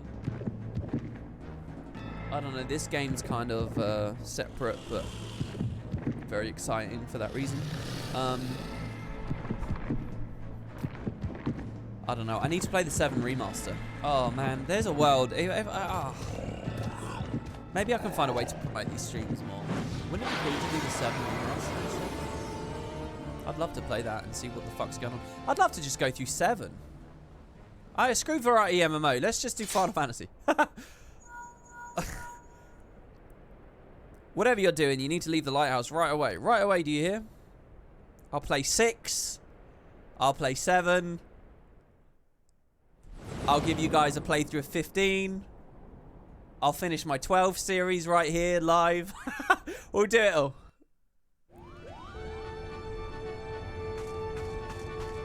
Okay, I don't get what happened, really. Let's see. I was fully prepared to fend off the abomination when he vanished. I dare say he took one look into my eyes and lost the will to fight. Don't you tell me he's gone. He's not. He's stronger than that. He's the strongest banger you'll ever meet. He'll tear his way out of that Lucifer and crush it under his foot. There can be no doubt now. In the wrong hands, the Orosite is a danger to us all. Something must be done, and quickly. Had Bagamna not stolen the Doomer, he would still be alive today, and we would not be faced with confronting another Lucifer. The lizard only has himself to blame. So sorry, guys, chat. I'm really sorry. When we say Lucifer, what do we mean here? It's sort of like a half primalish thing, right? But born from the Orosite. It's like what Argath was. Was that his name? Argath? Arganath? I need to do a 6th one. A blind 6 playthrough. I think that would be really fun. I really do think I would love... If I had this kind of like chat vibe and stuff for both of those, I think they'd be really cool. Lucavi, it's pronounced like a K. They're in Texas. Yeah, but in the context of this world. Yeah, it's just the name that we've given the things that are born. Yeah, okay. This form of wish fulfillment. I get you. It's as we feared, Bagamnan's soul is lost. World map orchestration, roll. Sorry, when have I been listening to that music? A solid plan of action must... I guess it's tactics, world map music. A solid plan of action must be devised before facing the banger transform. Much as I wish it were otherwise, I fear Bagamnan is beyond saving. Yet we cannot suffer what is left for him to become a distraction.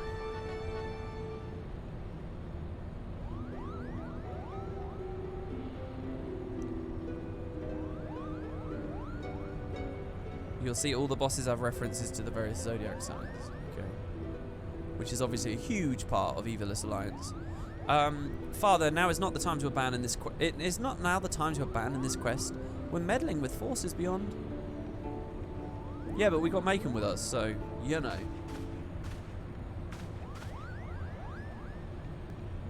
Enough armor. Oh shit, we adults are talking. Wait, this is the kids saying this, isn't it? While Macon was searching for the lizard, I inspected an area of exposed foundation at the base of the lighthouse. And... ugh. How unlikable is this kid? He's so unlikable. People were possessed by the power of Orosite in tactics, became Lucavi. I see. And you were right, Father. The lighthouse is built squarely atop the ruins of what can only be the clockwork city of Gould, the Revelation. The what work city of who? According to the Zodiac Brave story, the Clockwork City was a metallic metropolis wherein airships, automata, and other technological marvels of the age were first conceived. Little was said about its location, however, save that it was far away. When the Durai papers do not say a great deal more, they do mention that the land upon which the legendary city was built was severely limited, an inconvenience that forced its inhabitants to build up rather than out. Which led me to ask myself, what if the reason the land was limited was because the land in question wasn't idle? But that still would not explain the omission of the cataract. It's inconceivable that the authors would neglect to mention so prominent a landmark had it existed. And then I found it, a lone passage regarding Goog's fall.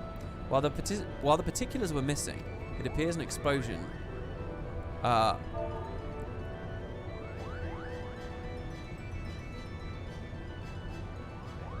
am I reading? What? What's going on here? Oh, it didn't print it. There we go. That would still not explain the omission of the cataract. It's inconceivable that the authors would neglect to mention so prominent a landmark had it existed, and then I found it, a lone passage regarding their fall. While the particulars were missing, it appears the city was abandoned after an explosion left half of it in ruin. I wonder if that was a concept for the original Ivalice as well. That they just never had it, you know, couldn't even get in. I believe that this explosion may have undermined a portion of the seabed. I can't believe that this game's kind of telling the story of where the hole came from.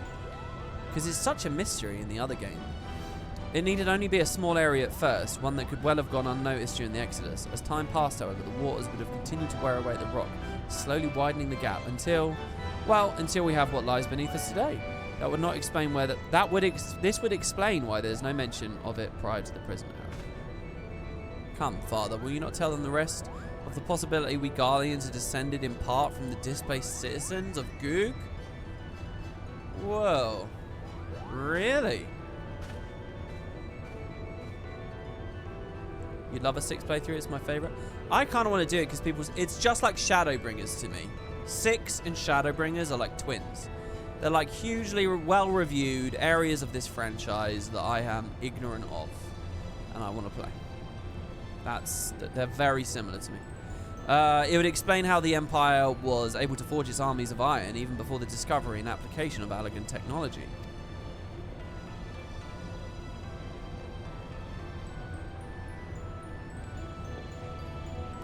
And it may also explain why the legend of Ivalice has resonated with our people for centuries, despite the fact that the Lost Kingdom was, as far as we can tell, in quite a different corner of the world.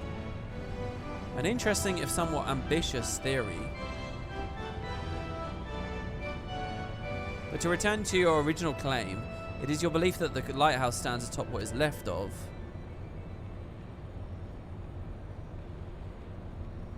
God. I wish I could talk to her so badly. I wish I could give her life advice. That necklace. Where did you get it, girl? It was my mother's. Your mother's? It was my late wife's most cherished possession. Why are you asking? But Gamnon had a talisman he would wear beneath his jerkin. He refused to take it off even when bathing. He said it was special. I only saw it a few times, but it looked exactly like the one your daughter wears.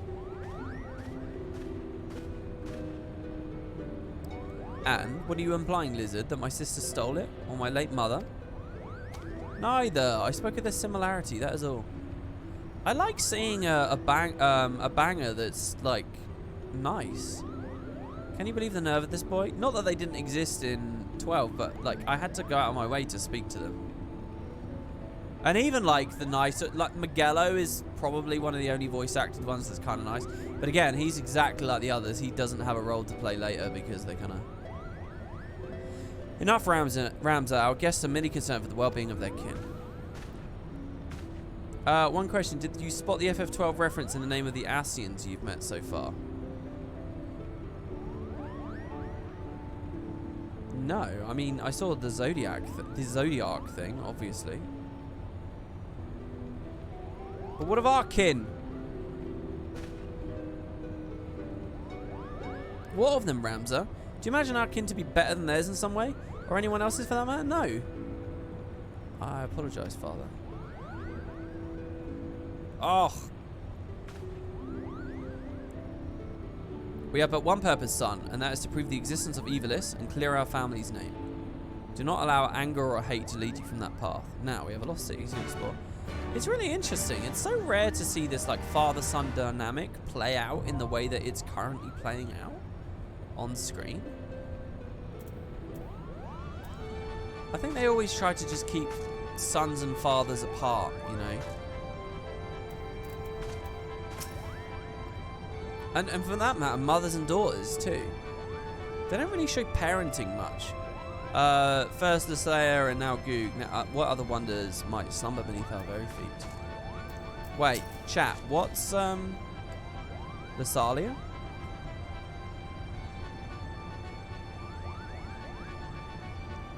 The names of the Ascians are the names of the Scions of Light in FF12. Are they? Well, here's the thing. The Scions of Light are very, like, de-emphasized in 12, right? Don't they have a bigger role in tactics? As far as 12 itself is concerned, which is the only part of the Ivalice Alliance I've played, don't you specifically have to seek them out in, like, the bestiary or whatever? They're not very easy to come across. So, actually, I didn't know that. So, hold on. Is La Habrea the name of one of the Scions of Light? I believe I read that they were supposed to be a boss series that got cut from the game, along with a lot of other stuff. So is La Habrea a Scion of Light name? Is Yorgim a Scion of Light name? La Habrea, the Abyssal Celebrant. Interesting. Oh, that is fascinating. I didn't know that. I really didn't know that. But I mean, I'm not too hard up on myself for that, because that to me is like, since I haven't seen the other stuff, that is really in the realm of trivia more than anything else. Trivia that I eventually would get to in my LP, but we're very far from that, obviously. First Lasalia and now Goog. Yeah, what was Lasalia? It's the ruined city in the first raid. Right. I thought it was Rabanasta we were in the first raid. Oh, it was the raid. It was the city underneath Rabanasta. I get you. I got you.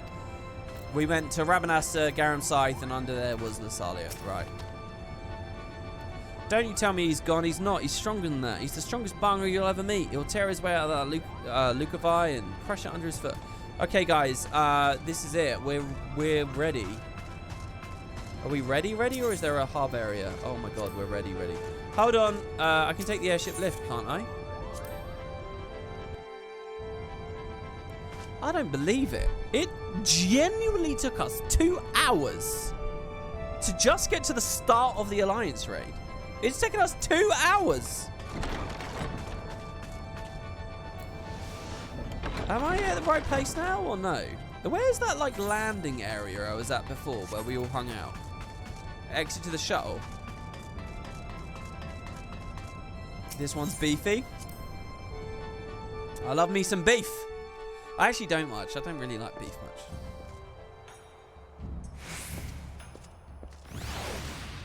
much. Yeah, this is totally it, right?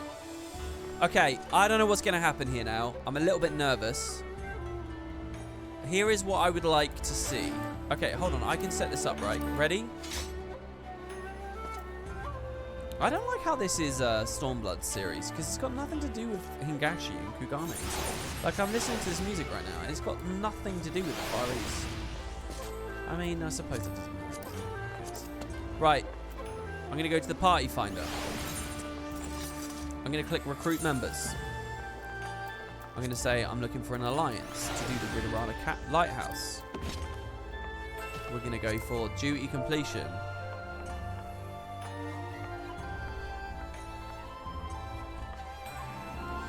It's min eye level and you'll be on a stream. Minimum eye level. I won't silence the echo. There's no password. These are all fine. This is what we want, right? That's how Alliance raids are set up. Language is fine. I mean, I don't need to click anything else, do I? I just click recruit.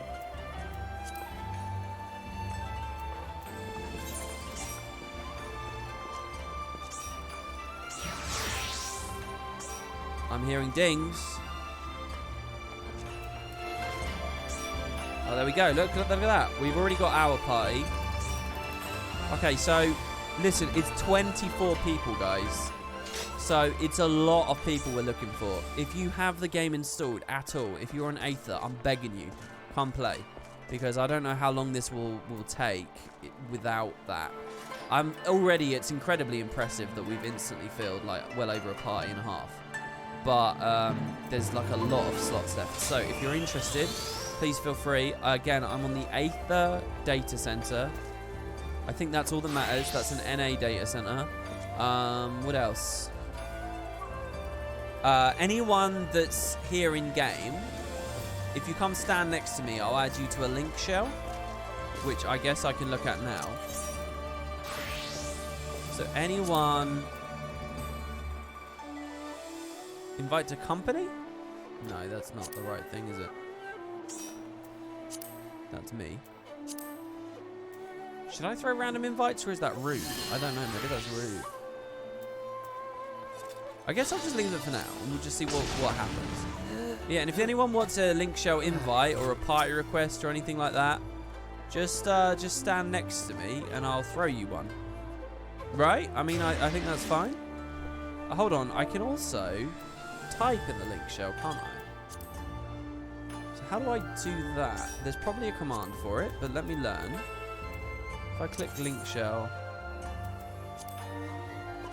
open communication.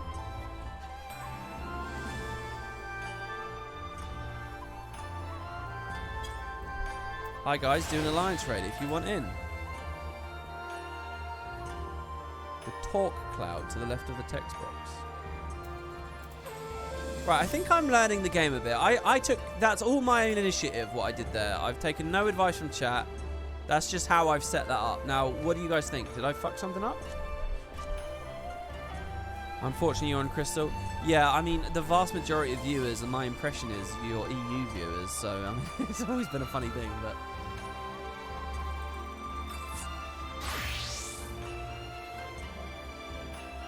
You've never really been able to get anything Yoko Taro does? Oh, I don't know about the Nier stuff. Nier is the Shadowbringers thing, right? Why I'm on NA? Because Kerry's on NA, and I want to play with her. And then, you know, some other friends in Discord as well. They're all NA. I have a friend who I met in Guild Wars 2, who's always been a big Final Fantasy fan. And he's really excited about Endwalker because he played Heavensward alone. He played Stormblood alone. He played Shadowbringers alone. And now we're all into this game. And he's really excited about Endwalker because it's the first time he's got a bunch of friends to play an expansion release with. I think that's really cool. And he was always on Aether, so...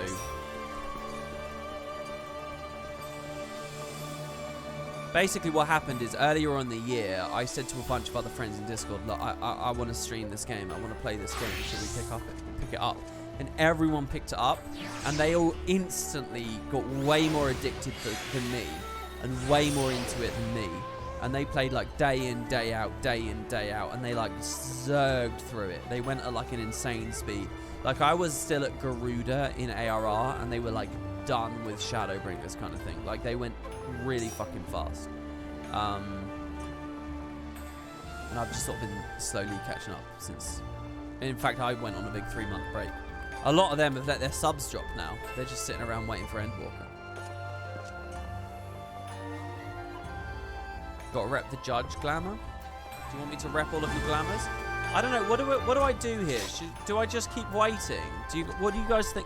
Is there a chance that this stream will?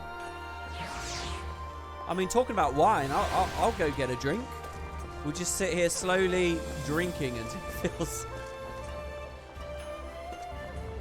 You just finished 4.4 and 4.5. You can't wait for me to experience them. They're the best yet. Really? The next 2 patches? I'm on 4.3, right? Oh my god, you actually have a wine... Bog Otter has a wine-drinking otter. Dude, Bog's emotes are pretty good, eh? I was lurking on his stream the other day. He was playing some game where, like, the viewers... It was like a trivia game. And it was streamer versus viewers. And all the viewers were spiders. Like competing against him, and it was like a statistical trivia game. It looked really interesting. Yeah, it was a Jackbox game. Yeah, it was like a streamer calibrated Jackbox game. And I was like, wow, this looks quite cool.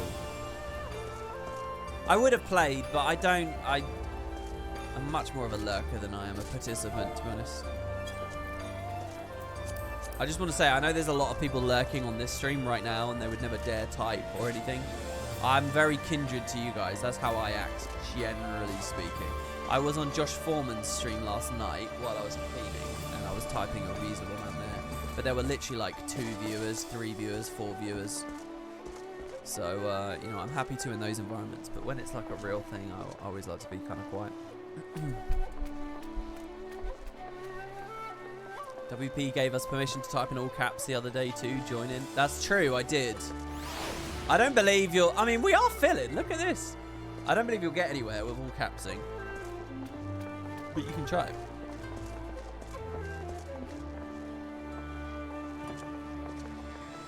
4.4 and 4.5 are amazing. Hopefully chat won't spoil much during the cutscenes. Really? Well, I don't know if you guys missed it, but my god, the 4.3 stuff, holy shit. Basically what we learned was we managed to guess at an upcoming story, basically. They had an end cutscene where you see a guy with an Elizon with a samurai sword, like doing stuff. And it's like, who's the Elizon? And it's Xenos. So basically, Elidibus, the White Asian, is in Xenos' body, in league with the Emperor of Garlemald. So Xenos is back because Elidibus is in his body. But the actual Xenos, his soul, because he was given a manufactured echo, he is also still around. So there's like 2 Xenoses right now. One of them's fake. I mean, it's so convoluted anime ridiculous. It's unbelievable. I mean, I'm very, very excited to see what they do with all of that. What else? The other cutscene was crazy as well. There was so much stuff. It was a really fun stream. It was really fun. I loved reading chat and seeing people helping me out and stuff like that. That was good. Yeah, and we had to go back to some Realm Reborn cutscenes. Oh, yeah. There's also the Shadow Hunter. And I like played as Alphino. It was a good release. It was a good release. The Shadow Hunter. Can I be the Shadow Hunter? Will I become one in Shadowbringers? What does "it's so anime" mean? Genuine question. I'm always confused by this statement. Well, okay, so I'm kind of co-opting that phase or whatever. I'm taking that phrase, and I shouldn't, because I don't really watch much anime. I don't know how convoluted anime often is. It's Final Fantasy to me. What do I mean by that? I mean it's like, it's overly complicated. You know, I read a synopsis of Final Fantasy VII the other day, which was like, an alien is in the body of a super soldier trying to bring a comet down, while the defenders of the lifeblood of the... like, if you read a synopsis of any of these games, you realize just how ludicrously convoluted and overly complex, and like, oh, here's a twist, and here's another twist, and here's another you know, it's like Russian dolls of twists and magical, like, schemes upon magical schemes. And to be honest, I don't actually think it's that good a lot of the time. But that's what Final Fantasy does a lot. And I'm led to believe that's what anime does a lot. So that's what I'm trying to articulate when I say the double Xenos story is very anime. That's kind of the vibe I'm trying to put into you. That's how Final Fantasy is. And I get the sense it's because, you know, there have been 15 volumes, right? And at some point, you get a bit bored as a creative, I think, with banal, simple stories. And you want stories that resist interpretation. You want twists, you want turns, and you can go a bit crazy with it. And I think that's absolutely what the minds at Squaresoft ended up doing. And I think those minds continue to exist at Square Enix.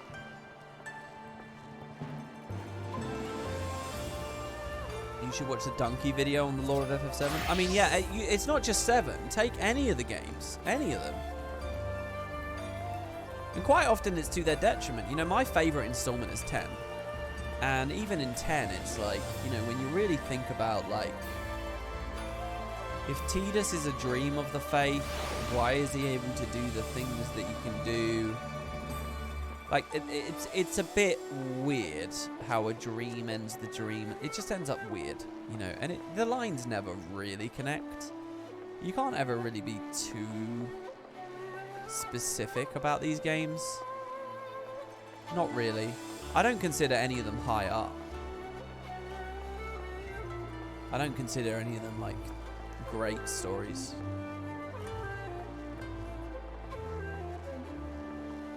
They design them to encourage fan speculation.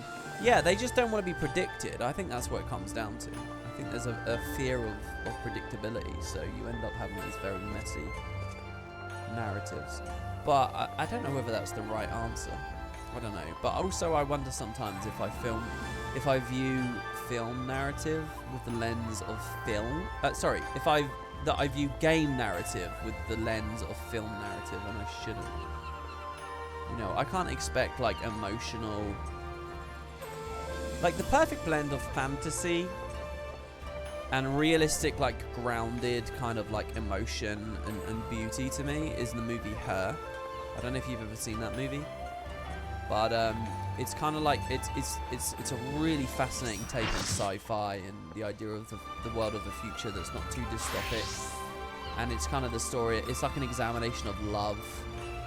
It's a really, really amazing movie, and you know it has fantasy elements, but it's not overly convoluted, and it's not it's not plot holing, and it's like, and you can just sort of vibe with it.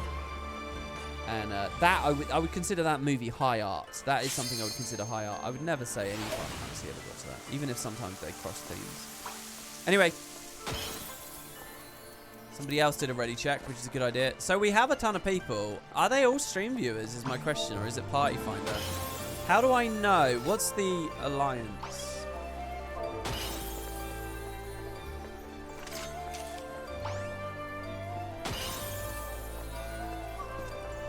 I don't know how many people are from the stream and how many people are just randoms from the server, but I think that's fine. And yeah, as I was talking away there, I was watching it fill up, which is great. Everyone's ready, I think. So I guess we just go in. So I go to the duty finder, I open the options, I select minimum eye level, I confirm that it's minimum eye level, I go to alliance rates,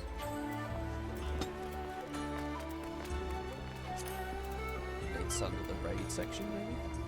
Yes it is. The Ridorana Lighthouse, south of Rabanasta, in a remote corner of the Valnard Sea, gapes a fathomless maw that, for centuries, has slowly devoured the world around it. Ridorana. Whether you believe the cataract natural wonder or demon-torn gate to the very underworld, journeys to her edge should be made with the utmost caution, seeing as none who have stumbled into the darkness have ever returned to tell their tale. An ancient spire once used by the Dalmascans as a lighthouse rises defiantly above the churning waters to warn forethoughtful and foolhardy alike. It is into this spire that the transformed Bergamnon has fled. It is into this hell that you must follow.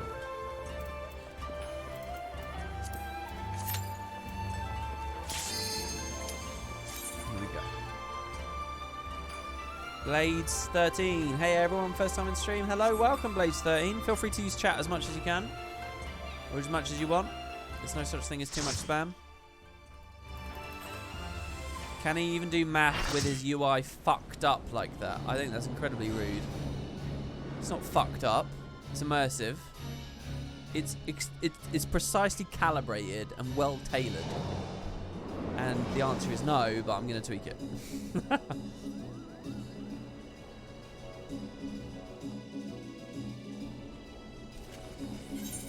And here's how we tweak it.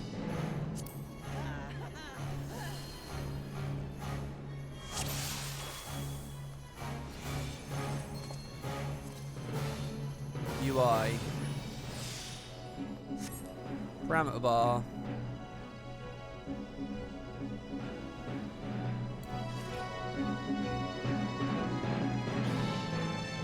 put the HP bar on with the HP value. Done. Oh, it's so fucked up. We're done.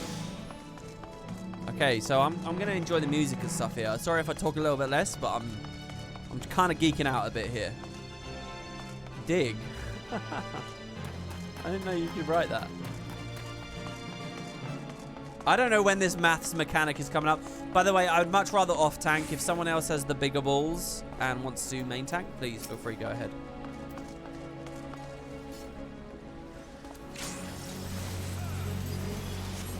Alright. Oh, it's Fanfrit!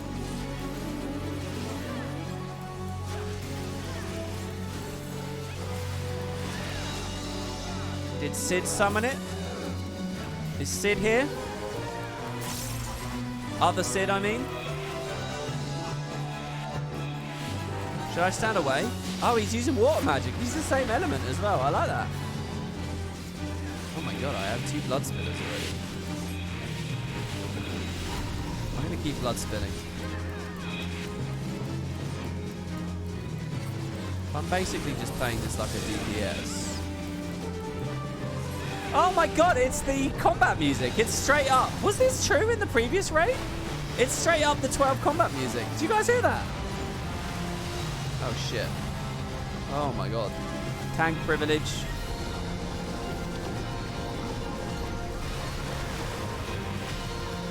Holy shit.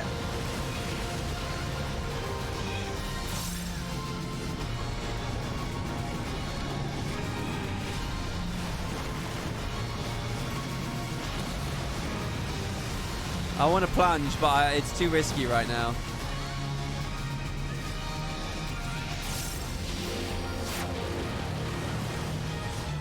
Dude, I'm loving the fact that they're using the music.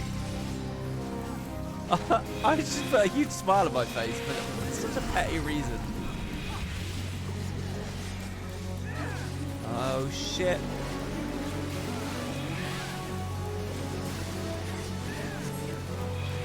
Tide pod. Don't eat those, kiddos. Squeezing the blood spiller there.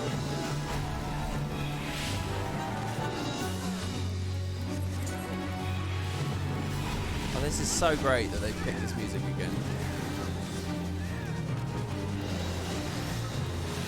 Delirium's back. Oh.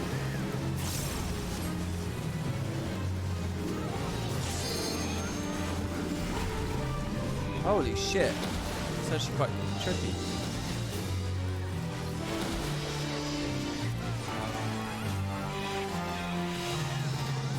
Oh my god, I'm doing so badly. I'm so sorry to the healer. Why is it following? Is it following me?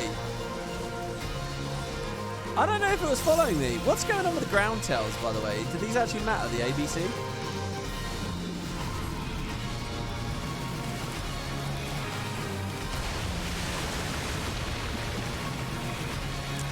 Darkness, you'll know true fear.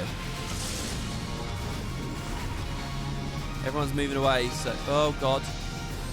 I don't know what red icon means. What does that mean, exactly?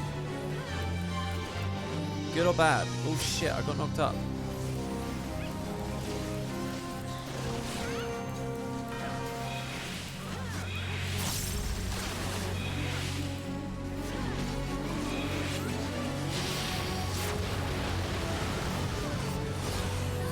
Let the crashing waves cleanse you of your sins.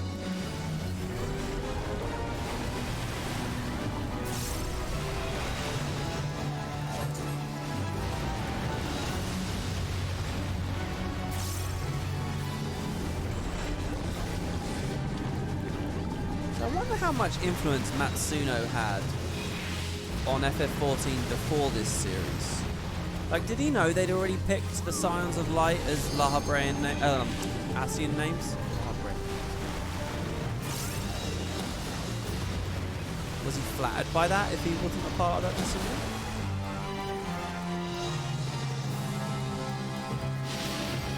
Praetorian, people wrote Sid when you go through the same passage. It spells dick. Oh, MMO players are such immature losers. I never find that funny. Alright, so far so good. It doesn't look like Favorite has any mechanics. Obviously, I'm going to say that, and now suddenly he's going to have a bunch of mechanics. But it feels like my tank privilege... Oh, it's so good that I'm a tank, man. Because I can play really bad, and it's okay.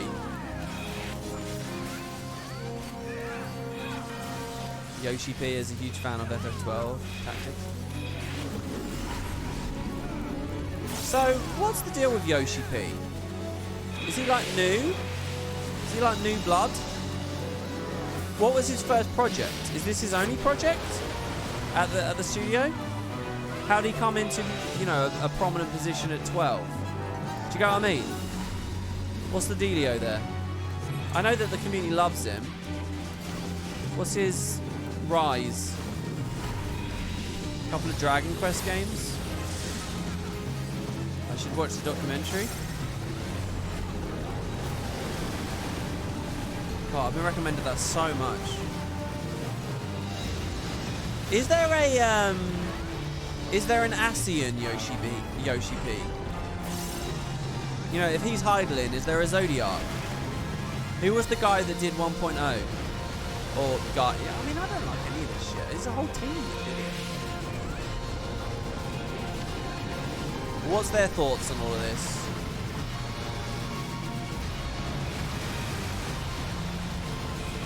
Yeah, it's a no-clip documentary, right? You need to see the numbers on the HP bar? I thought I turned them on. You're right, I don't see them, do I? I thought I turned them on. It's not this fight, is it? It's next fight. Or at least I assume so. Dude, we have a T3 limit break just from this one battle. Do you guys want to press it? Someone could do it, right? Probably kill him. Oh, somebody's doing it. Vermilion Scourge. It's a red mage. Wow, that animation. Fucking hell. Am I right? Did I get that right? Vermilion Scourge from a red mage? Or is that a regular button?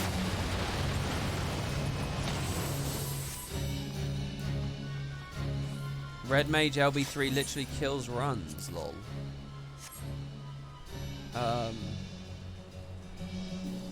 Simple tweaks. I honestly thought I'd... Oh, no, I didn't. Whoops. There you go. I have the value on screen.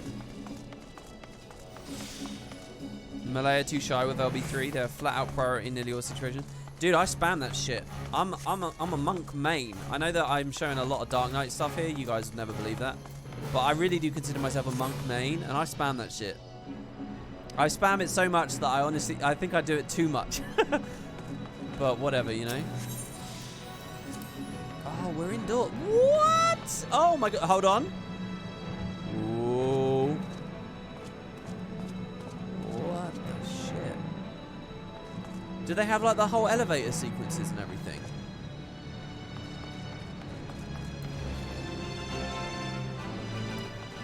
Oh, this is so... Do they have brain pans? This is a lot like the Pharaohs before. Oh my god, they have the teleport sections? Whoa, doing this in first person is weird.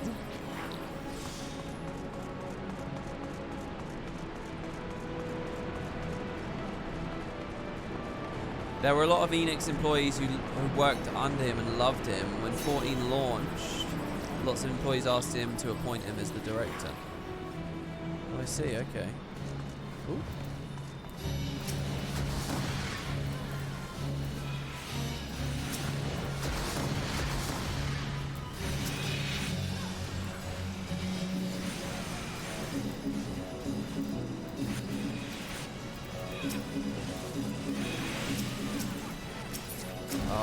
I'm a little bit not used to my keybinds here.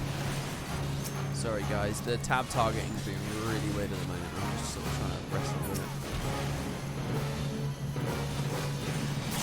it. And look, they do have the brain pans. These Barmu, they're basically, that's what I was talking about. It's the same thing. They'll have a different color maybe later, maybe? But the idea in original 12 is you kill enough of them to unlock glowing bridges. So like here, if you watch this, a bridge is going to appear here when these things die. Which you know, it's fairly predictable as far as the MMO's mechanics are concerned, but this is copied from 12, I mean, quite deliberately, quite specifically. There. Oh, yeah, it's the same animation. So these are green. Later, there'll be a red one, and the only way to get the red one is by killing the red things, not the green things. But I don't know whether they'll do that again. There should be an elevator in the center as well. Let's see.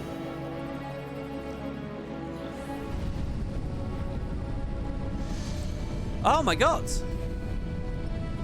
We're gonna unlock a new Esper, guys. This is weird. Why is Bellius here? Bellius is the first summon. My LP's even got to Bellius. Belias, perhaps you'd say. Someone else can have the controls. The spy is bound. Oh god, is this it? This is the prime number thing. So right now I'm prime. My max health is prime.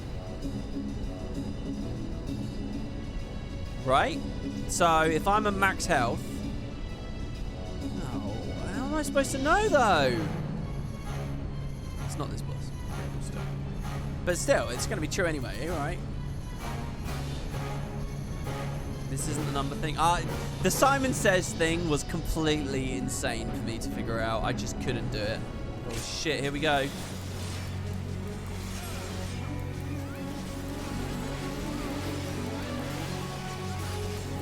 Really trying to weave. Oh no, what? Messed that up. I'm gonna zoom out. 50. Delirium. Put up a defensive. One more.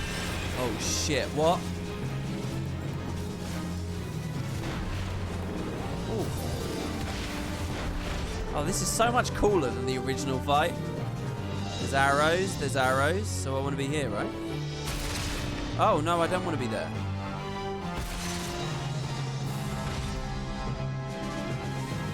Tank privilege.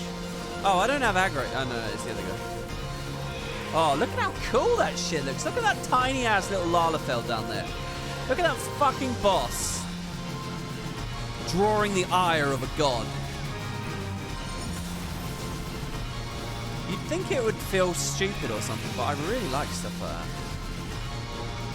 that. Hand of Time.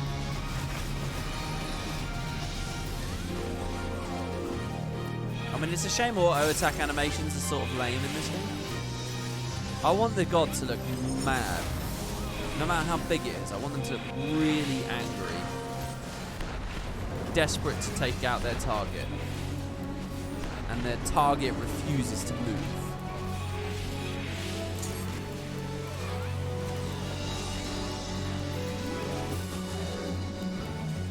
Well, that is the tanking experience. Oh man, there's not much going on.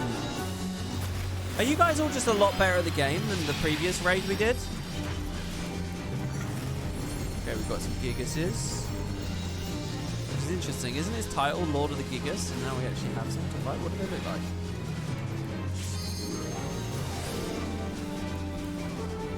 Oh, okay, hold on. I'm in Alliance A, and I'm standing at Section A. So we're pulling them apart. Each alliance dealt with one each. Wow, our alliance destroyed our one. Can I go help them? I don't have a debuff or anything. What's Bellius doing? I can't see.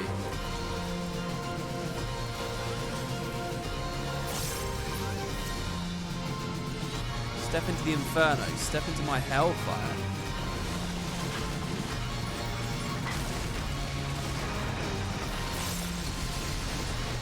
Jesus Christ.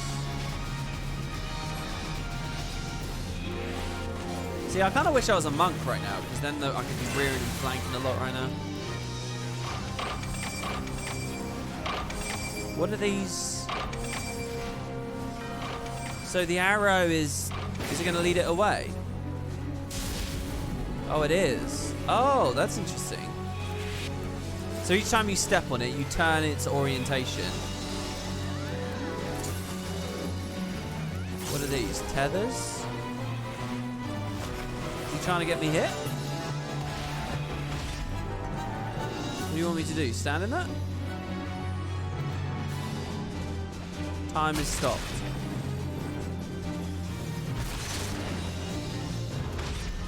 I think I wasn't supposed to stand in that.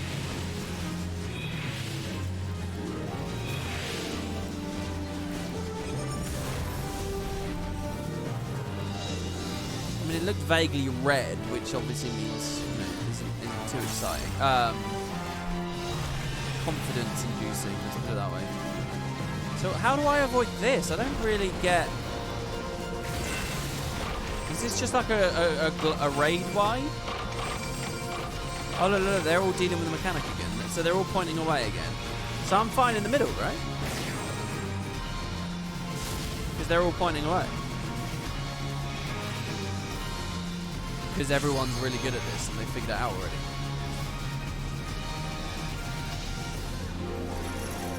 Oh, here it is again. So there are pillars and tethers. They're all like slow clocks in the middle, which is representing the fact that I'll be slowed down and unable to move. Double weave was a bit rough.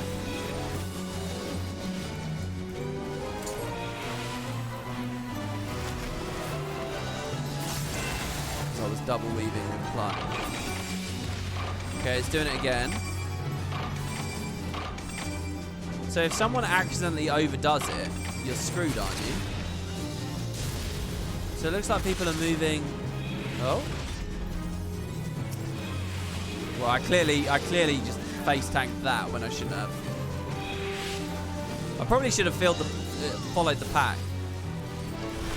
I'm always so resistant to doing that, like instinctually, just like.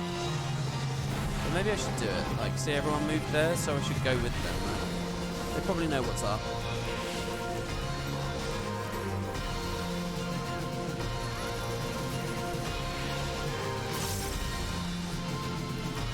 I can only glance at chat right now, guys, so whatever that is about Guild Wars 2 players, I'll read in a second. So I'm going to try and avoid this. If I just go after, like that. Oh, didn't matter anyway. No, my intent was good. My intent was pure.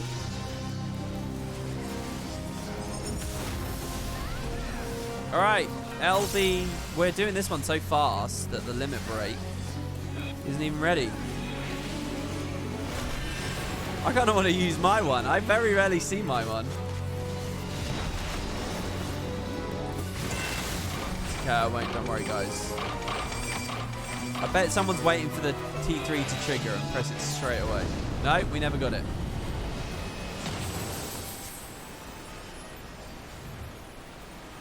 Oh, wow.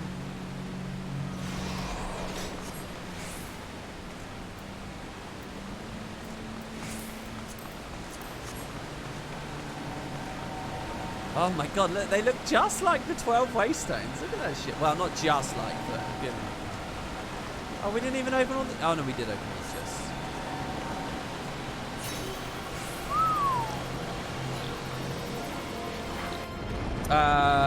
Yeah, wow. What happened here with chat? My god, that's a lot of messages.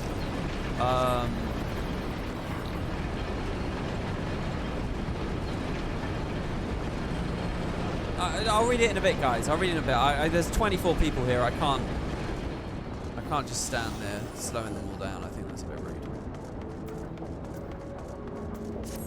I like this, though. 12 definitely never had anything like this.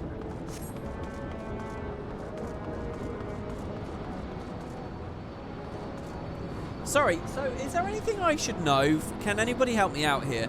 Is there anything I should know from Heaven's Ward, from earlier Stormblood, or Around Reborn about clockwork cities or these kinds of like primitive mechs? This is all new, is it? This is all new lore. This is all new territory. There's nothing... Oh my god. I mean, I've seen these iron golems. I've definitely seen these before. But what was the context before? Gobbos? Weren't there some of these just wandering around the Charlene colony?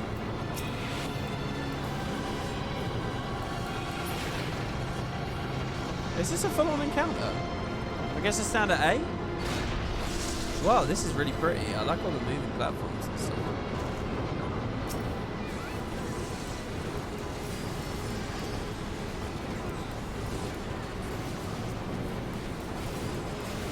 Oh god, I'm only glimpsing at chat and I'm seeing words like dog piling. Is there dog piling going on? Why though?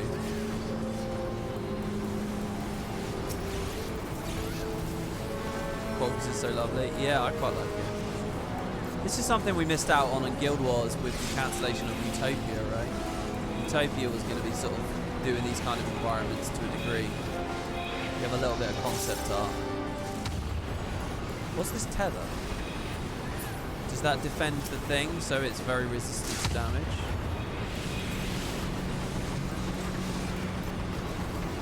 There's a cool like mini realm in Divinity 2. There's like a clockwork kind of city place as well, which is really nice to go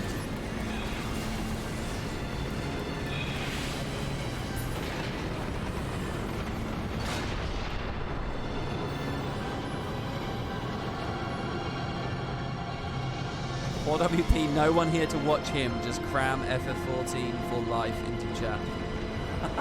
Is that what happened? Someone said FF14 for life and now everyone's talking about it. Crude scrolling. Okay. A wise arithmetician once said that primes were the most lonesome of numbers. To that I say bollocks.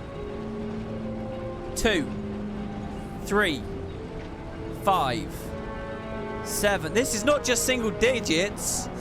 11, 13, 17, 19, 23, 29, 31. And on to eternity. There are enough digit here's to start a fellowship. But they'll never know one another. That's the thing, dude. You don't understand. Oh my god, this music! I'm coming, sorry everybody. I was reading lore. Oh my god, we're full on in it. Oh shit, I'm late. Alright, let's go. Who the fuck is this? Construct 7? I do not recognize this from this. Oh god. Okay, I'm gonna really try and engage my brain. Ignore my skill rotations because what I'm trying to do is discover mechanics right now. Pulverize. Right, my max health is a 3. So let's assume that I'm always there.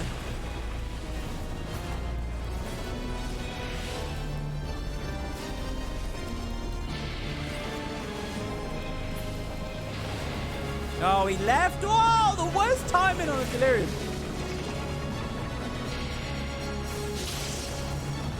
What is this shit?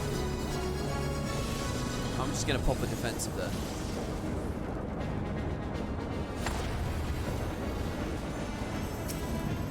Dispose. I hope you guys know your primes.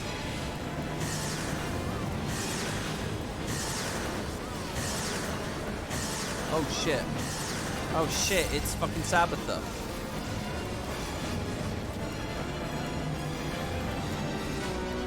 Incinerate.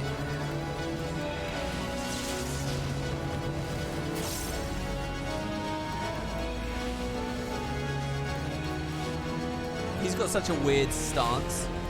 Computation mode.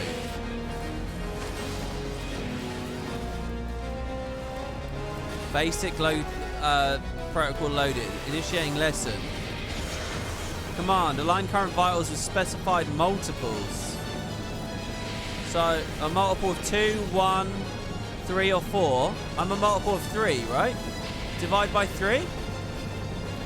Oh, wait, no, my number's different. What? It says 21 health. Hey? Oh, I have 7 health. So I'm prime. I can't be in one of them. 4. Divide by 5. Divide 4 by 5. I'm alive for some reason. Inaccuracy will be punished. Sorry, what did it want me to do? Divide 4 by 5.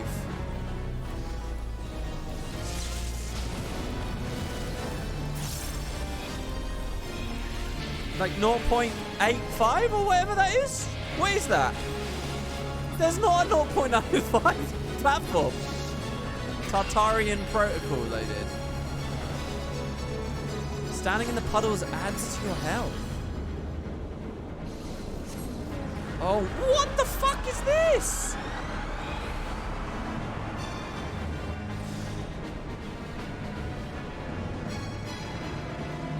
I need to make my health dividable by 5. What's that got to do with prime numbers? Well, this is some like Osmo stuff. I like this, by the way. This is very cool. Ferrofluid. That's what happened in the Alexander raid. What's going on here? Oh, Guild Wars has a mechanic like that.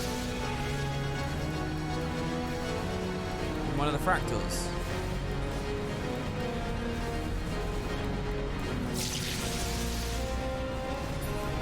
Alright. Tank stance, please. Sorry. Yeah, okay, I got it on. Sorry, yeah, I'm the only tank for that alliance. We were all in that one area, so all the DPS were getting ruined. Annihilation mode. I'm actually less scared of annihilation mode than I am of computational mode. What does that say about me? No, but now I have aggro.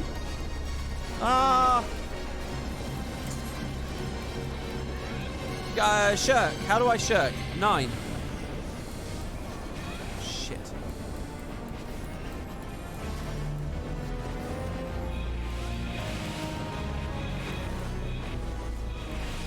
Alright, it's okay.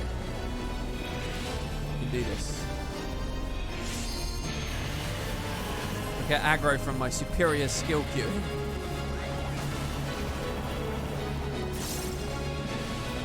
Okay, laser beams.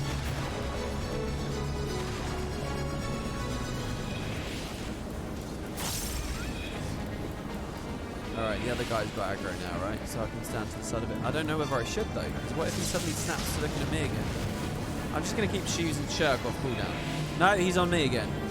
That should target party member 2, right? Oh no, that's provoke! Fuck!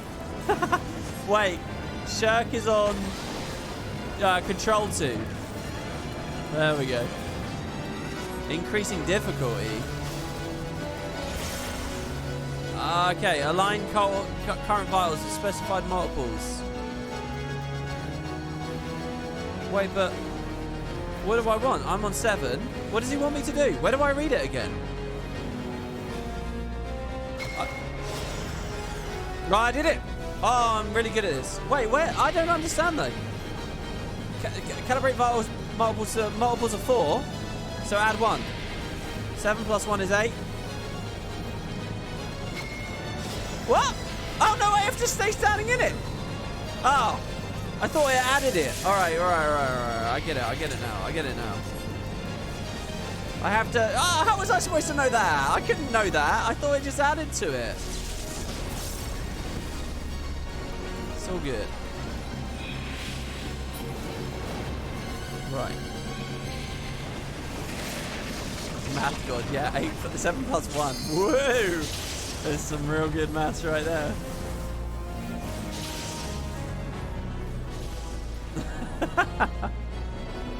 Oh, fuck. I dared to look at chat. I was next to the thing. Alright, thank you very much for the raise.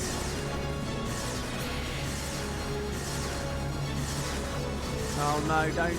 I shouldn't use any abilities, right? Because I got my passive on. Still have stance on.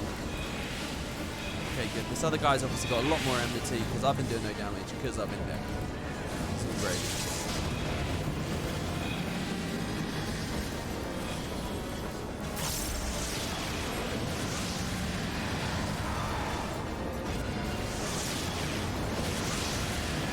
I don't know what I expected the event. People have talked about this fight a lot as this has been going along. I don't know what I expected, really. That it was a part of the Rabanasta series. That it was at the top of the Pharaohs. That it was a random robot called Construct 7. It's just bizarre. Like, everything about this is bizarre. Like, truly. Someone surely can limit break that, right? I want to do the phase again, though. It only comes up twice the whole fight.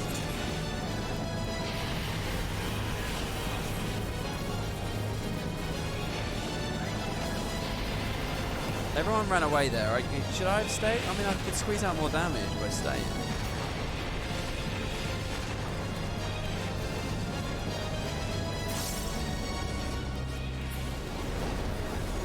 Oh, the maths comes back in Bosnia, does it?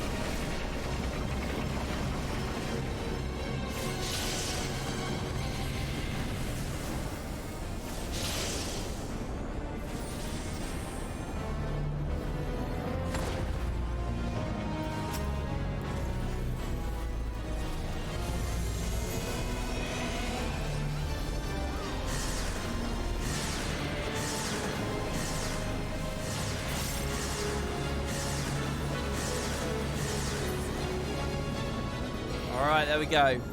Wow.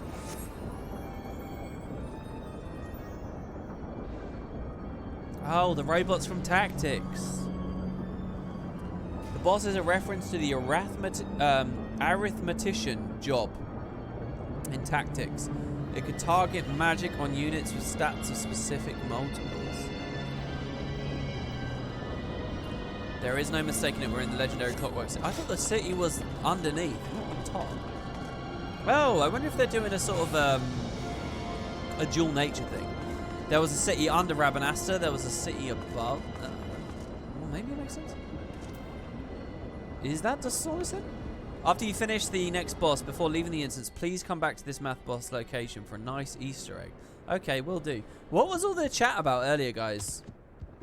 Was it about how good Final Fantasy is? Long have I waited for this moment, Garlean swine. See, look, I did the voice well, didn't I? I didn't even have this as reference. Come! The blood of my fallen brothers feeds my hate! Basically, you don't want to know. FF and Guild Wars 2 players going at it, not really worth talking about. No, I want to hear it. I like a bit of controversy, a little bit of nerd fighting. Let's hear it.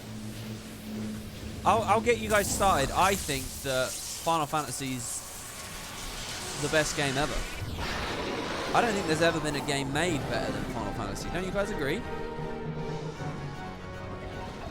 I don't know why I ever played Guild Wars.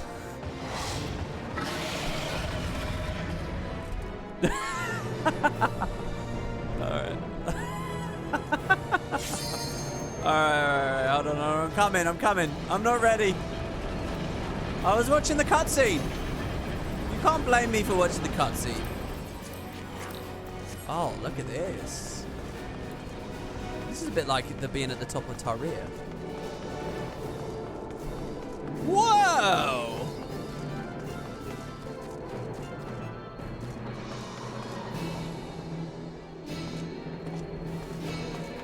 I'll tell you what, it is a bit Bourgeois-esque, isn't it? Holy shit, team up! But it's not going to be called that, is it? What is it? This is the bot. It's Yasmat! Oh! What a great idea! Oh! It's Yasmat. Of course it is. That's fantastic. This is like the final super boss of 12. Notorious fan with the most HP. And I am the barber's blade. Holy fuck. I am the barber's blade. I forgot that the Bunga have British accents. I'll tell you, limb from limb. I will turn stance on again if I perceive me to be in a phase where it matters. We're going for Delirium.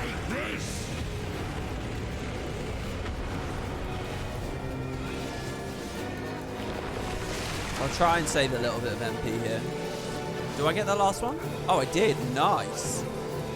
I think I managed to get an extra blood spinner there than I normally would.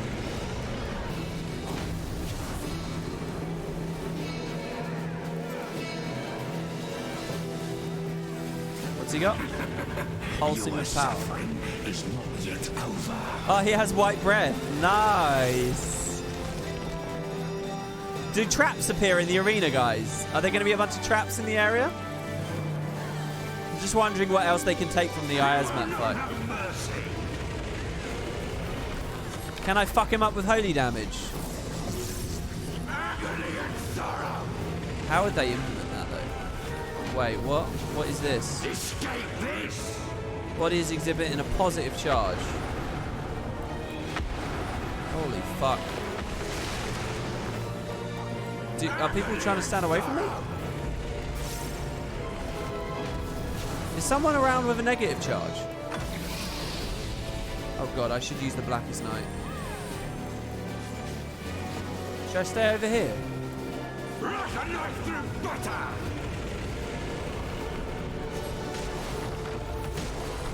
I definitely failed some kind of mechanic there. 2 vulnerability? I don't know what that was though.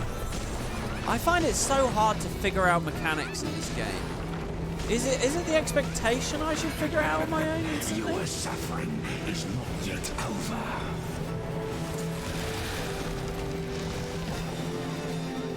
Should I know this shit already? I don't... It's just not clear to me. Am I just stupid?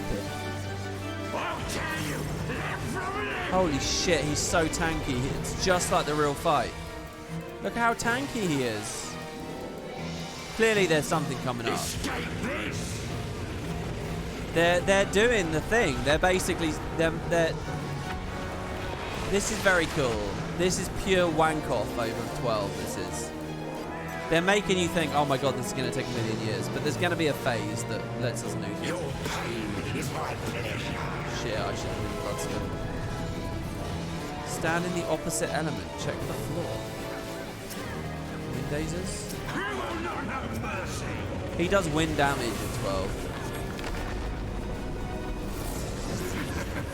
Your suffering is not yet over. So negative. I want to be in negative. But the thing is, it's a battery thing. So with a battery, you usually reverse them, don't you? I think I've got to stand in the opposite. I think if I'm negative, I want to be in positive. And if I'm positive, I want to be in negative. Feel the wrath of my brothers. That would be my guess with it. Oh, look, he's got Cyclone. He has it. He has all the abilities.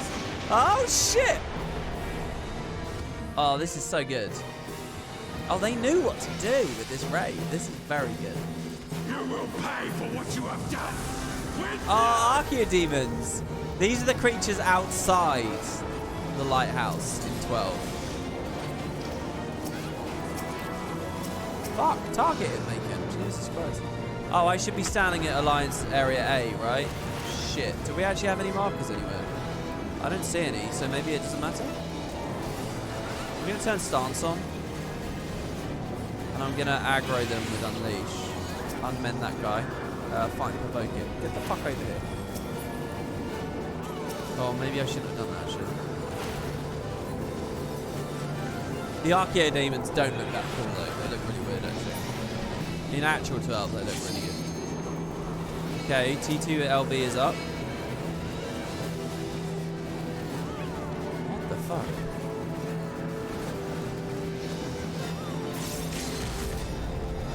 They're pulled away for a reason. They're tethering. Okay. So I do want to keep them away.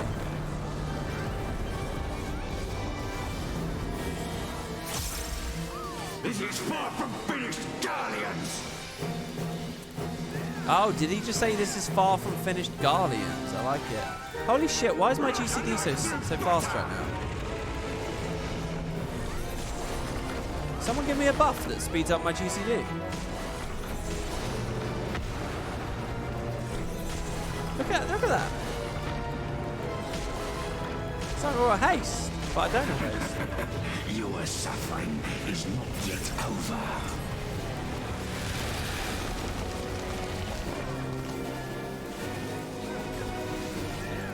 I'll tear you limb from limb. Wow, suddenly I look back at his health and we chunked him. When did that chunk go in? You will not have mercy. Magnetic Lysis. Lysis? Like a knife through butter. Oh, okay, so yeah, I'm plus, so I want to be in negative. That's my understanding. What I think this mechanic is, as well, is I think it's the I would be getting knocked in the air if I was doing it wrong. And right now, I'm not doing it wrong because I'm not getting knocked in the air. I'm not going to stand in front of that. What's this? Damage down. Shit. I clearly messed it up again. I don't know what I'm doing. Oh, that damage down was from ages ago, maybe. There's personal haste on some jobs. Dark Knight, I don't know though. This feels different. This is really fast. Look at this. Okay, a collapse mechanic, which I just accidentally ended up doing. So.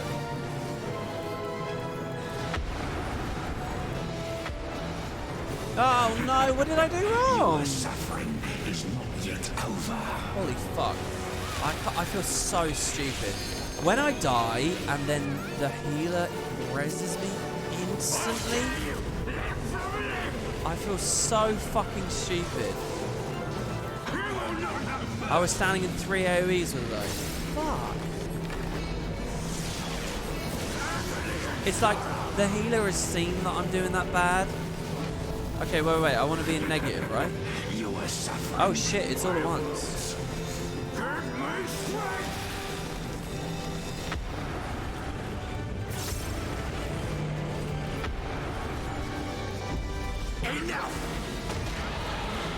I feel like I'm doing this battery thing right, at least.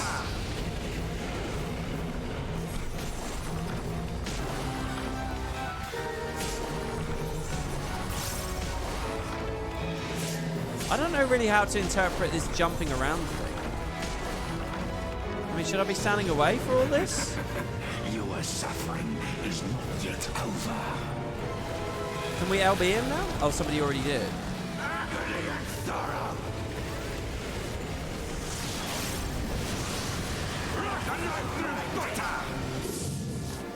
Alright. You may have escaped me in this life, but I shall be waiting in the next.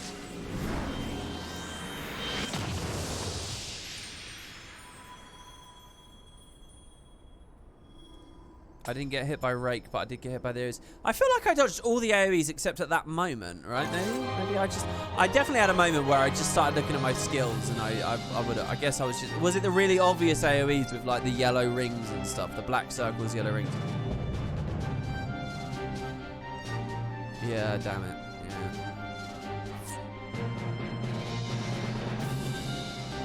I stood in 1 and then 2. I think Tiny's just really good at res speed. I don't know. I mean, I'm amazed how quick that goes. Holy shit. Oh, there's triple time cards. Yayazmat. Oh, I want one of these Yayazmats. 71, 15, 60. Construct B. I'll take the music as well. I like Alliance raid rolls, man. I like this loot. I'm going to say thank you to people. I don't know whether everyone in this Alliance was in this stream chat. But listen, the fact we got everyone together to do this min-eye level, I really appreciate that. That's so cool. Thank you. I'd love to do it for Wing 3 as well. I mean, that'd be badass. Oh. Cool. You guys talked so much about that prime number thing, and then it was just, like, done. But I guess Bosja, it returns, right? So, would anyone be so offended if I turned off my HP parameter bar again? Oh my god, another cool emote. Alright, so there's an Easter egg if we return now. Someone said there's an Easter egg if we come back, so let's have a look. Okay, I can turn it off. No, that's Dalamud settings. No, not easy eyes, easy tweaks. Whoops. One I haven't installed. Simple tweaks. And then it's hide MP. No, I do want to hide. I want to hide MP, HP text, and HP value, and HP bar. So, what's this Easter egg? We come back? WP only got 3 out of 5 stars for that performance. I think I did it right. I mean, I don't know. It might be tricky to remember how bad it is as a noob, but sorry. Am I misunderstanding something? Am I supposed to see something? Oh, do I need to type /return? Return to the starting point? Use return and go back to the maths boss. Oh, you're making us joke about the 3-star emote. How many of you guys in chat know what this is? What is this that I'm going up to now? Could I have TP'd with an Aetherite? WP did great, we wiped it off on release. I feel like I'm missing out, man, because I didn't do this on release. You guys must be so pumped for Endwalker, man. Because it's all new, right? I mean, that's this weird thing about MMOs that, like, it's not even MMOs, just multiplayer experiences. You know, if I did a Dark Souls stream tomorrow and I was solo, blind, Dark Souls, my experience is going to be precisely what people had in 2009 or whatever, you know. It's not going to be tampered with. But in MMOs and community-driven experiences, once that knowledge is out there, it will forever change the face of it, you know. I would have to find 23 noobs, you know. My audience would have to be much bigger to be able to properly emulate it. If I picked a game for you to play blind, it's Hollow Knight. Dude, yeah, I've been reading a lot about Hollow Knight, and no, I phrased that wrong. I come across a lot about Hollow Knight, and every time I read a little bit about it, I'm like, oh man, that does sound. It does sound like the perfect game for me.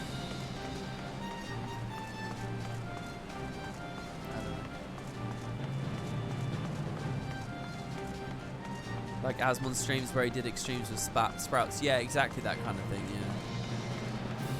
Wow, this is a hell of a walk for an Easter egg, guys. I still have Four Lords and Monster Hunter. Hold on, Four Lords is also in this release? I thought Four Lords was next release.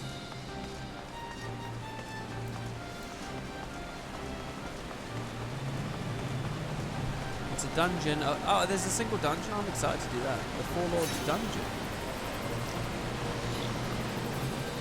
I could have used the TP crystal at the entrance. Okay, fair enough. I didn't just run past it, did I? No, it's here, right? It's really weird to go from the last stream of theories to this. What do you mean? Because this has been more of a gameplay stream and the last one was more of a lore stream. I mean, I think that's a testament to the strength of Final Fantasy XIV, isn't it? There has the two hemispheres. No, he couldn't have chat. The TP takes you to the star or the furthest crystal. Ah, so this one would not be available. This is where I fought him, isn't it?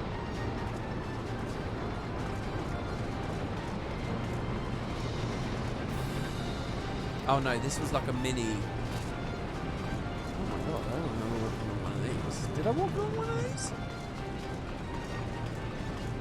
Yeah, it is a fun environment. It definitely is. There's another crew drawing. Shit, does that mean I've missed one of the drawings? Oh wow, that's very cute. That's very cool. Is this well known, is it? I like that. That's awesome. Oh, he even speaks, waiting for command. Because they know that this is a hell of a walk, right? This is the joke, right? That's really cool, isn't it? I think that's very, very cute.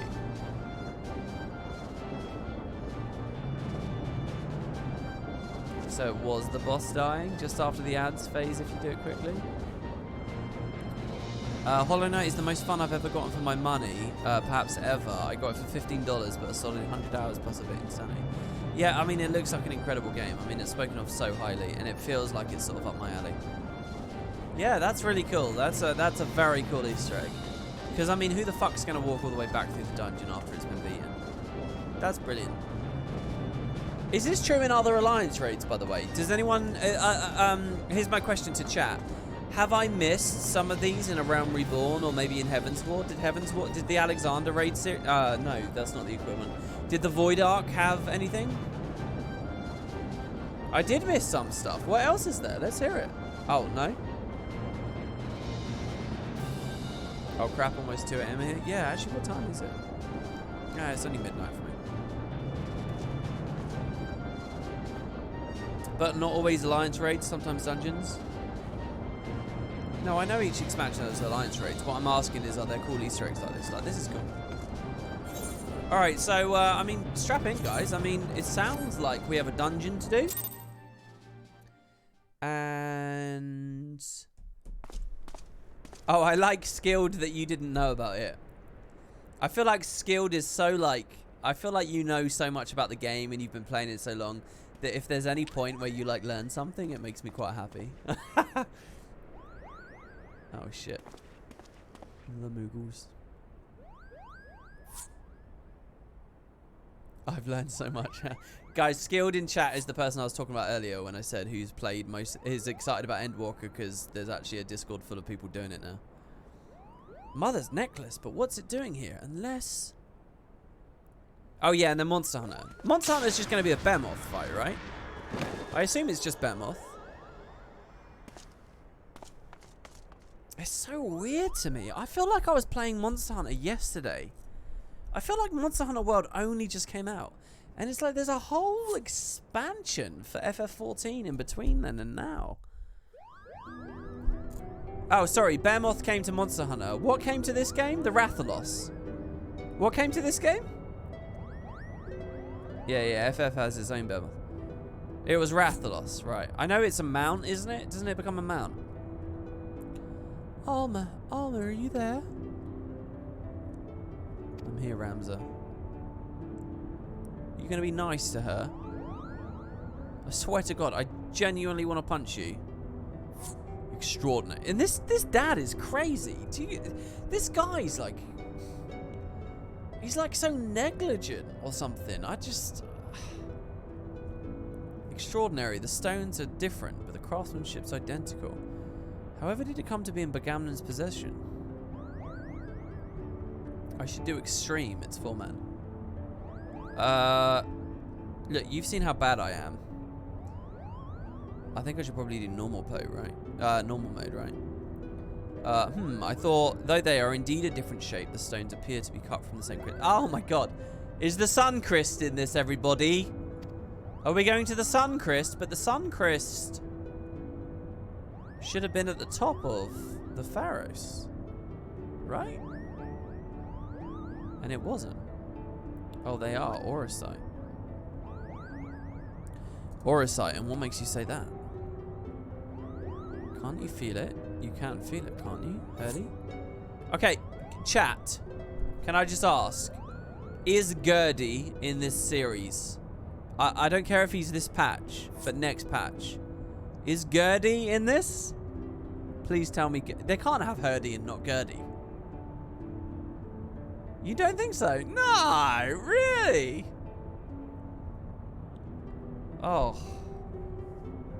My disappointment is, what's the phrase? Immeasurable. My day is ruined. The name isn't ringing a bell. Oh, why did Herdy get the spotlight and not Gurdy? Do you recall me telling you that Bagamnan considered the necklace special?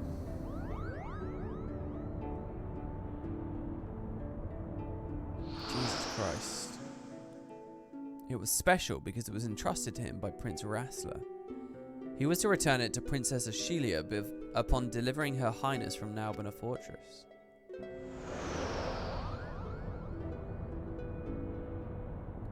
A family keepsake.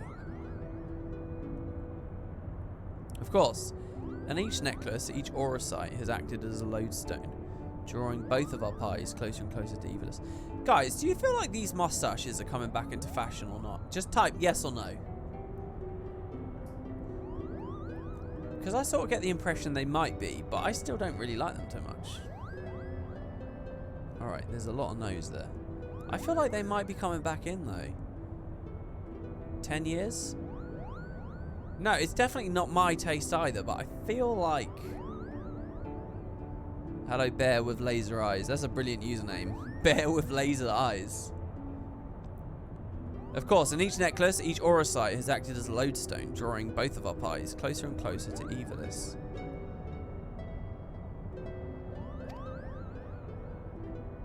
Yes, you have a few co-workers with them. Yeah, that's exactly my point. I feel like they're appearing more and more. And in media, they're appearing more and more. Not that I necessarily lend much stock to the fashion trends exhibited by Final Fantasy XIV, but the Aurosite guides us. Rams, are you recovered? Lockdown beards. What's a lockdown beard? Thank you, sister. I'm well now.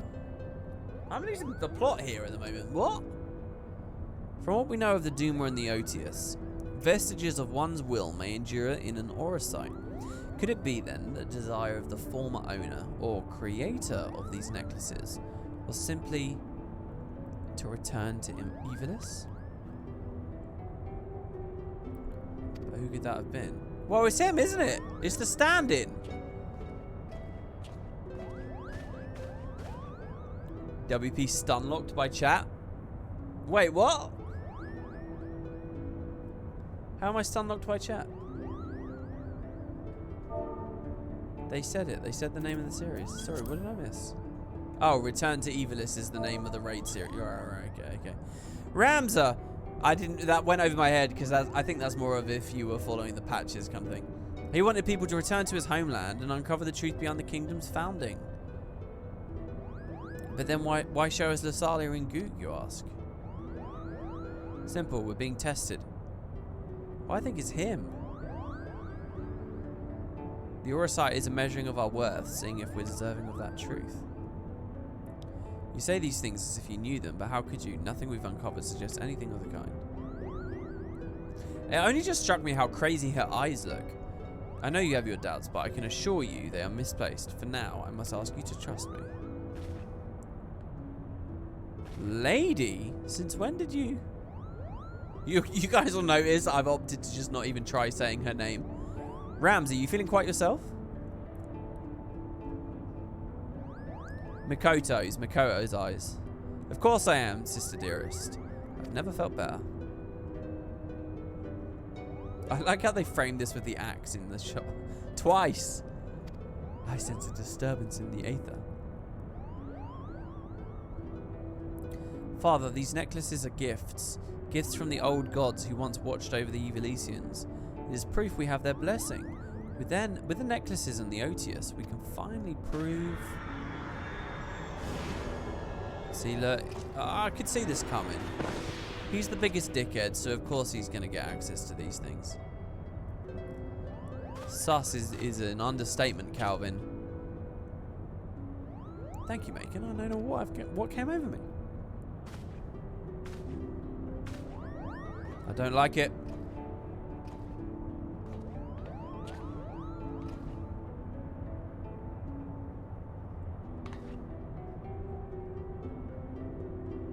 Ramsey, you must rest. Leave me be, Armor. Did I not tell you I'll be fine?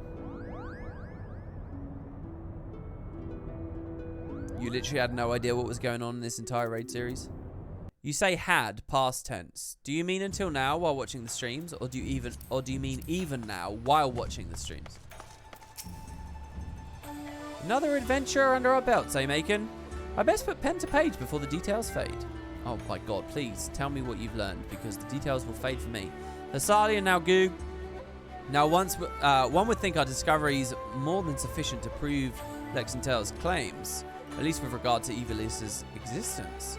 But something tells me that until Genomus has proof that his ancestors were not the heretics the church painted them to be, we will not rest. And then there's the curious case of Ramza. At Alma's throat one moment, all sister dearest the next. He was like a different person when he came to. Yet I seem to be alone and wondering exactly what happened to him back at the lighthouse. If you ask this lady, he must have taken quite some bump to the head when he fell. Then again, it didn't take him long to turn back to his spiteful little self, so all's well that ends well. I love that she called him a prick.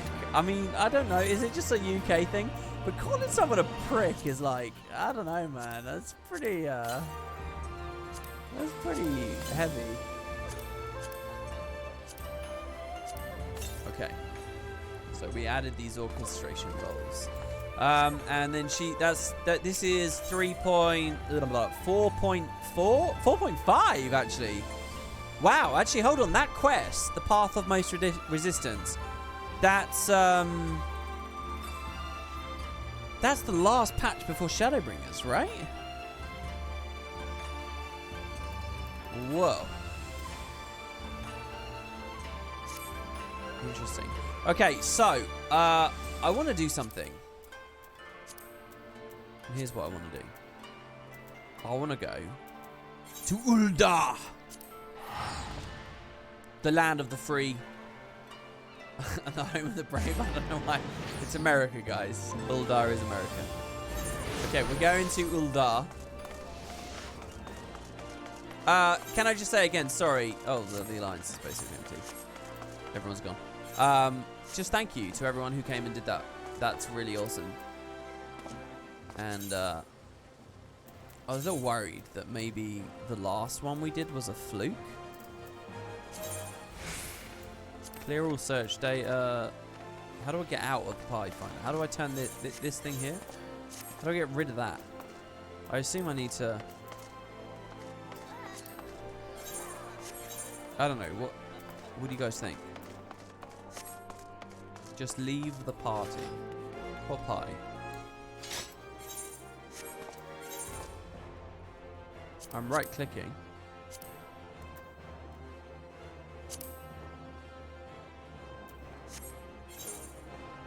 I'm not in a party. Press O. O is unbound for me. So P, I guess, is the... Ah. Okay. Disband. Oh my god, you guys always know the answer. Wow. Wait, why is my company your mum? What? I accepted a random company before, and I think that... What? Has more balls than your mum. What? Is that the company I joined? Has more balls than your mum. You joined a random free company request. Okay. Top of the morning, top of the morning, top of the morning, top of the morning. 1 out of 11 online. Duck Incognito, rank 9. Foundation date, the 21st of the 10th, 2021. What? So this got created just a couple of days ago. What does rank 9 mean? What does that mean? Being honest, probably best to leave. That free company's probably going to get reported. How do I leave a free company? I mean, I just clicked yes before. How do I leave it? Am I running around with it saying your mum on my character? Is that the Welsh flag? It does look a bit like the Welsh flag. Really? It's been saying your mum on my character. Yeah, let's get out of this. How do we get out of it? Fellowship? No, it's not. It's a free company, isn't it? Free company. If you read this, your gaming prowess increased by 5%. Oh, my poor dog over there is like entertaining himself with a toy because I've not entertained him. And it's midnight, so he's doing it in the dark. I've like lit up this area of the house, but not over there. Go to info. Oh, we're in Immortal Flames company. Bye-bye.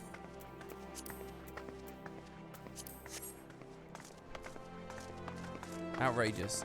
Now, if that said your dad, I'd be all up for it. But no, not your mum. And it's spelt the American way as well. Outrageous. M-O-M? I don't think so.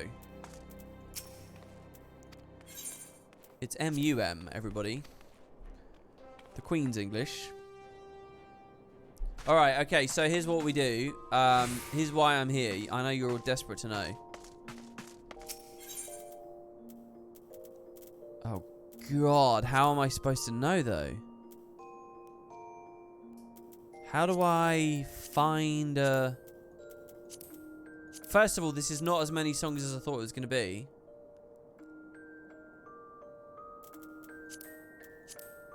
Can anyone guess what I'm doing?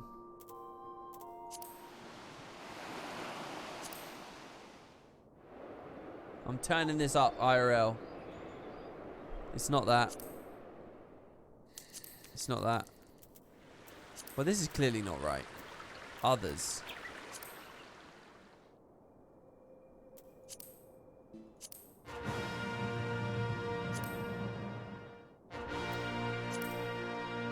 Sorry, that's just the quest reward. What does that do? Just play it over and over and over?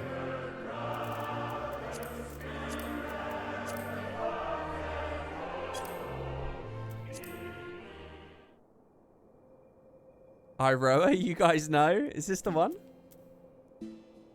It is! This is the one! Oh my god, I love you all. You guys are totally right. Yeah, this is the one. Oh, what a song this is. Why does this appeal to me so much? Oh, it's that woo kind of noise.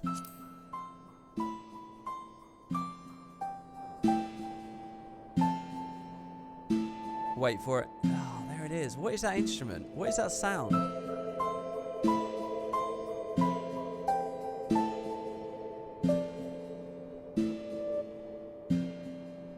It's that quiet noise in the background, the sort of like synthy kind of sound. It's like the sound that you heard a lot in like the old like Sega Mega Drive days. Like fucking Echo the Dolphin had that noise in it. Oh, I don't know what it is, but it's so good. I just can't get over it. I used to listen to all this like post-hardcore that had that in the sound, you know, in the background as well. God. All right, there you go. That's what I wanted. I kind of want to put that as my house music as well, but whatever. Right, okay, let me turn that back down. Okay, so can anybody lead me to this dungeon? I can do a dungeon. Speaking of that music, I mean, it's a bit silly because I can probably go... We're going to listen to that again in a second, I suppose. I go Far East, Orthard... Wait, was it in Orthard? It wasn't Orthard. No, it wasn't. Yes, it was. It was the Ruby Sea. We go to the volcano, right? Oh, but there's a thing. Teleport. Far East.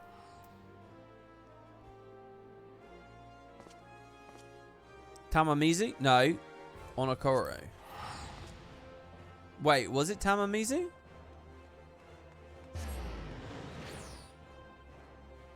The new king on the block is the monster hunter thing? Shit.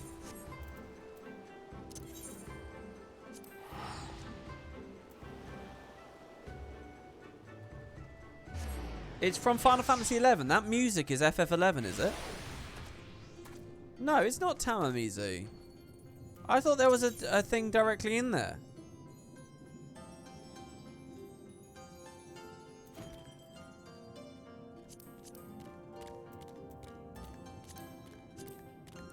It's weird to me that the Revenant's Toll is other.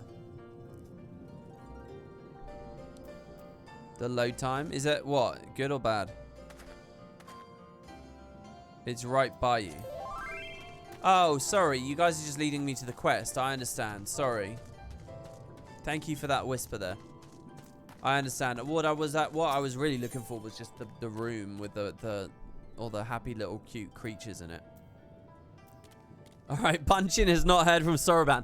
Okay, so just a quick recap for everybody. Our turtle friend Soroban is currently being forced to train for like ages in this like weird, desolate city place filled with cute animals that are just like the avatars of these great celestial beings. 3 of which are a bit mental at the moment, and we're gonna have to fight. That's basically this storyline. But apparently this is going to start with a dungeon, so... A pleasure as ever to see you. I won't voice all the turtles super slow. Would that I could say the same for Soroban. He has yet to return from Tamamizu. So I can only assume he is still busy undergoing Genbu's rigorous training. Oh, we get a link shout message. It's fairly late in 11. I'm not sure if it's from Umatsu, possibly someone else completely.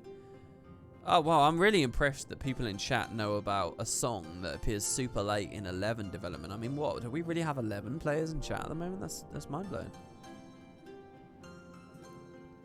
I don't know. I've had a house for weeks in 14, and I've had Blue Fields, which is the overworld theme from 8, playing on a loop, and I don't think I'll ever change it. That's interesting. 11 is still getting updates. Is it really? It's still getting updates. Is there 11, 14 crossover? You would have thought so, right? Hello, hello, Macon. Is my link pearl working? So unreliable, these little things. It gets new story content monthly. What? I didn't know that. Is that really true? 11 is getting monthly story content.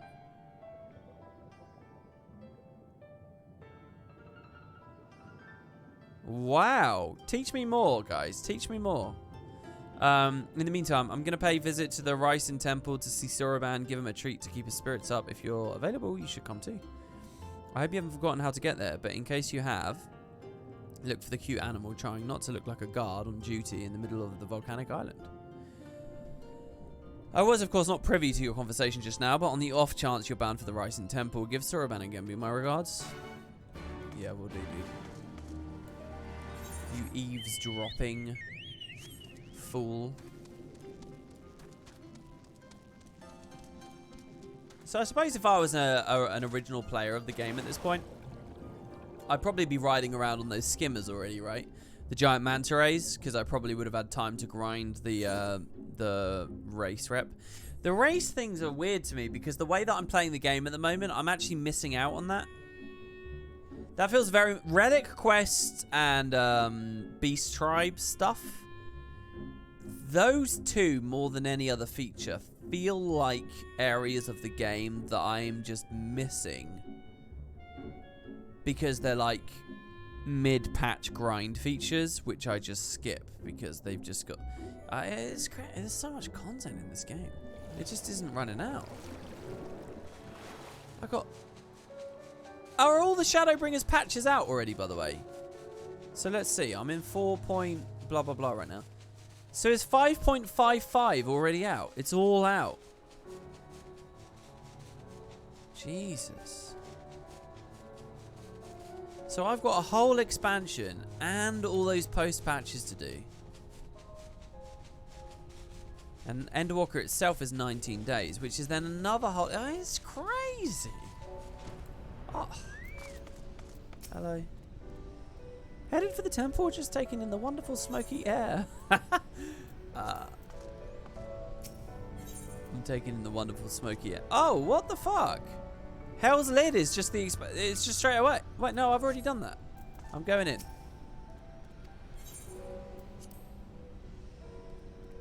Yeah, you ain't getting there in time. I have no... I'm not... I don't care. I don't need to get there in time. Here it is, the music. Someone said something on another stream, which I very much believe, which is basically, you know, people, fanatics, the FF14 fanatics out there, they're going to play it on their own, and they've probably got other YouTubers and, Twitch stream, whatever, personalities, I don't know, what's the word?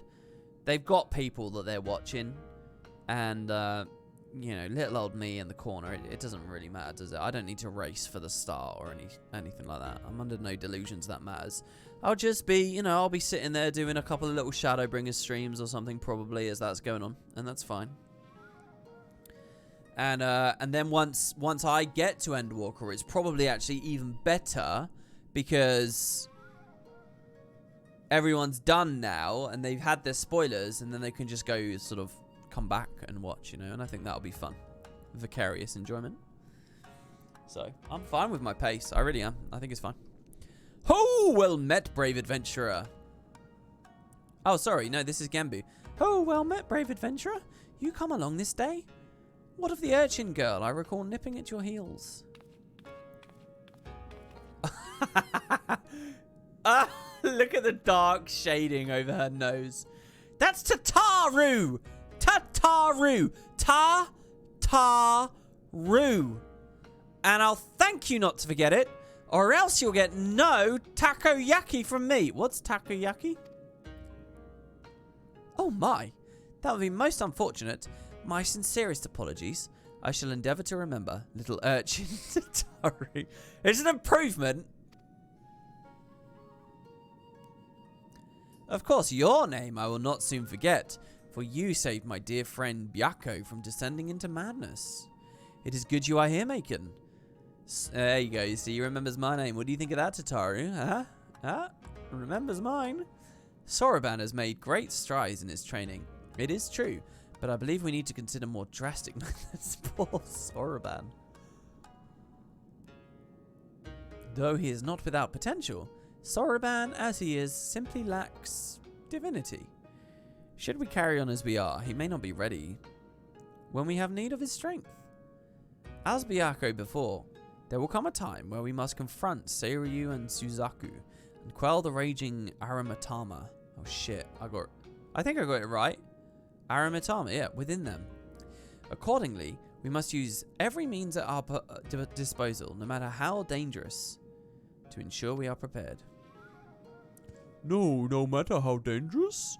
What exactly did you have in mind? Oh! There is no need for fearful trembling or withdrawing into one's shell. All I would have you do is open a box. Oh, that is all? Well, I have opened my fair share of boxes.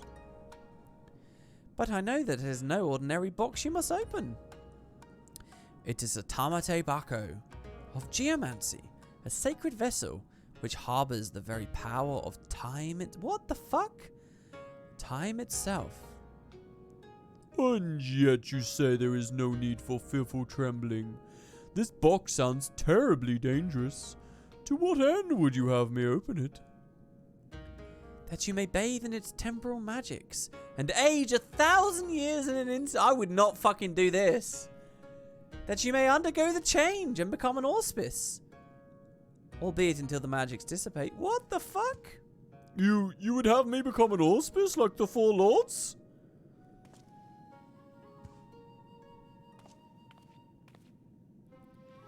Hold on, Macon. Didn't you come across one of these Tamate Bako in the Shisui of the Violet Tides? You did, didn't you? Yeah, I remember that. Look, Tataru, I'm like all about the lore, okay? And I have immaculate memory of all these things. Of course I did. I am aware of similar relics in the possession of the Rain. However, their magics alter only the appearance of those exposed. A mama's trick. A glamour. Altogether unlike the phenomenal power of the Tamate Bako we seek. Know that this is no legend, but incontrovertible truth. For the one who created the Tamate Bako of geomancy was a fellow auspice. Like many of us, he lived long enough to see comrades become consumed by the Aramitama, see them descend into madness, and lay waste to the lands they had sworn to protect. And, like many of us, he had no choice but to put an end to their rampages. This auspice knew full well that he was destined to share their fate, and so... This is... The story of... This storyline is like so different and separate to everything else going on. Am I meant to see the Aramitama in other areas of the world? You know, in the universe? Am I meant to wonder if the Asians are a type of auspice that have fallen to Aramitama at some point or whatever? I mean, it just feels like they're just sort of having fun with a totally different story, you know, and they're just sort of whatever. Okay, you guys are all saying no. He resolved to craft the Tamate Bako of geomancy, and when his work was complete, he bathed in its magics until he was no more. By the Kami, he chose to die while his mind was still his own. I don't know what to say. Once the true potential of the box was understood, that it could bring death to an auspice, it was decided that it should be placed under lock and key by the Swallow's compass, until we had need of it. However, the Grand Mausoleum of King Ganon has been abandoned to the Shikikami, forever bound to its halls as guardians, and only a warrior of surpassing strength can hope to overcome their trials. So we want the box to give it to Soroban to make him an auspice, to make him fight the guy in the temple back there? Still yourself, Soroban. Until the moment Macon returns with the Tamate Bako of geomancy, you must train like you've never trained before. Yes, of course, of course. I like this. The blustering fool, I really like. Apparently all of this will come back in Endwalker in some form. You are trolling me. I mean, that is a joke, right? Do you know what I feel like I can do? I feel like I can go to my quest log, right? I can feel like I can click, you know, Dragon Song main scenarios, right? And you see this little detail here about faith or whatever this is?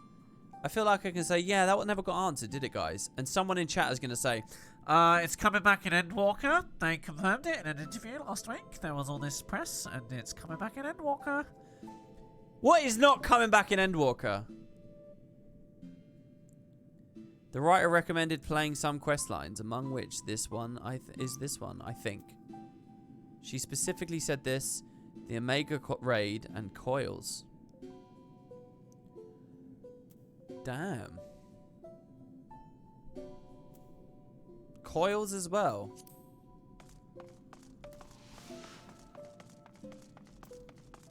I love you, you're so cute. Come here.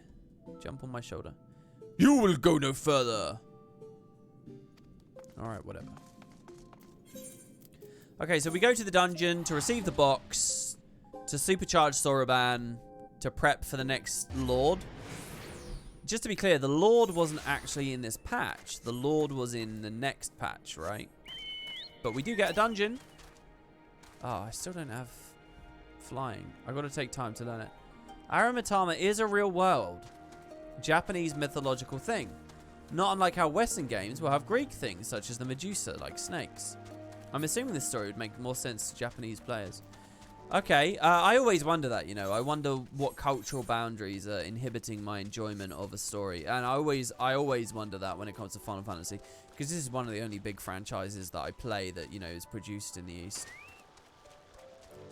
And unfortunately, you don't see massive video game development in a lot of other, you know, significantly different cultures.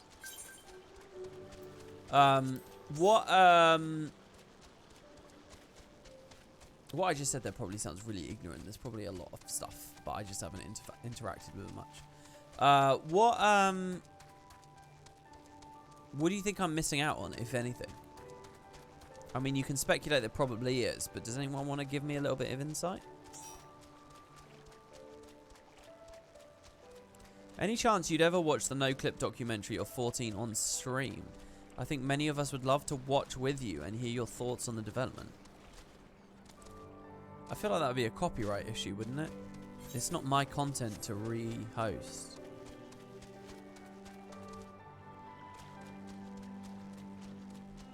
So what would it be? The stream itself would be like a naked, like, black screen, and then I would give you guys a sync point, and then you'd watch it.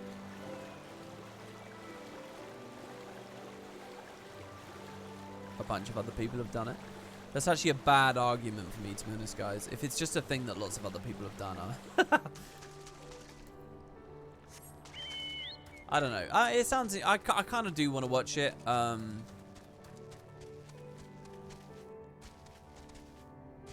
I think I'd rather watch it on my own, to be honest.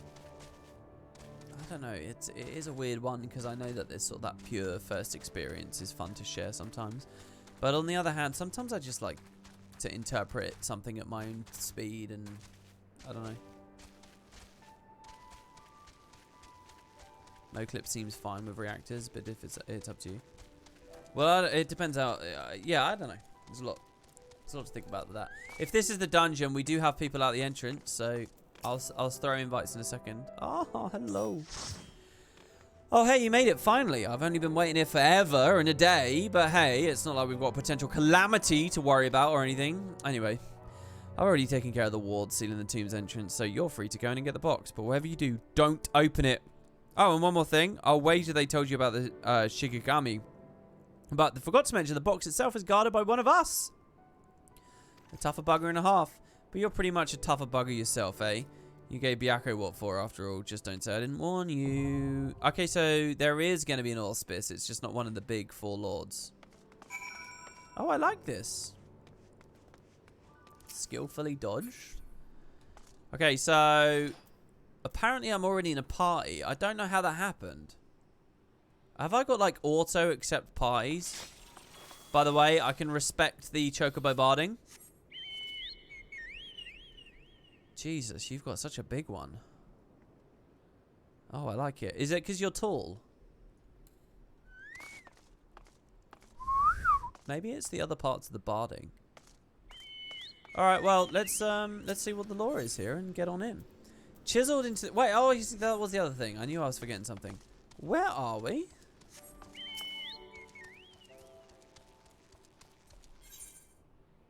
Was this always here on the map, even at Stormblood's release, and they just didn't...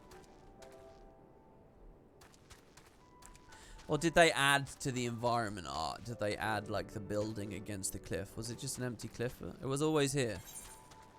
So, when Endwalker comes out... Okay, chat, here's my question to you. When Endwalker comes out, are there going to be areas like this, but there's no dungeon there yet? And you'll be thinking to yourself...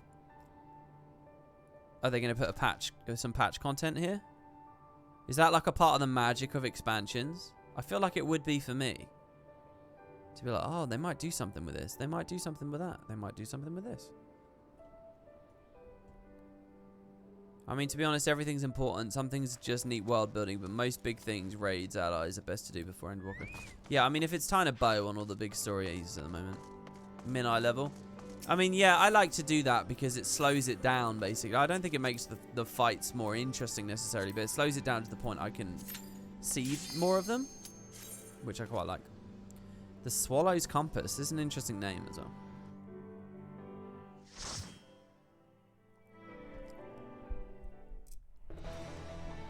Oh shit, it's like a dojo. Whoa, who is this?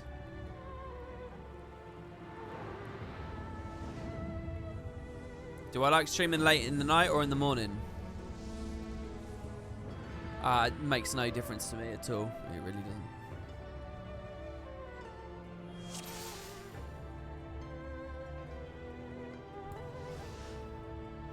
You guys look cool. Alright, here we go. Tank stance is on.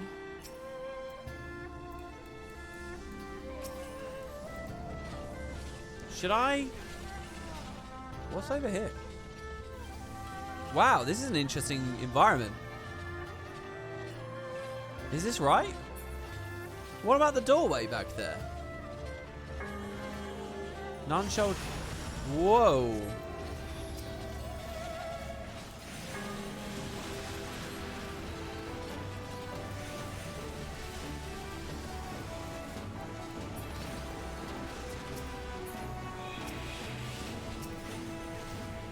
Probably a bit inefficient, but that's fine.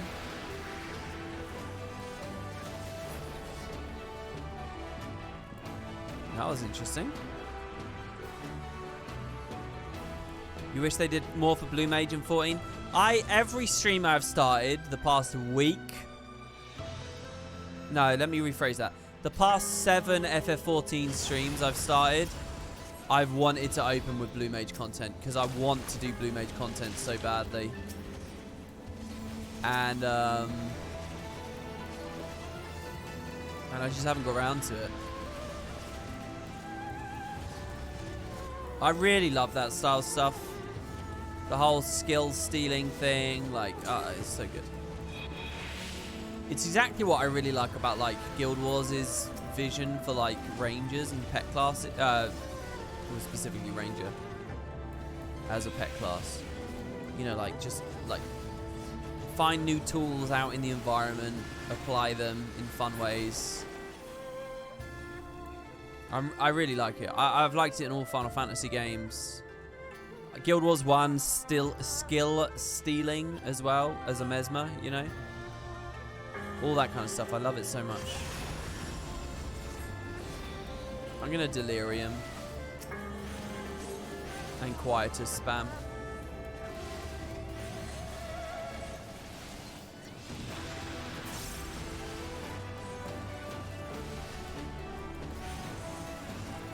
I wonder if my healer's feeling a bit low on mana. Let's have a look.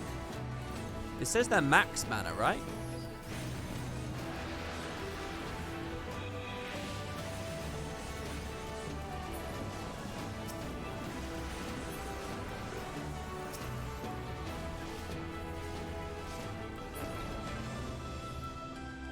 So hopefully I'm not annoying them. 79, 95. That means they're, you know, they're nearly max.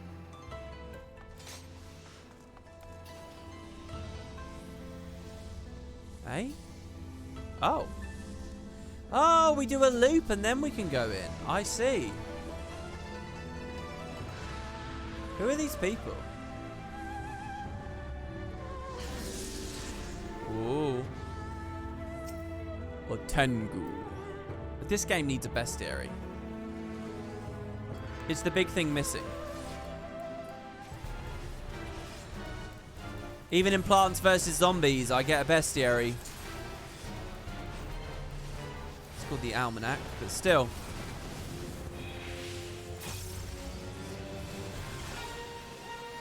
What are these platforms?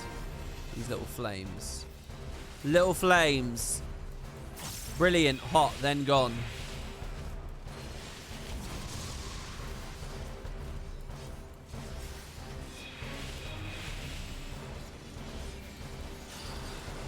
While at the Tengu, they want me to look away. Oh, I was looking away! Don't do that to me. That's lag, I'm telling you now. I was looking away. Clout of the Tengu. I feel like the internet has corrupted that word now. You can't put clout in your fantasy RPG anymore. I mean, Final Fantasy doesn't understand these things. It still uses words like taint. I think I'm eating too many animations here.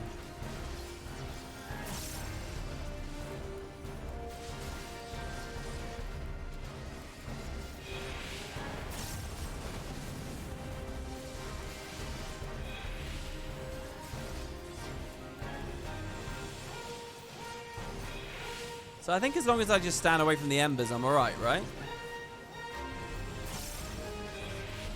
Oh, I tell you what, I really love that little bit of song there. Dun, dun, dun, dun, dun, dun, dun. I've heard that so many times now. It genuinely pumps me up. There it is again. Oh no, I was looking at chat. That's not fair. I was looking at chat. Don't judge me. Someone typed moist depression in chat, and I was like trying to figure out the context for that. And I ate the eyeball while I was looking.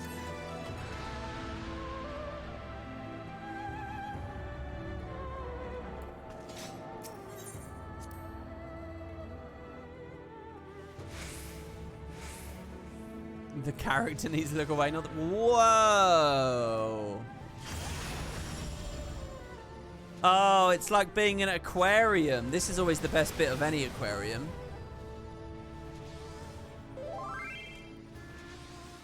Pull like crazy, WP. I can go forever. Okay. Oh. Oh my god, what was that zoo I was at last month?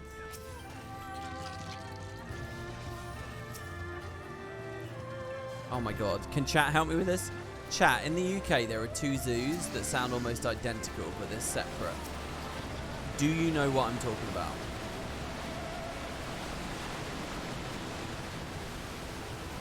Holy fuck. What are the two zoos? Does anyone know? Mate, I'm from Ireland. Come on. Oh, fun. Zoo 1 and Zoo 2. No.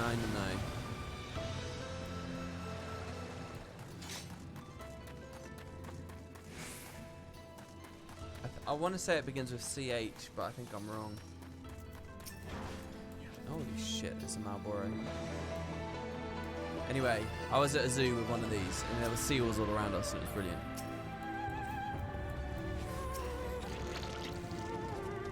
I think I'll do an unleash there, right? This is gorgeous. I love this environment. I think this is the best way to do underwater content. Like, actually being in the water is nowhere near as cool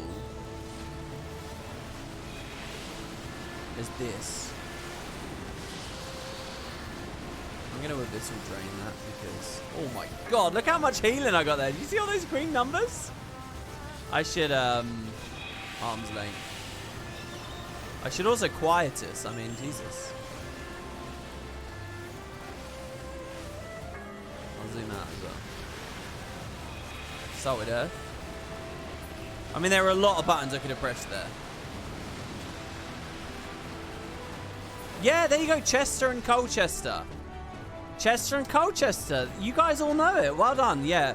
So anyway, I was at Colchester Zoo last month. And at Colchester, they do like, they have like a little watery section. And there's some seals and so on. And they do like guides for them. Wow. Oh my God. Do you know what this is? What is this, guys?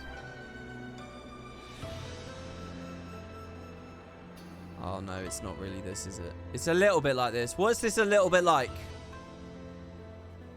What's this a little bit like?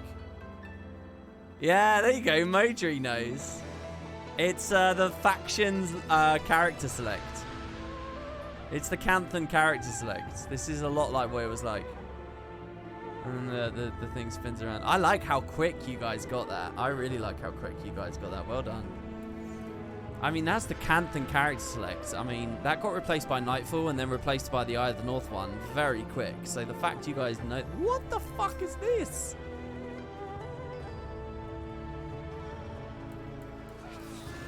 I mean, if that doesn't show that some details are eternal... Well, not eternal, but pretty long-lasting. I don't know what does.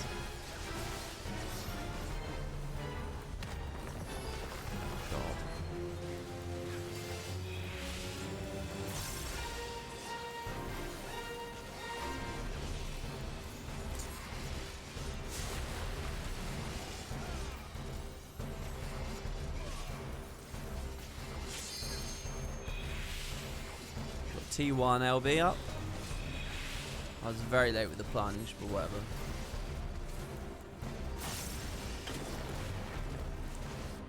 Does it look like I'm doing something wrong? I mean, I have aggro. It's one of those like Cloud of Darkness type bosses though, where there's no flanking, there's no rearing. It won't actually turn. I'm gonna shadow wall there. I'm not really ever using the Blackest Night here, but again, I feel like I'm too... my armor's high enough that it becomes a risk.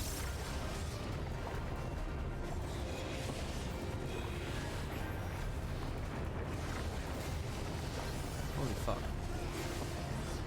Yeah, tether? Do we want to move together or keep apart?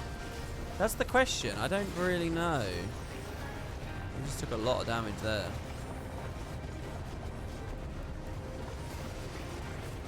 Oh, the tether's the healer skill. Yeah, we saw that on a previous stream. That will go in my head soon, guys. I can see my buffs here. I'll learn what icon that is eventually. What is this word, by the way? Daidarabotchi? Daidarabotchi. Daidarabotchi.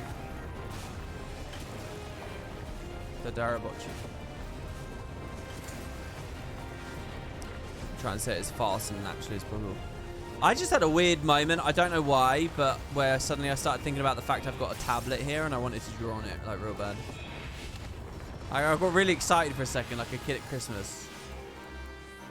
Oh god, I'm so far away from being able to do anything meaningful over there. Alright. Anything fun? It would appear not so far. The tether was a forced cover.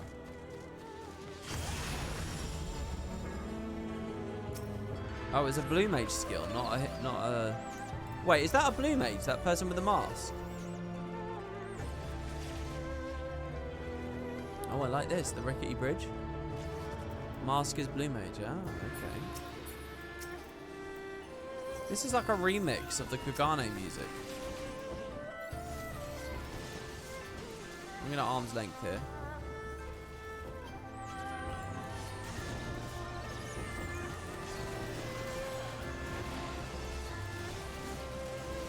Get out of the line. Part one defensive. Plunge. What's gonna happen? Oh shit. Oh, I'm gonna first person this. Ready, everybody? Oh, I like first person so much, man. Here we go. Ah!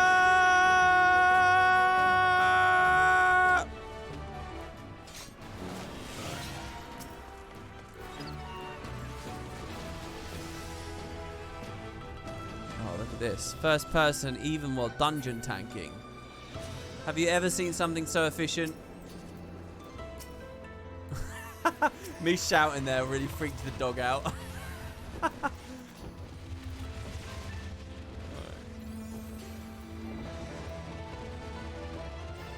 Back over here.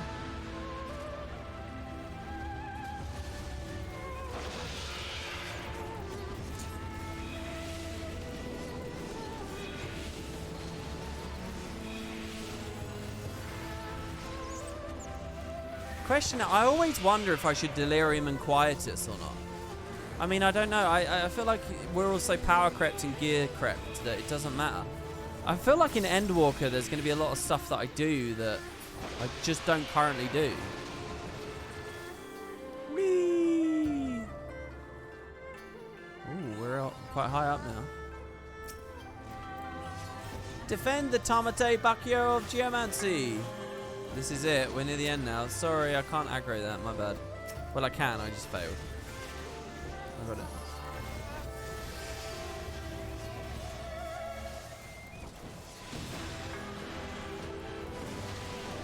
I mean, I should definitely quiet as this. What are you gonna do? Oh, good. More targets. Oh, I missed one. Sorry. Got it. Oh, I think that's a pretty good ball right there.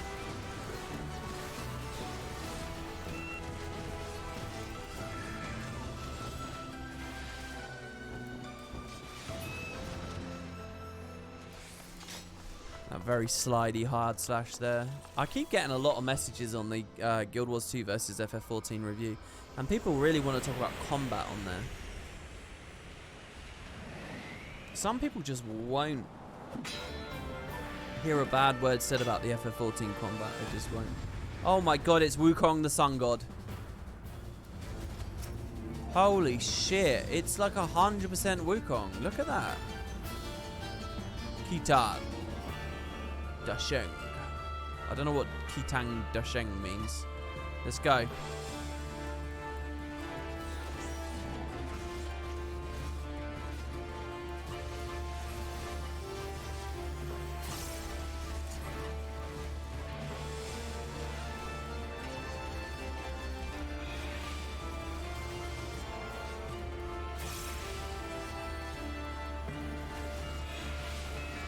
Mine is a most unique weapon. Observe. Both ends.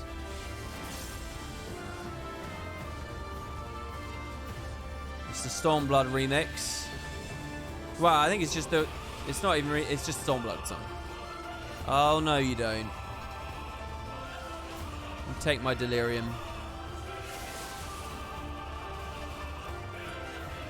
Five-fingered punishment. Ew. Alright, I think I did the soak mechanic there quite well.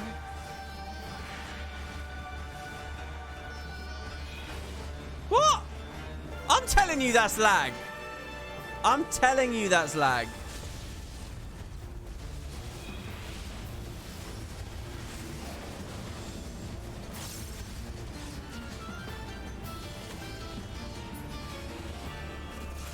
It's not, that's how it works. What did I do wrong? I wasn't standing in it.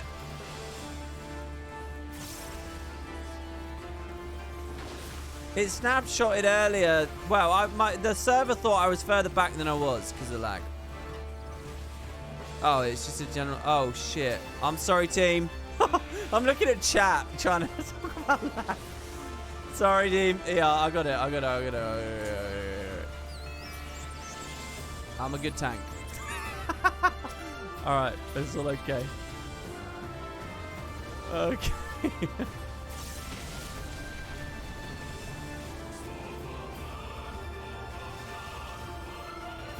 Okay, it was just an opportunity for the Black Mage to be a hero. Whoa.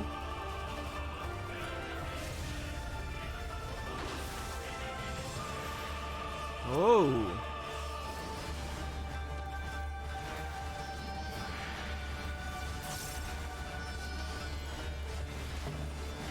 Start with the Delirium Blood Spiller.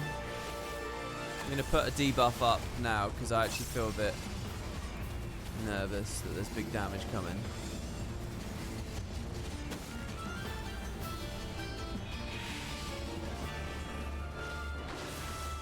Okay, there's tethers.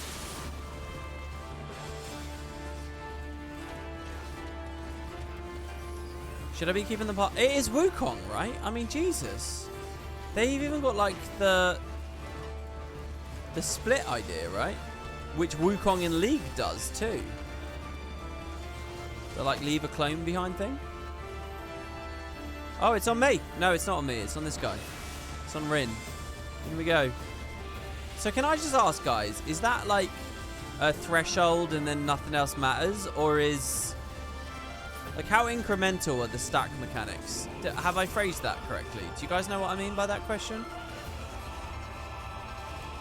Like, does every pixel closer you go register as better? Or is it just cross the boundary and you're fine?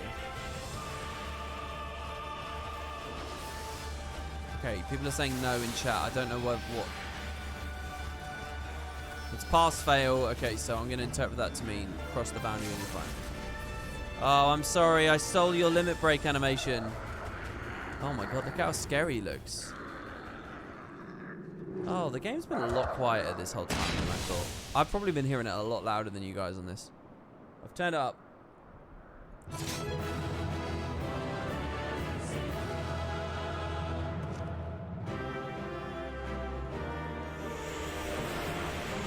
Yeah, just be in it. It's a circle you got to be in. Yeah, because I noticed I was really hugging the player there, but everyone else wasn't. So I guess my answer there was that, you know, the behaviour of the other players around you is going to teach you more than anything else. Oh, yeah. Oh, God, I love the Dark Knight.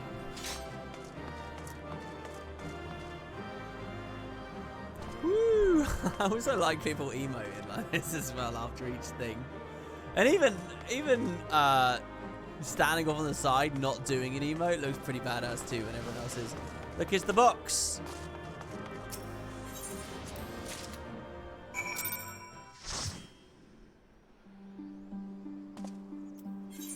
Oh, we don't actually get the special little moment of picking it up. Woo, woo, woo, woo. We're not going to hear the whole song, sadly. I like the Ruby C concept art, now that add-on's finally updated. I don't mean to phrase that in like a mean way or whatever. I was surprised so many add-ons got updated as fast as they did. Basically, the infrastructure of FF14 launcher did a huge patch, like about, I don't know, 10 days ago or something, maybe a bit longer. And so all the add-ons had to update. And a bunch of them did it like instantly. I mean, it was so fast. And then there was some like the loading screen thing that took a while. It's really nice. I'm gonna scare my dog again. Well, I've not been very loud. I was a bit loud with that one shout, but the rest of it, I'm thinking all right. You love my UI, thank you. Oh God, I love hearing people say that.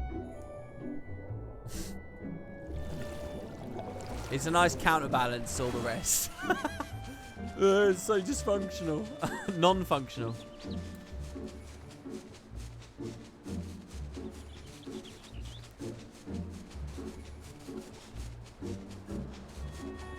The devs are probably in contact with the plugin devs so they can work on it before the patch. Yeah, that wouldn't surprise me. Yeah. Where is that I know that from? Oh, in Stellaris. In Stellaris, what Paradox does, I mean, I think this is incredibly cool. The studio themselves give modders early access to releases so that the modders can have their mods ready on patch day. How cool is that? Because they know how much people care about the mods. Oh, I just speak to Fury, right? Fury? There are certain levels where I think in terms of like communication and community engagement, Paradox are unparalleled. They're just so on the ball with certain things.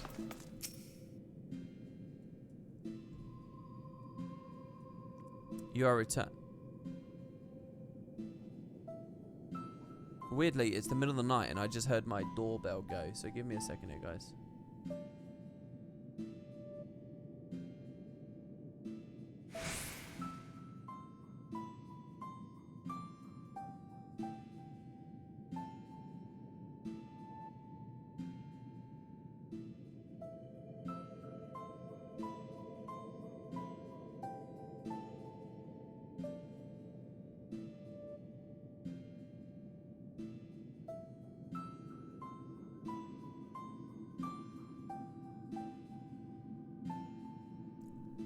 Okay, I'm back. WP about to be murdered. My doorbell does this thing. I don't know what to think about it. I don't know what it is, but I feel like it goes off a lot. Usually in the winter months. I think it's just that the contact between like the plastic or something is like close, so it goes off. I mean, it is weird, but quite often I'll be asleep at like weird hours. You just hear the doorbell go. And yeah, I don't know. Maybe that was a bit weird opening the door, but I'm not particularly afraid. 20 to 2 in the morning, the day after Halloween. A late night trick-or-treater, maybe? I don't know. Alright, you are returned, and with the Tama Te Bako of Geomancy I gather. Legends and countless cultures tell of sacred relics that bring death and misfortune to those foolish enough to unleash their magics. Fortunately, that duty falls to Soroban. It's a wiring issue. Yours does the same. Well, I bought a thing off of my doorbell is just a thing I got off of Amazon. It's like a stick-on, you know, button on the outside of the door that wirelessly connects to a, you know, an outlet plugged in, like a socket plugged in box, and that's it. So, but yeah, it's very shallow. You know, when you actually press the physical plastic, it's very shallow to the connection point. So I think it's something about when the temperature drops. You know, things contract a bit and maybe it gets a bit close. I don't know for sure, but yeah. It's either that or someone has been very diligently, you know, ding dong dashing. I forgot the name of it there. Ding dong dash, that's what it's called, right? Like someone's been, you know, knock running away. Yours from the 70s. Jesus Christ. Very good, very good. Of course, there was no need to live in fear for the well-being of the warrior who faced my brother Byakko and lived. Let us brook no further delay and make ready for this next stage of Soroban's training. Listen well, everyone, for the magics we're about to unleash are ancient and terrifying. It's extremely dangerous, especially for Soroban. I wish you'd stop saying that. Be at ease, Soroban. Byakko will devote his energies to maintaining the wards on Koryu's prison while we're occupied. Should you be indisposed for a time, we will manage. And so I've been secretly practicing my Arakanima in preparation for a time like this, so don't worry. No matter what happens, we'll be ready. After all, we've got to each do our part if we're going to claim the fabulous riches. I mean, if we're going to save the Ruby Seed from certain doom. Her enthusiasm notwithstanding, I expect we'll need to turn to you should this training go awry. Take a moment to see to your equipment and let me know when you're ready to begin. Okay, so is this all the same patch still? Or is this the next patch? Taught us in time? Ari Man says, alright, I'm out. Enjoy the rest of the stream. It's the same patch? Okay, proceed.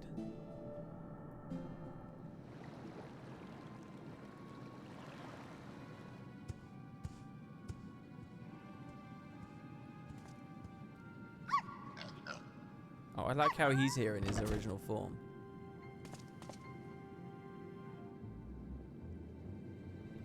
Now remember, Soroban, once opened, the box will spew forth smoke. Remain still and let it wash over you. Surrender to the magic and let it transform you into an auspice. What is Soroban as an auspice going to be like? And you're sure this will be temporary? As honest as I would be to join your ranks, I fear I'm too young to be so old.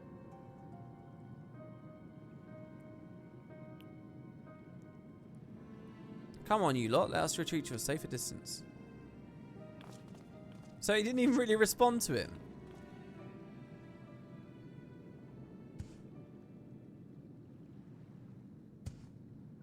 No, I don't think I did pick up a new quest. I think it is the same thing.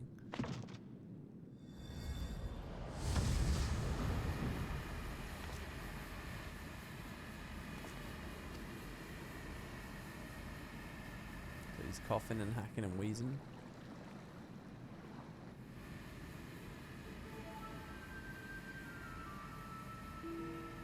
Aha, it's a fake, I knew it.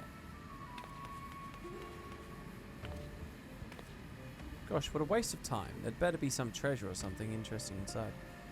Wait, is Tataru... Foolish urchin! Oh no! Ugh! Is Tataru gonna get... Ugh, was that really necessary? You can just ask me to move nicely. What's that look for? Is there something on my face? Oh god. Oh god! Oh! My face! My beautiful face! It feels like old goat leather and left in the sun. Holy shit. This image must be many places on the internet. My god. Remember to moisturize, everybody.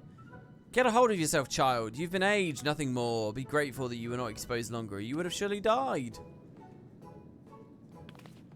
I may as well be dead already. I can't bear to go on like this. Oh my god. Did I not tell you before that the magic is fleeting? You need only endure it for a moment. All will be as it was. Oh wow. I quite like that. Like on a technical level. Like the representation of her as old and young. Just flickering back and forth.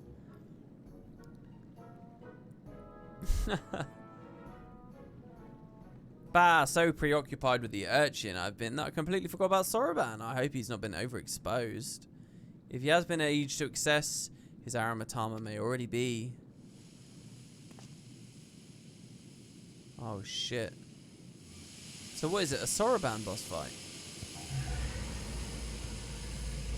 Whoa.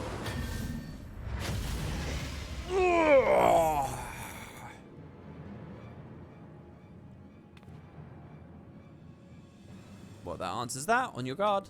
I'm afraid he means to kill us all. Watch Tataru here. Okay. He bathed in the Tomato Bako's magic for far longer than the urchin, and so I expect he will not return to normal so quickly. In fact, I dare say he'll retain this form long enough to destroy the temple if we do not subdue him. Of course, there has to be stakes. Shazam. Oh my lord. Oh, whoa. With me making urchin hold nothing back.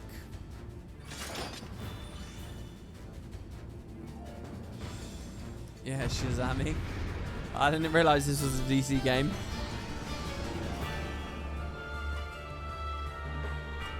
You don't play Guild Wars 2 for the story.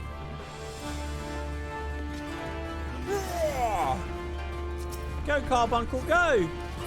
Oh, Tataru in a fight. This is quite rare. Holy shit, look at Genbu.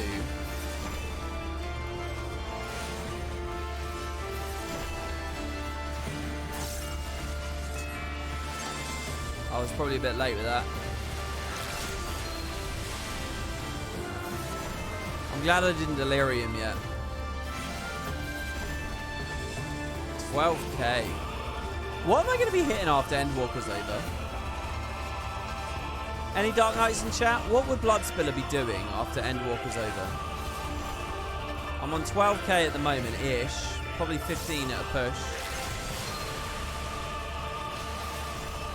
19 on a direct hit there. 8k. It's less. Oh, because of the squish. Sorry, my question is Shadowbringers. What am I going to do? Assuming I get to the end of Shadowbringers tomorrow, which isn't going to happen, but assuming, what are you lot all hitting? Oh, am I never going to see the damage numbers you lot hit? I'm with you, Soroban.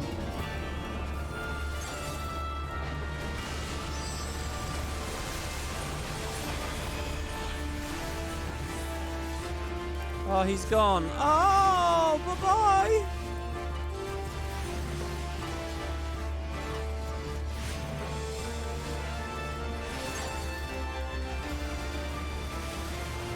I'll save you.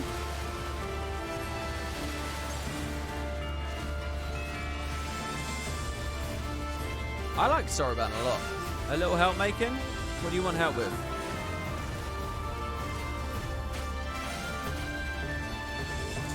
What? You just wanted me to eat those animations, did you? Because I'm stinging now. The Blackest Night? What's she doing? Should I stand away from that? Oh.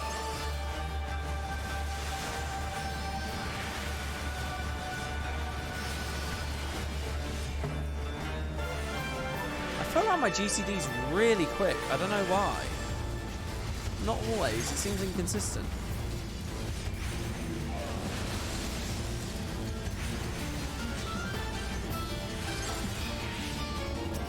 Should I hit these? Oh my god, they died quick. I did get a crit there though.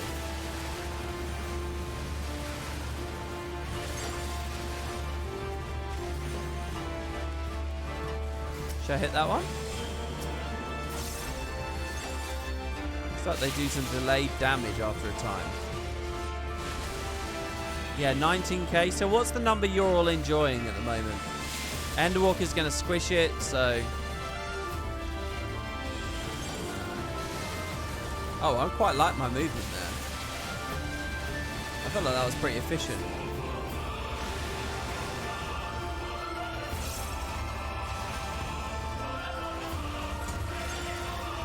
What do you guys prefer, the Heavensward theme or this theme?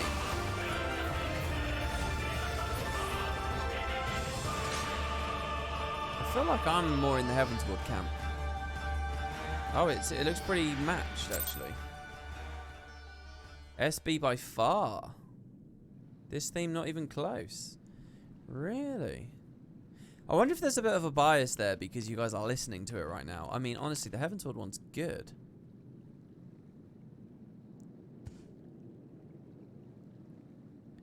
At sub 1500 gear, I500, sorry, I can get 26k on a crit. Oh, that's not such a massive jump that I expected, actually. Huh? What happened? Why do you all look so exhausted?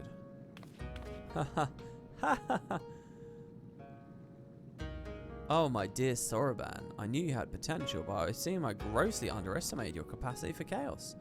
In any case, despite this unexpected turn of events, I should like to declare this training session a success. Let's take a moment to collect ourselves. Crit crit DH. What does DH mean? Is that a typo? H isn't next to K. Crit DH Blood Spiller with 530 would be about 50k. Oh, direct hit. A critical direct hits Blood Spiller would be about 50k. Wow, that is a big jump then. So yeah, the Blood Spillers probably get quite high. Hey guys, what's the biggest number? Just like, what's the highest potency ability? What does that look like on the max eye level class? I don't know what that is. I would assume it's a black mage spell, but I don't know. Not counting limit breaks, I guess. Oh, counting limit breaks. I mean, why not? Dancer's technical step is.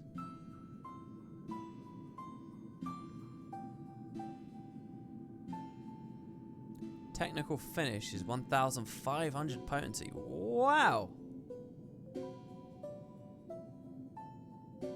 Samurai's mid-air does 190,000 on good hits.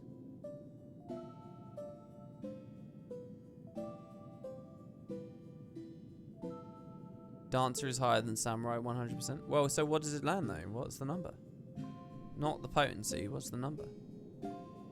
Anyone have any idea? I wish they had more... Oh, there's some Guild Wars comparisons going on. Hold on, let me finish this before I start reading that. Truth be told, this comes as a release. Though Soroban's present strength pales in comparison to that of Byakuya and myself, we now know for certain that his potential is extraordinary. I struggle to believe I could ever wield such power. Oh, Soroban. All who are strong were once weak, Soroban. I am no exception. Until I met Tenzen, I was no more than a floundering turtle you see before you.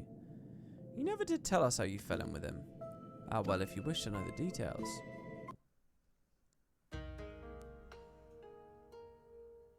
This is very cute immediately. Long, long ago, when I had lived 100 or so years and had only just begun to become something more, I received my first vision. A terrible calamity, one that would claim the lives of countless innocents, was imminent. But what was a little turtle to do? For a while, I had seen the future with the crystal clarity. I was powerless to stop it. I could but look on, helpless, as cities burned and men died. So for centuries. Until one day... After 500 years, I had grown stronger, more reckless. I believed I could make a difference. So when I foresaw a landslide that would bury a nearby village, I ventured forth to warn the people. Alas, while they were quick to discern I was no common animal, they could make no sense of my panicked flailings. To them, I was a queer dancing turtle, a source of considerable amusement, for I knew not the words of men, and so my warnings fell on deaf ears. I love the idea that this is actually happening in real life. It would be no different. Yet again they would die. The people turned and walked away, bored with the fleeting amusement. With a heart fit to burst with sorrow and despair, I made to quit the village. Just then, I heard a voice, kind and gentle. Little one, you look troubled. Tell me what burdens you so. Though I knew he was addressing me, I doubted he would understand. Still, I told him of my vision of the landslide I knew would bury the village and everyone in it, in my vain attempts to warn them. Your kindness is only surpassed by your bravery, little one. Fear not, I, Tenzen, and my comrade Byakko shall act in your stead. This is quite cool. This is like about a virtuous adventuring band building up in the forest. As Tenzen drew his sword, a great white tiger emerged from the wilds. Shall we give them a show? He whispered to the beast, which inclined its massive head ever so slightly in response. Tenzen's in FF11, is he? I didn't know that.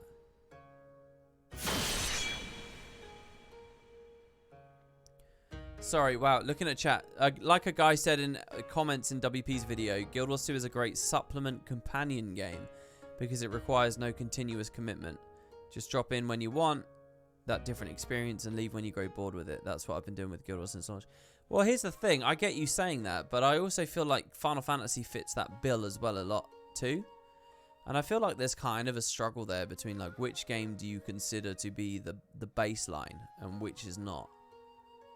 I've always hated that thought about Guild Wars. I've always wanted people to be able to commit to it. I've always wanted people to be able to be truly, deeply passionate about it. I don't want it to be a fair weather game. Not really. I don't want it to be something that's only in passing of interest. I want it to be something more.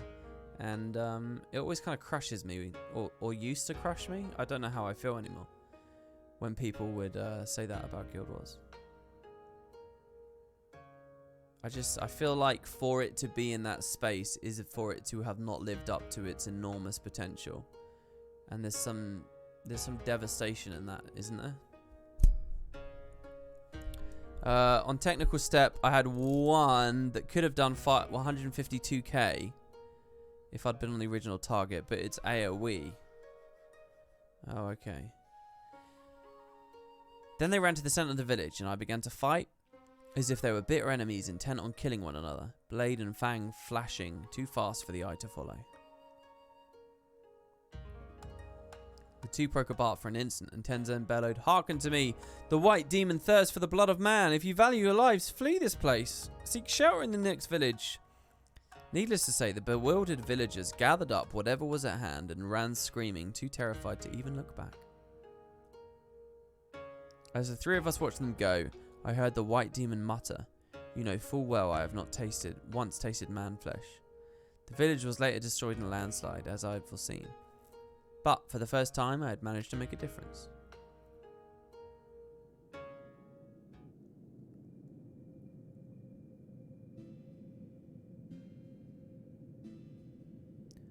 Thereafter, we became travelling companions and close friends. I shared with them my visions, and together we laboured to save those that we could. On the eve of what may perhaps be the greatest calamity I've ever foreseen, I feel Tenzen's absence keenly. Nevertheless, we must carry on. Have they seen like literal calamities? Like, were they here when the waters rose? Were they here when the Allagans destroyed themselves? What are some other calamities I know? You may not have him, but you've got Macon. And you know he's no slouch.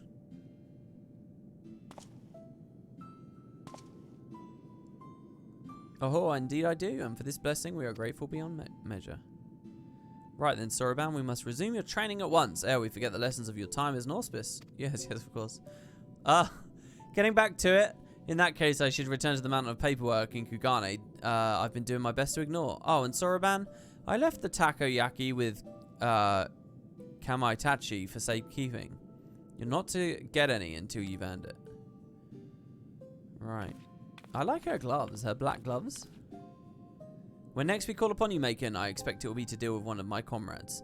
Shirk not your own training, for it will not be easy.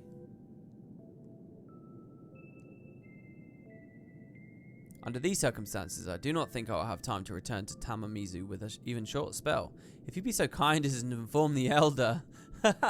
We'll go back again, shall we? And he's always doing the same pose every time. When the time comes, I'll send for you, Macon. Be ready for what lies ahead. Oh, man. Off to Tamamizu. Yeah, I've always wanted Guild Wars 2 to rise above the other MMOs. Unfortunately, they just keep misfiring on their delivery. They're really poor marketing, for one thing. Well, the weird thing with Guild Wars is sometimes it almost feels like they were happy for it to be...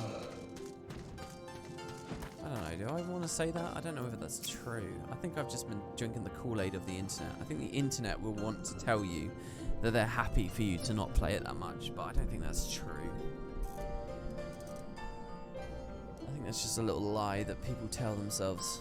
I don't think it's real. A pleasure, Macon. Did you have the chance to visit with Soroban? How fares he with his training? Well, long story. Extraordinary. He's always been diligent and hardworking, but even so, to think he's blessed with such incredible potential, I cannot but help but wonder who else among us might be possessed of similar abilities. Yes, I understand his trepidation. With great power comes great responsibility, Spider-Man, as is often said. We may need to keep a closer eye on him to ensure he does not succumb to fear and attempt to flee his training. Oh, super potions and super ethers. I don't know if I've ever had one of those. Yeah, I've never had one of those. Wow. Alright, I lost a lot of energy with that, so I think I'm going to do the Monster Hunter crossover at the start of the next stream. Which will be a 4.4 stream. Don't get me wrong, it will be a 4.4 stream. But we're going to open with the Monster Hunter crossover from 4.3. Does that sound fair to you guys? It's just that it's now 2 AM, and I am a bit weirded out about the doorbell going in the middle of the night.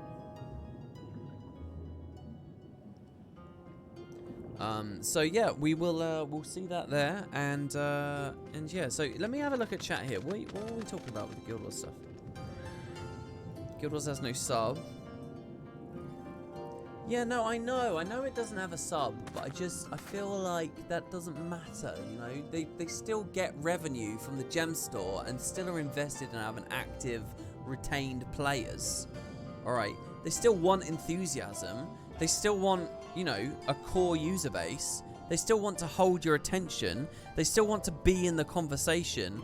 The idea that they don't have a sub, so they're happy to, like, fall into, like, nothingness and people forget, what are you talking? That's not the case. That shouldn't be the case. If that is the like, general opinion behind closed doors, I think that's, like, such a mistake, you know? It's like, no one aspires for that. You know, I remember before the game came out, they were talking about being the best, you know, and that captivated people. I don't know. I don't think that's right. I think consumers end up treating the game that way, and they say, "Oh, this must be what the dev intent is," and I don't think that's right. I see the temptation to do that, but I don't think it's objective.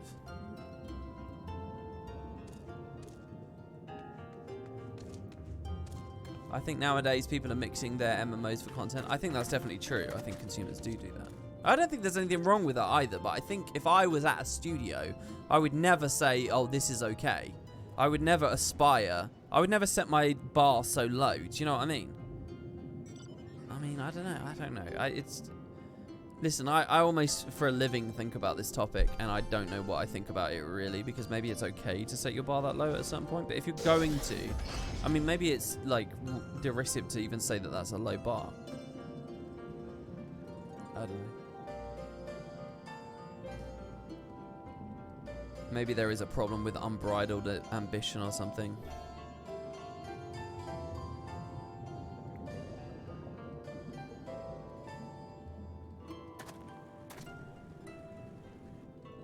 Right.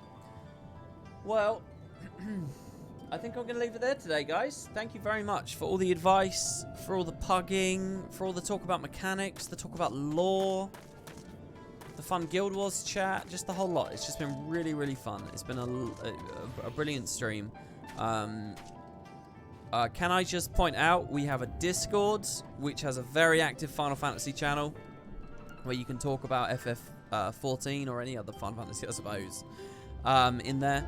Can I say thank you to the subs and the gifts as well? We haven't had anything for 3 hours, but those ones before, they were all very, very lovely. Thank you very much. If you follow me on Patreon, I haven't plugged Patreon for ages. I actually have like a mini post podcast up there at the moment, about a quarter of an hour long. It talks a bit about this tablet I got, and it talks a bit about the Google Drive. I also have a YouTube video up at the moment, which is about End of Dragons and about Guild Wars 2, and hopefully there's some good comments going on there as well. And that's about it, I think, for today, but that's quite a lot of stuff. So yeah, thank you, everybody. It's weird, the dog's looking at me like he knows what my outro sounds like. How strange is that? You right over there? He's just staring. All right, that's it, guys. Thank you very, very much. I really appreciate it. Have a great night, guys. I know it's getting quite late for some of us, and I'll see you on the next one very soon, where we'll be tackling 4.4 and perhaps the revelation of whatever the hell's going on with Xenos and all that stuff. So many cliffhangers. Thank you, guys. Thank you so much for the company, especially the people who've been here the whole time. Believe me, if your username's been there a lot the whole time through, I've recognized it, and it's cool that you're still here. Thank you, everybody, and I'll see you very soon. Take care now. Bye-bye.